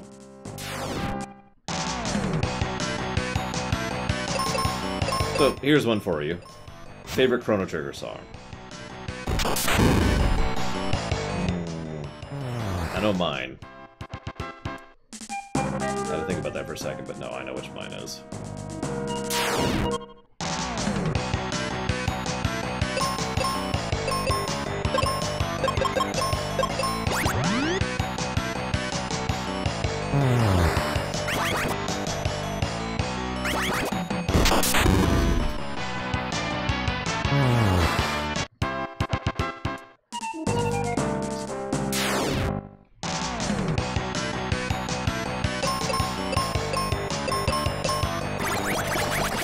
Yeah, Quarters of Time, that's the Kingdom of Zeal theme, right? It is a very good song. That was the one I was debating for my second pick.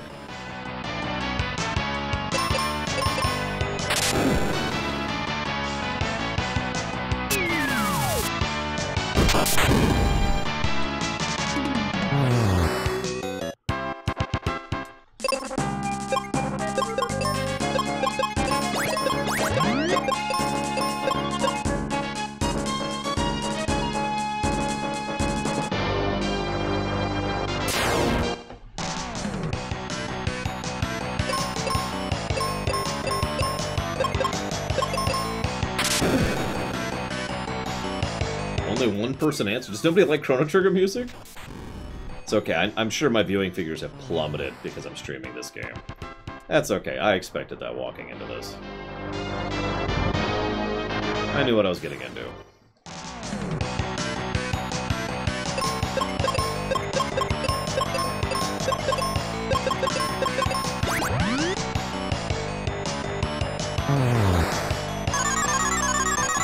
See, but that doesn't count, Savicom. Unless you mean the original version of it, in which case, yeah, no, that's legit.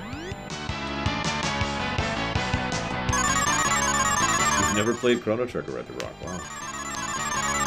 That is a little surprising. It's one of the... It's probably, I'd say, the second most popular Square title ever. Right behind FF7. Not the best, just the most popular.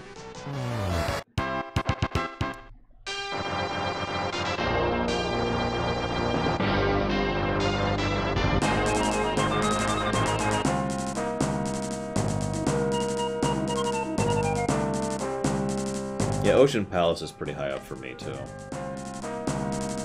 My pick, by the way, is the first, technically second, the Robot Lavos fight. Let's say it that way.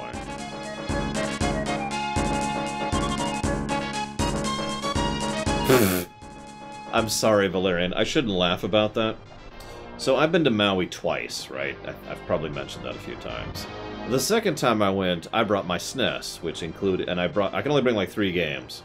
So I brought Mega Man X1, Mega Man 7, and Final Fantasy VI. Now, the reason this is funny is my cousins, who were younger than me, were also there, obviously. And they were pretty young, and they were like, "Oh, dude, you brought your SNES, can we play?" And what ended up happening is one of the days while we were there, my cousins and I just ended up playing SNES. Just playing Mega Man and Final Fantasy for, like, the whole day, right? Now, you're probably wondering where this story is going. At the end of the day, my aunt and uncle of one of, the parents of one of the cousins, came by and gave me a 20. Without explanation. They just came over and gave me a $20 bill, and I'm like, what? So I went, and what's this about? And they're like, They were paying me for babysitting so they could have the time away from their children and just enjoy the vacation. About an hour later, the next parent couple came by and gave me a 20.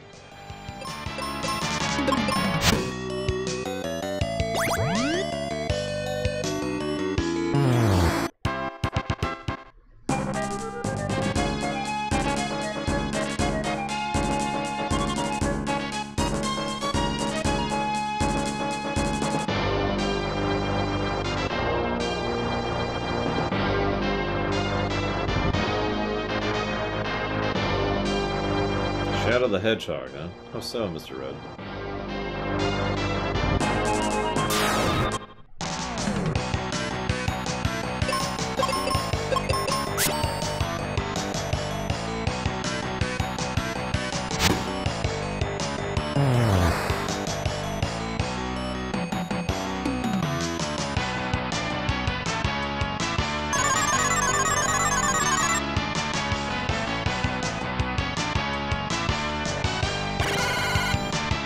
Gotcha, Mr. Red. I mean, yeah, I've played the crap out of this game. But again, usually, and I'll just demonstrate, usually what I do is this. And just kind of move through the combat like that, right? That doesn't count for cheating, I just wanted to show off what I usually do.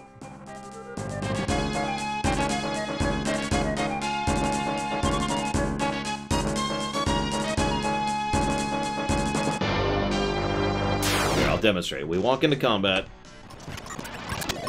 and then we're done. That's how I usually play this game on replays. When I'm not speedrunning, obviously. So, this is one of the reasons I was so interested in reviewing this one, because, obviously I have a very skewed opinion of it.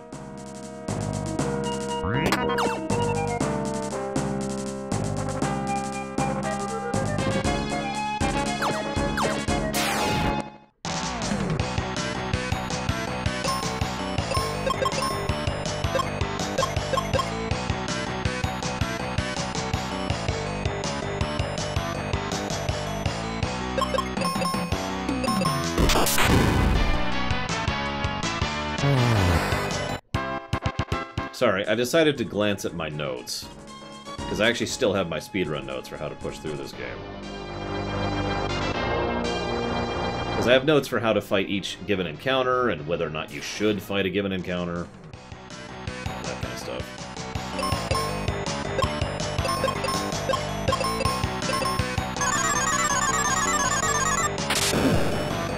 Yeah, I could see that, Myron.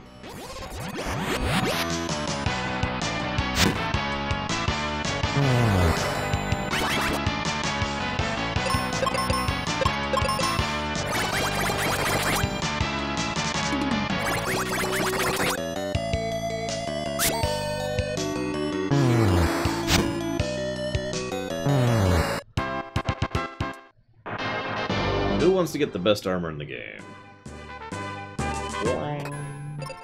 This sucker gives us immunity to sleep, resistance to wind damage, in addition to water, and immunity to poison. Yay, we're immune to everything except for death and petrify.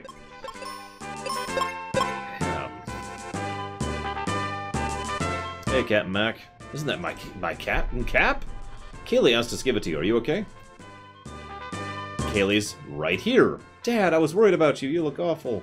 I'm okay, but I have bad news. The Dark King, the prophecy. Dad, tell us about the prophecy later. Let's cure your wounds in Windio. We all know the cure for in this game is to just... Reuben? I'm okay. I guess I haven't recovered from that fall off the bridge. Let's go to Windio and put you to bed. Everyone gets cured by being shoved into bed.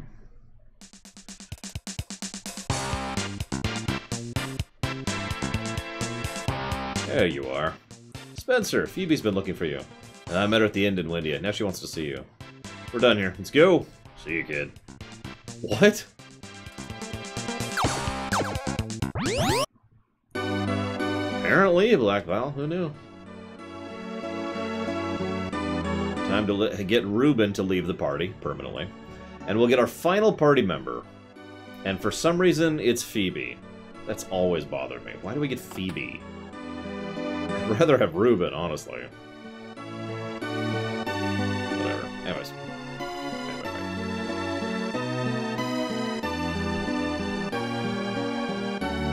Or Kaylee. Reuben's hurt. Ugh. I'm surprised you made it here with such a bad wound. Off to bed with you. Ugh. It's okay, I'm okay. Ugh. Benjamin, you need to hear Mac's news. You're not gonna like it. Final party member get at level 34. Well, Phoebe has nothing to do with the story, but then neither does Kaylee? Or Tristram. Or Reuben. None of them have anything to do with the story. So I suppose Phoebe wins. It's okay, there's no romance there. Oh yeah, I need to go talk to Captain Mac. Right. There's the rainbow-making machine, you can tell because...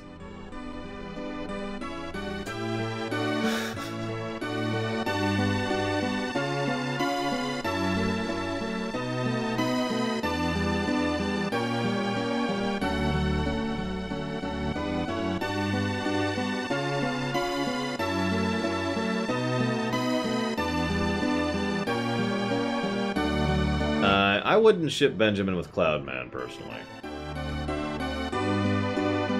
Don't touch me. There you go. We know who Benjamin ships himself with.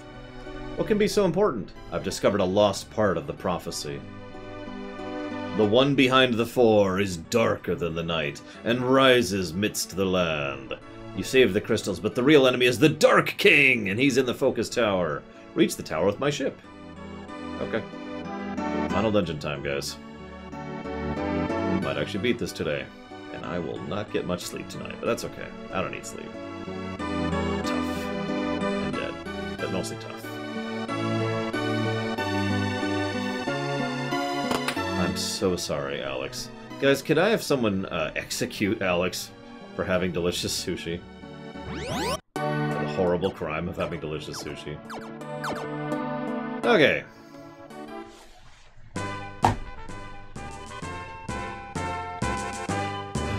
Let's do this. We filled an entire lake to reach the last dungeon. Everything's wonderful and shiny and happy. Oh, that's a good point, Savaka.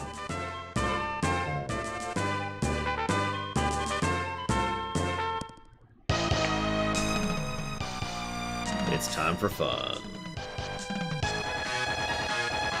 I am very curious how this dungeon is going to hold up. By memory, this is when I'm grinning the whole rest of the game, so we'll see what this actually manages. There's also actual gimmicks to this dungeon, believe it or not.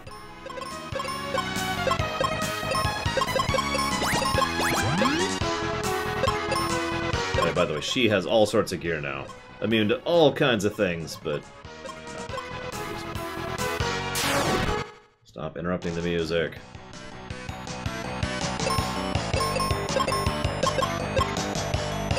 What do I use on these?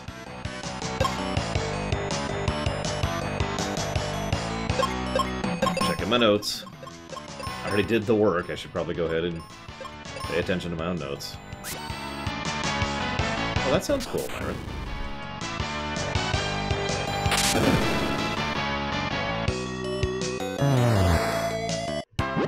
Kinda, yeah, Mr. Red. You'll see what I mean. So the first gimmick is the sand. This is the same sand from the original, but it's all the fast sand. There's no slow sand here. So you can't really maneuver on it. So what you need to do, you notice there's hardly any enemies up here, too. What you need to do is you need to pick your position. Exactly, Melkor Blade. And you can do stuff like this. If you're very careful. You can do things like this. And then this. And you see that? That was actual dungeon design. Granted, I knew where I was going, but you see my point? Like, that's actually a dungeon design. By the way, you can skip one of these? I forget if it's this one or not. I guess not this guy. But yeah, we're going to be refighting. It's okay, they are actually different fights, so it's not like the Mega Man problem. They're technically harder, but they're easier. Let's see, what do I do on this guy? Oh, I should probably go do that. Yeah, I should.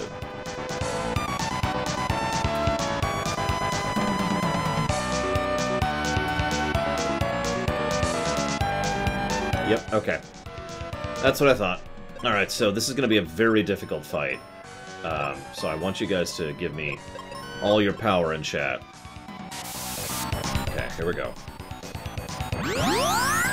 Okay, boss is dead.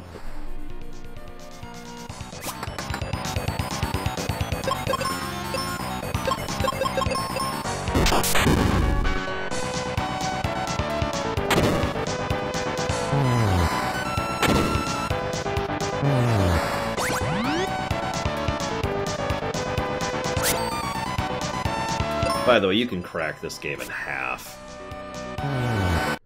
If you know what you're doing, which obviously I don't. I'm gonna go ahead and save, though, because I kind of want that immunity to petrify. So we'll go into this. So if you fail at any point, you kind of restart the whole area and you come back here. See? Like this.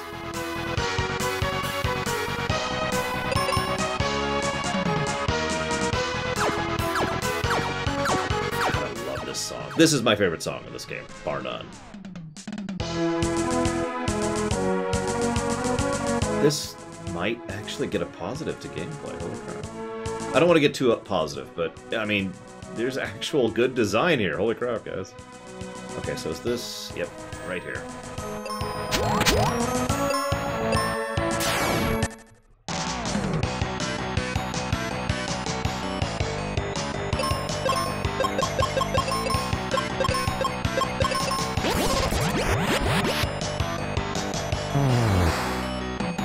Damn it, Alex! How are you going to live through that? At least tell me the type of cheesecake, man. Come on. Torture me too badly. Oh no, it's down. Yes, bar none, Melkor. The Deku Tree is just...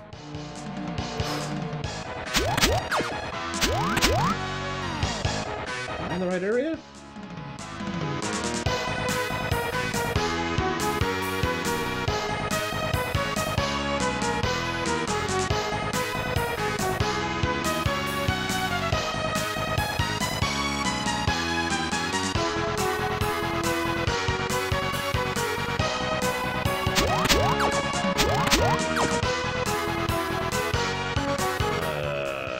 In the wrong area? Oh, here we go. Oh, I am in the wrong area. Not bad.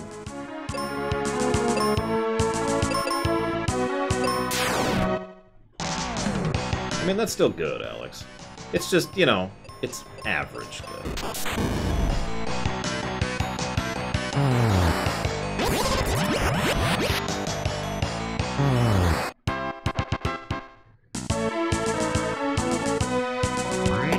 There we go.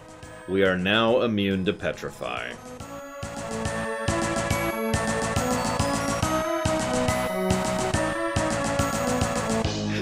Took the entire game to get there. There are actually some enemies in here that use that, so I figured why not while we're here. I usually get it anyways. But I don't have any popcorn, or a projector, or lights, or sound, or anything! I'm sorry. I shouldn't meme, I apologize.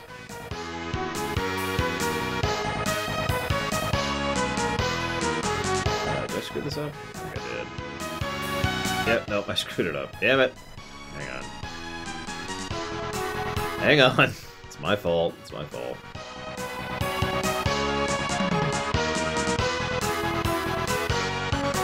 What do you mean, Black Cloud? What do you mean, Black Cloud? Best design for a Dark Overlord archetype other than Darth Vader? Or Palpatine?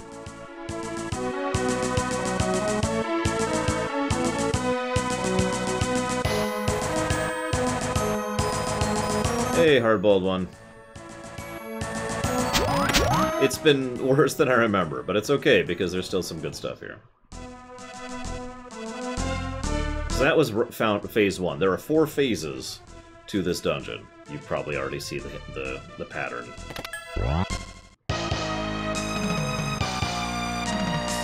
Phase 2. Ice.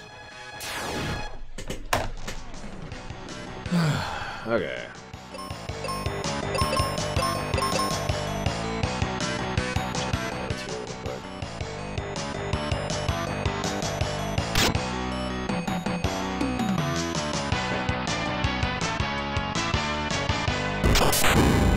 Yes, Sauron is another good Dark Overlord archetype, I agree. Interesting, Mr. Red. I don't believe it, but not because I don't believe you. I don't think it's gonna be any change at all, Melkor, but I've been wrong before, so who knows.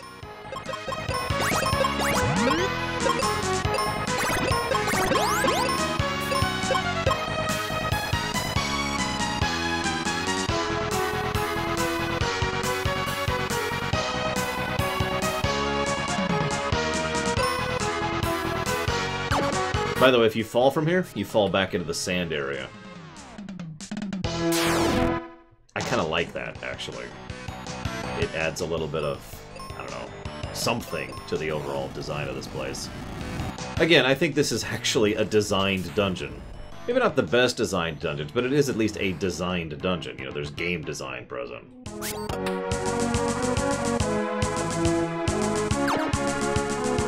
I do Melkor Blade, and I didn't really buy it, and I still don't, funnily enough.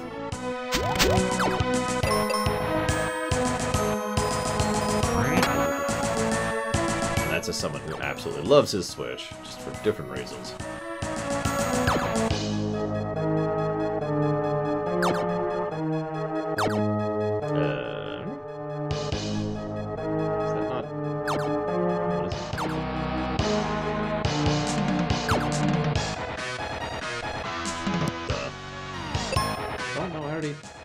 I guess I didn't.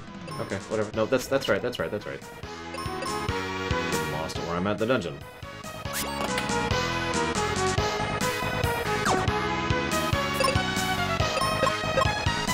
Save periodically in case I fall.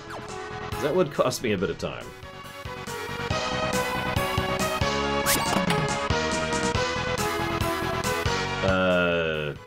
All the time, S.A. Ross? Although, if you mean, like, as a handheld, I pretty much never do that. Like, what I do, I got a stand.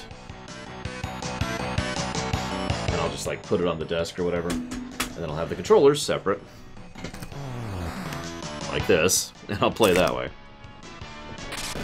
But I don't play handheld. I'm not sure. I'm pretty sure I have played handheld. At some point in my life. 1% of the time, maybe. That might be over. So. But yeah, PS5 looks cool. I don't want to sound dismissive. Despite what certain individuals claim, I'm not a PlayStation hate boy. Believe it or not.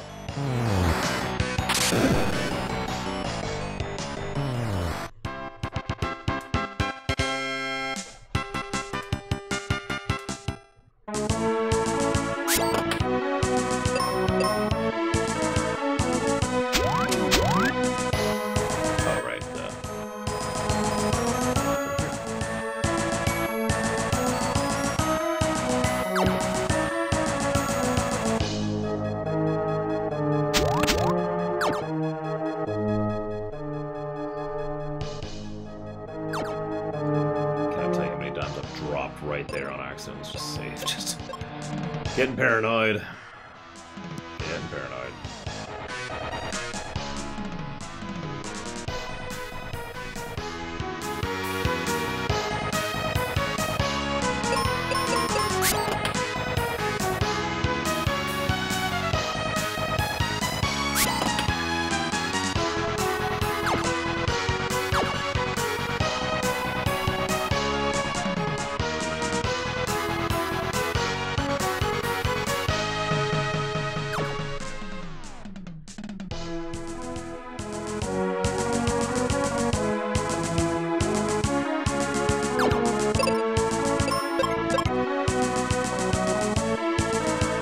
Listen, Nithris, if you want me to get rid of that story positive, I'm gonna need about Tree Fitty. You notice, by the way, how all these switches kind of overlap, and like you go left to open a switch so that eventually the path right will have a path so you can hit the switch to the right. And I hate to just keep pointing this out, but there's actual design to this freaking dungeon, and it's such a relief after, you know, every other dungeon in the game, with the exception of Pazuzu's Tower and the Falls. There's 3 dungeons in this game that have design to them. Not the greatest track record.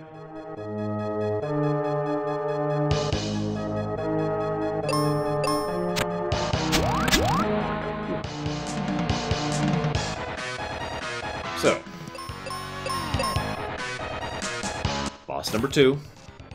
Now, again, I am going to need some assistance. I'm gonna need your energy and your power to help me through this fight.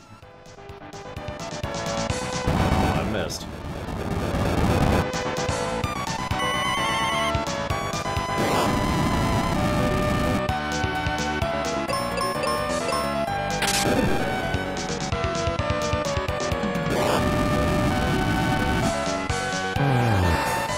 There we go. Goodbye.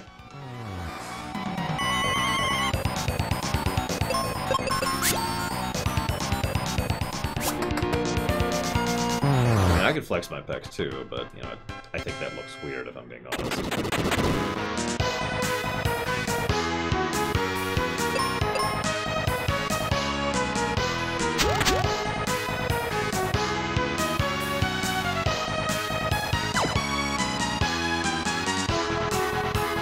Yeah, they were tired of having the crap beaten out of them. I don't know why. I mean, if Yakuza's taught me anything, it's that people like him with the crap beaten out of them. And then they learned something today. Okay, so that was Dungeon 2. Let's do Dungeon 3. Never saw this coming.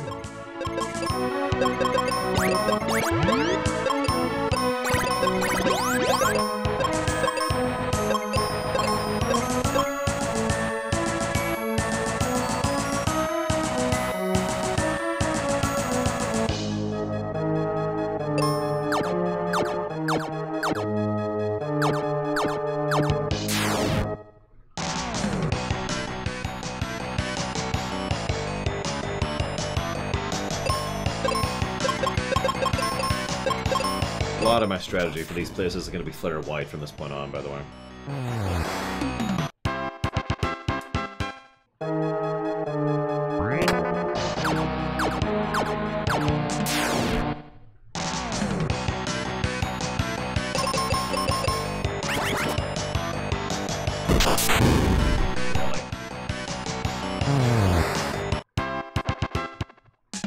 Phoebe, could you be immune to... No? Okay. It took me the longest time to realize I could grapple to those, by the way. I'm an idiot.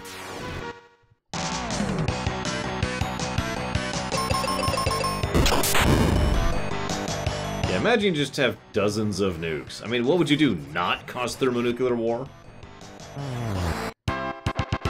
Death to everything.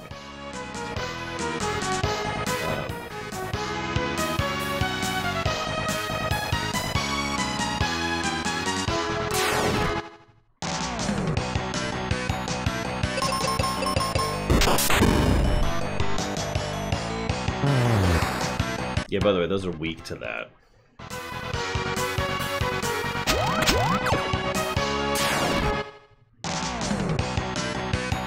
Well, this game has a problem I've seen a lot of other games have, Nethrius. The intro is actually quite, like, legitimately good. The first quadrant of the game is good stuff.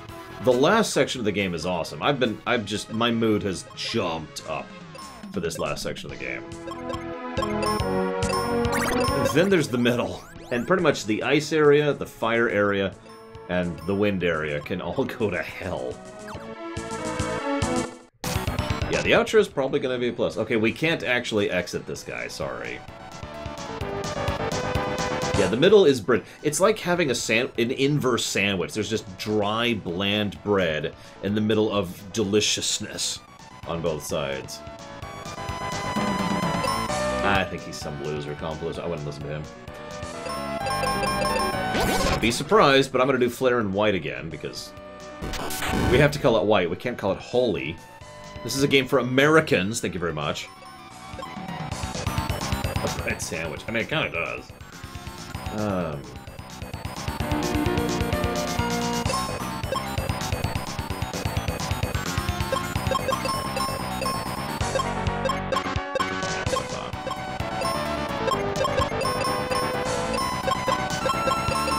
So this guy can actually hurt. No, you're right, Alex. It's probably exactly why I remember this game so positively. I remember the first part, because it's the part you jump into. I remember the last part, because it's the part that I enjoy at the end. And in the middle, I tend to hit the fast-forward button. That also explains why I enjoy the speedrun of this so much, because the speedrun skips 100% of the fire area, and like 60% of the wind area. So I just have to put up with water. So it's like I begin to slog, and then I'm done slogging, right? But yeah, we're probably going to give a positive for the outro.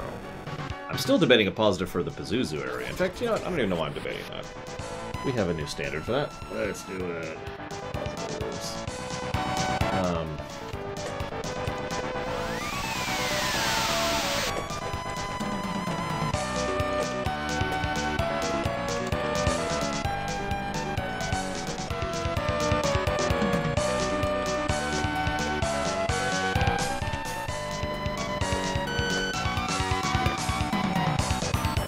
Okay. Listen, you can die. I sure hope not, Colin Beluso. That'd be terrible. Die.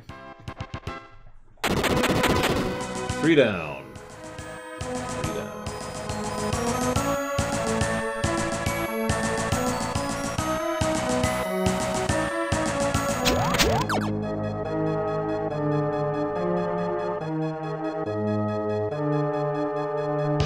So you can't fall from here, obviously, I suppose, because there's lava. We can fall from the next area into here, so water can fall into earth, and wind can fall into fire. I'm not sure if there's anything thematically interesting about that. It's just, you know... not really, Melkor? I mean, the review system is kind of rebuilding that list one game at a time. If you want to know my top games as of this exact moment in time, all you have to do is look at the review.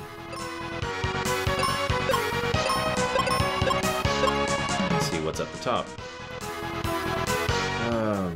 Okay, so hang on, I want to be very careful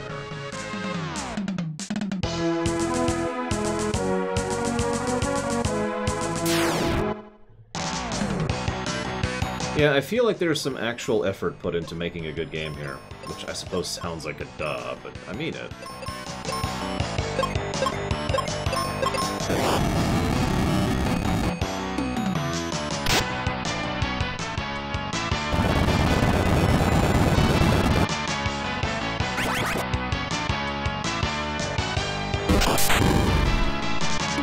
That's a good question, Colin Beluso. Let me drink the very last of my water. I'm now dry.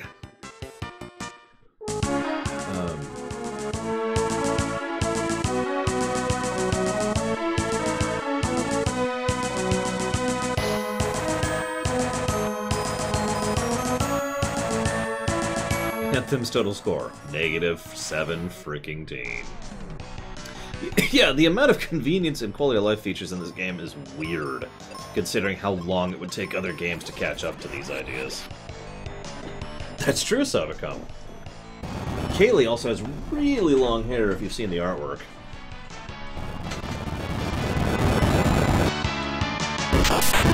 But yeah, this is for tomorrow. Since Quick is keeping care of it. This sucker showed up. I don't know if you can actually see that.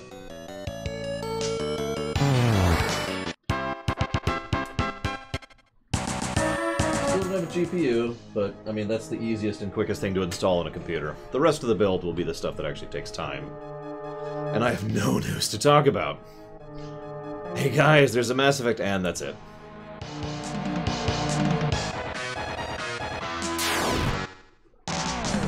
Well, I feel like I just gave it away. Yes, S.A. Ross. Yes, it actually was.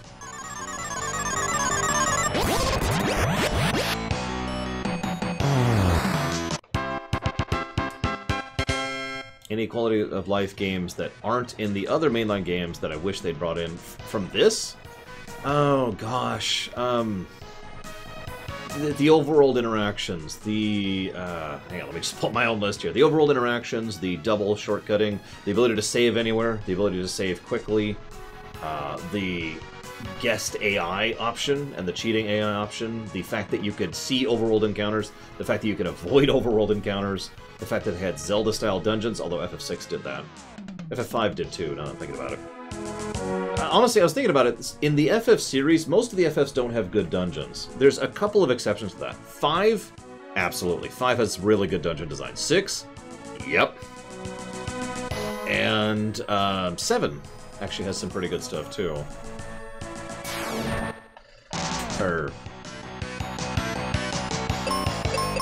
Yeah, no, I'm right. That's kind of it. What's funny, then, is boss design. There's really only 2 FFs that I think had really good boss design. That would be 5 and 7. Now, there's a caveat there. The 4 remake added good boss design. And yeah, Ultimecia's Castle is legit. It's one of my favorite final dungeons in any RPG. It's really well designed. It's weird in a game that generally doesn't have dungeon design in the strictest sense of the word. First, all of a sudden, Ultimecia's Castle to just be a banger, you know? Just, hey, we decided to be awesome all of a sudden. Okay. Thanks. Like, from a purely gameplay perspective, compare and contrast Ultimecia's Castle to Lunatic Pandora, which is immediately before it. Night and day. Anyways. Notes.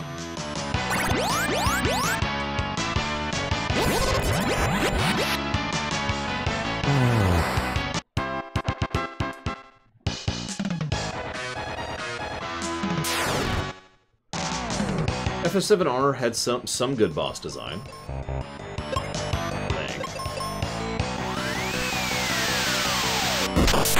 What you're saying, Alex, is that FF4 DS/PC has the best boss design. In all honesty, the FF series doesn't really generally have great boss design, I've noticed. It's not a big focus on the series. 14 probably has the best boss fights overall.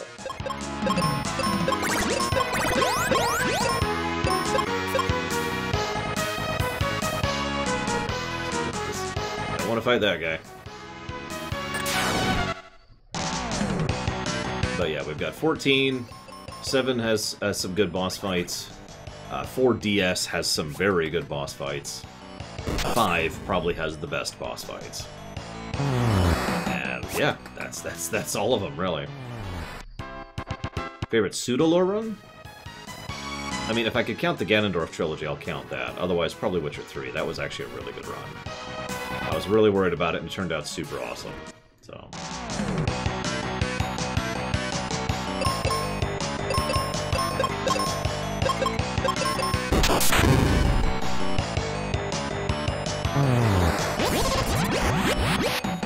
You'll notice I didn't mention 6 for good bosses. It's actually probably one of the biggest holes in FF6's design.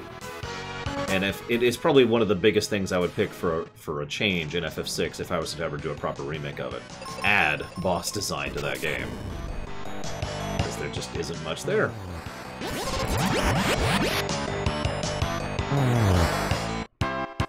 It's a damn shame because 6 does so much right from a game design perspective.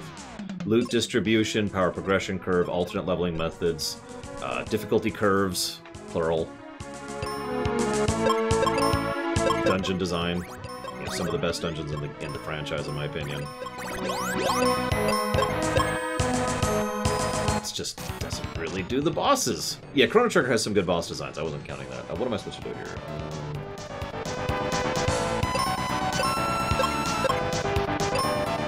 Really? Yep, no, okay.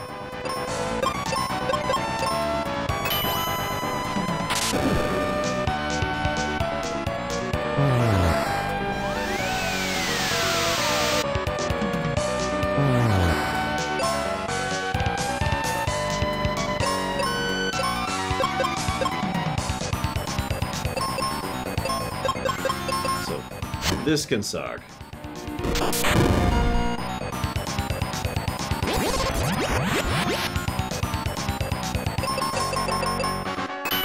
This is 3. Yeah, Hecarim is the "this is how magic works" boss. Although Hecarim also teaches counterattacks, if you remember. This is round 4. I don't think I'm going to risk it. He will put his shield up on round 4. Sometimes you can go faster than him. Maybe this is round 4, my bad. Well, this is definitely round 4 at this point.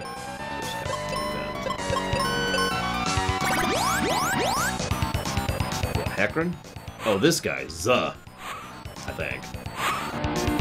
It's probably supposed to be Zoo, but I like Zuh.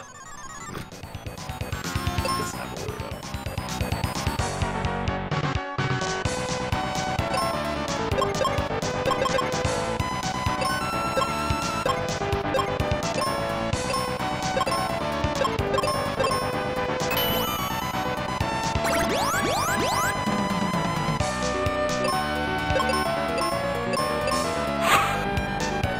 It is possible to start casting on that round, but it's a risk. It's an RNG risk, and I don't feel like risking in the final dungeon. FF10 actually did have some good bosses, but in my opinion, and this is just my opinion, most of those were in the post-game stuff. The arena, you know? There was some actually good boss design there, and some really cool stuff they did with it. 10-2, not as much. 10-2 only had a few good bosses in it.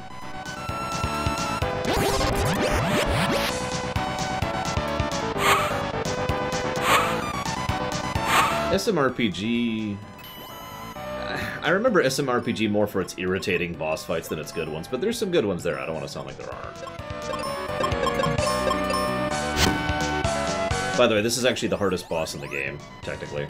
That's not actually a joke. I mean, obviously some of the earlier bosses will wreck your face, but in terms of sheer stats, capacity, gimmicks, etc., this is the hardest boss in the game. That's why I'm paying attention and counting turns and all that fun stuff. Absolutely nuking his face every time his shield goes down. He has less health than the previous Pazuzu fight, too, by the way. Boom. That's it. We have basically beaten the game now. I'm not joking.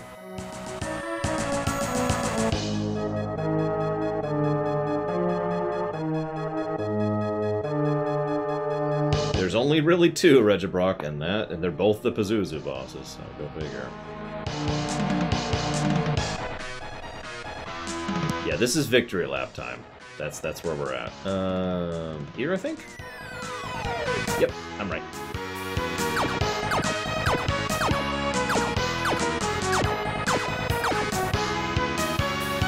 I think at this point I could definitively say this last dungeon deserves a positive. It's good, it's gimmicky, it's awesome. There's fun stuff. Let's call that case-by-case, Nithrius, but I'm okay with Persona 4. It's already on the list, actually.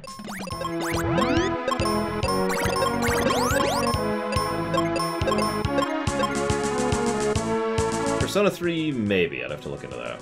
So this is actually completely unnecessary. This is like the soul of the hero. I have no idea what this is. We crystals now entrust you with our power. And they unlock some chests which give you... This is hysterical. Max arrows. It's actually technically 99 minus your current. That's how they calculate this. So max arrows. Max seeds. Max heal potion. And you can't carry any more cure potions. Final boss time.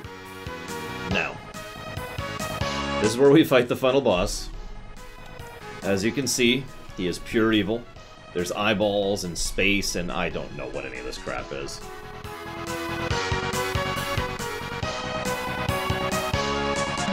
Now, everyone knows about this little glitch, but I want to talk about the specifics of why it exists, so give me a second. We will let the boss music play for a bit, though, first. We're going to go ahead and make a save right there. Dark King, we meet at last. Indeed, now you will serve me. I don't think so. We won't allow you to ruin our world. Alas, silly humans, I must share the only plot twist in the entire game. That prophecy? Ages ago, I started that rumor. Welcome to the power of darkness. How are we in space?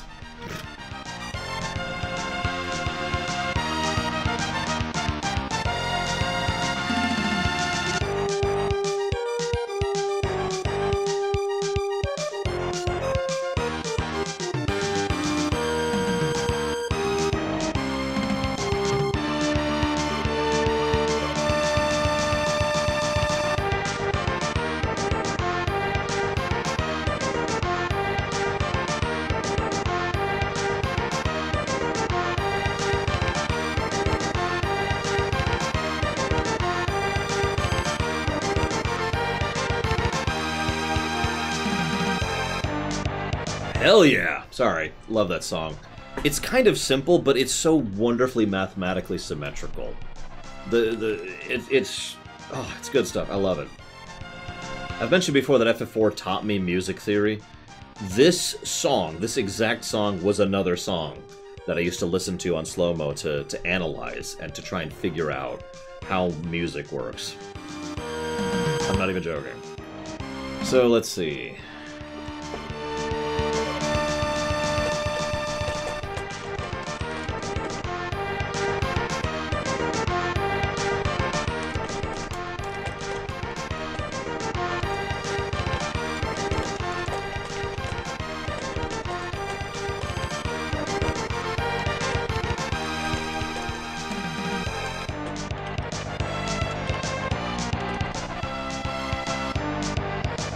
Now, I'm pausing for a moment. I kind of want to give the rating now. I mean, obviously we still have the ending, but we're kind of done with the game. Like I said, we're in Victory Lap mode. So what we're going to do is we're going to turn this into an aggregate. Yeah, exactly, Melkor Blade. I don't know the words because I never took a class, but, you know, I learned music by listening to songs like this. Just how they work and how they math out. So, plus for the final dungeon. Duh. I'm not sure I could give the outro as a whole a plus, but definitely the final dungeon. Doom, the music, Falls Basin, Pazuzu's Tower, and Spencer's Place, which are all decently designed areas. Let's figure out how we're going to part and parcel out the quality of life positives. So we've got the ability to save anywhere, that's a positive by itself. The shortcutting, the enemy health bars, the percentage healing, the AI, the overworld encounters, the overworld interactions, jumping, guest party members, mana system, restarting on death. I'm feeling 2 positives for all that. There's a lot of things there, there's 9 things there, but they're all kind of small things, but they're still good things. What do you guys think?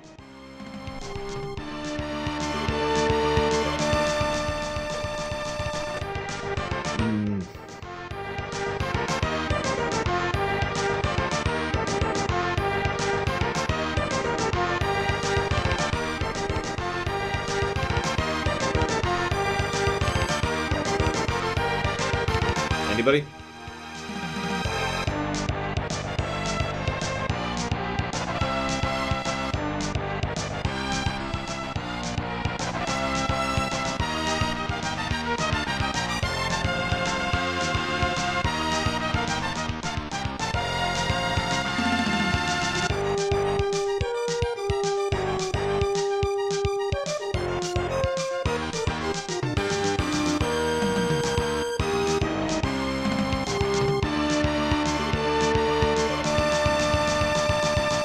Okay, enough. Let's talk about this boss fight.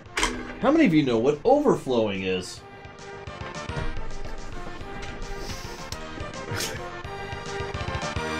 So, healing magic damages. We've actually already talked about that little bug. Now, that's a bug in the whole game.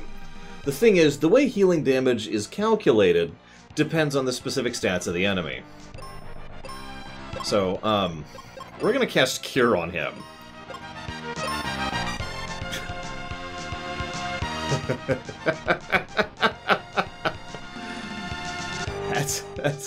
That's his weakness. Now, what's funny here is this can go a couple of ways. There's a little bit of RNG, just a little bit. So we're gonna cast Cure. And you notice how that healed him for 0. Because it does 2 loops. That did 18,000 damage. Because we technically haven't healed him at all. And the game's trying to figure out how much health he should have right now. So we're gonna address that value by having another Cure, which is gonna do another 18,000 damage.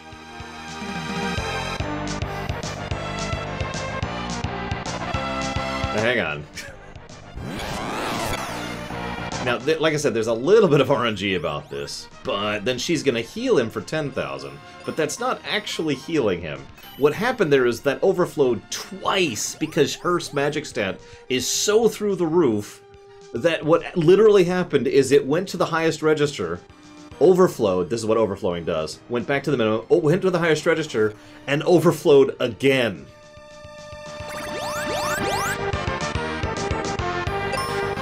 Oh yeah, you can also do this, if you want to be fun.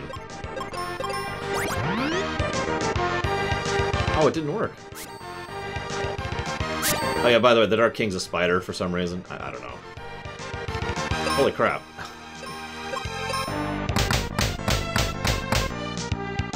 We're dead. Wow. That's actually hysterical.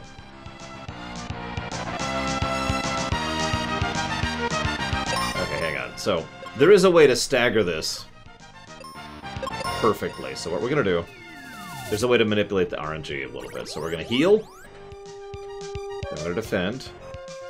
Then we're going to, ow, double cure.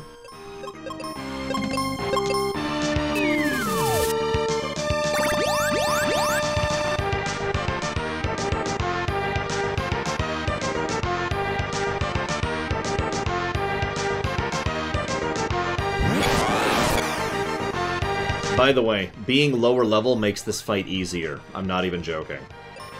Because of the way this bug works. And then defend. That should... Okay, maybe not. I'm actually getting some pretty bad RNG. This is funny.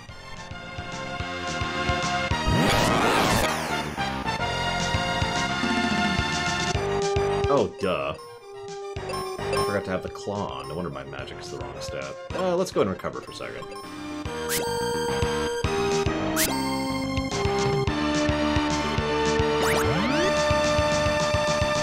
Funnily enough, this can actually be a hard fight.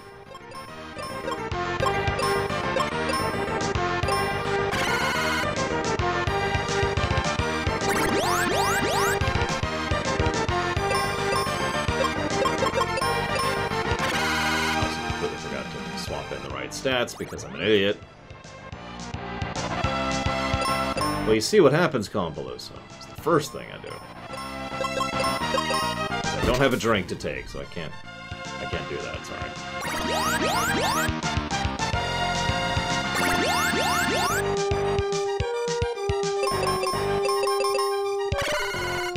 So one more round should do it. Either that or I'm still behind because I screwed up the initial.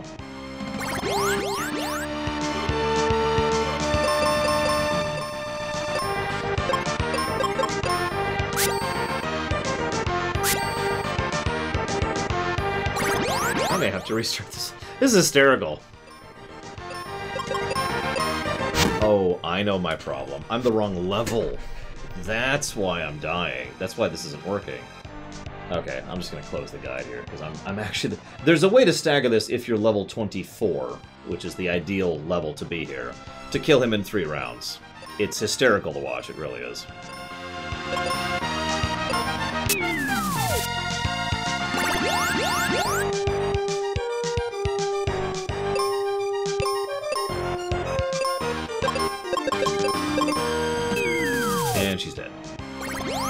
I love how the RNG is consistently screwing me over. This is so funny.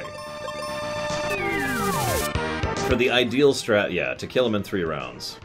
If, to my knowledge, killing him in 3 rounds is the fastest way to kill him. Maybe someone's gotten faster than that since then, I don't know.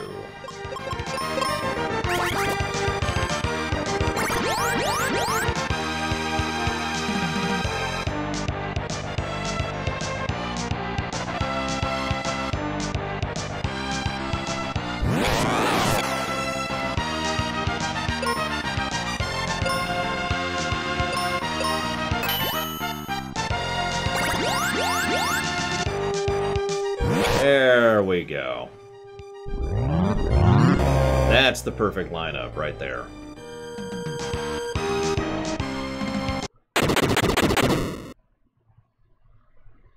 So, yes, we defeated the Dark King! At last, it's all over. It keeps it, Nithrius. Oh my god, he was the light crystal the whole time. Disguised as a human, I, the crystal of light, have guided you. Evil can't thrive if you keep hope alive. Use your courage and respect your world. Capital W for some reason. A bright future awaits you now. Go and enjoy all the world has to offer. Capital W. Thank you. Whee. 2 minutes before I would cut off, too. God.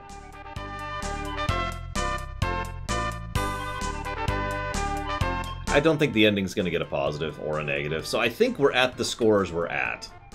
Which, just looking at the document here, is +1 +2. Benjamin, you say the Dark King was the problem and you beat him? Yeah, we'll find out December 14th, Colin Palooza. But of course, say, what's become of Ruben and Captain Mac? They're fine, they're already heading home. Great, sometime we'll drop by and say hi. This is admittedly kind of a cool ending, it's just too threadbare to be a positive by itself. This is a montage ending. We're going through and talking to all the people we've met throughout the course of the game. Right. You're safe! What are you gonna do now?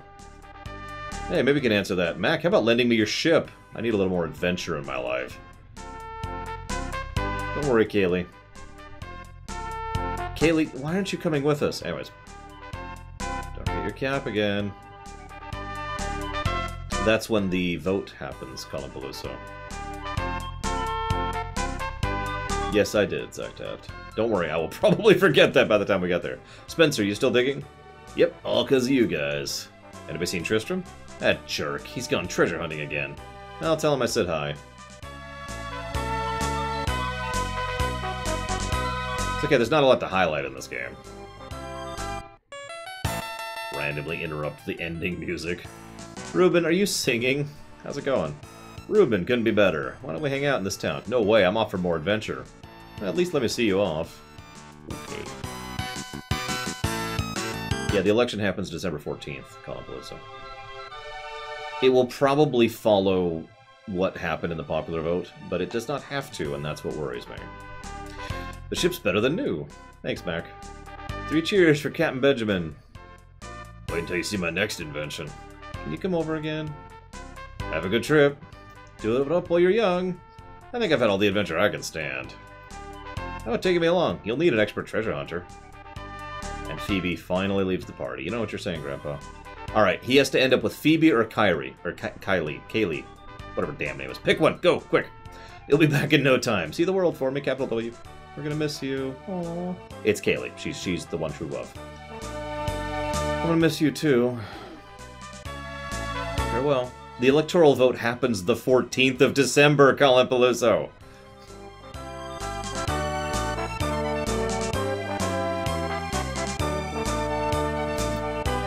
That's when they vote for the President of the United States.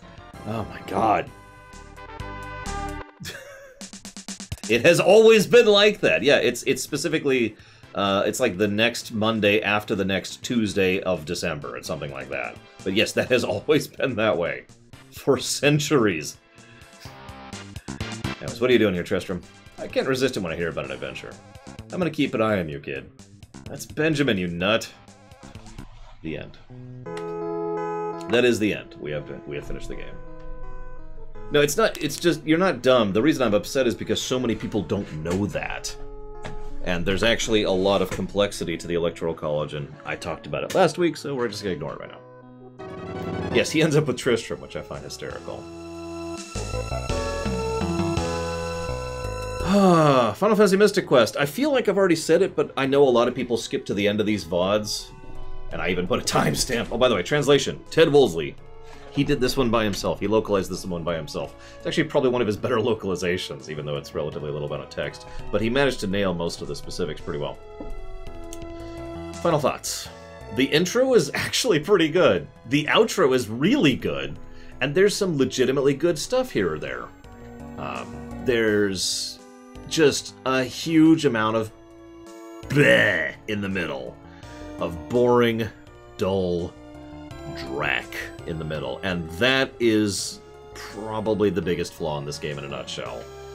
I know I've said it like 4 times in the last several hours, but if you cut down the length of this game by 2/3 or half, removed a huge amount of the encounters, increased the X curve, I mean, obviously I would love to do a lot to remake this game, but those relatively minor changes would make this a substantially better game. By the middle point there, I was actually just starting to drag mentally and emotionally, and it wasn't until we got pretty much past Pazuzu's tower, it was just my mood started to pick back up. And then as soon as we actually hit the final dungeon, it was just like, yeah, because it started being good again. But yeah, wish list, I would love to see a proper remake of this game. I would love to work on a proper remake of this game. I would love to... Yeah, exactly. Melkor. That's why this thing is here.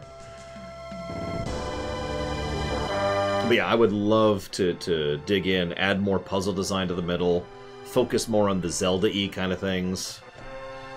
Just all the stuff that I'll be talking about in the Rumination, because that's one of the topics I have for the Rumination, which I'm going to have to record. I'm not going to get much sleep tonight. That's okay. That's okay. Tomorrow's a late start because it's lore week, so we're starting at 10. Or I could... Nah.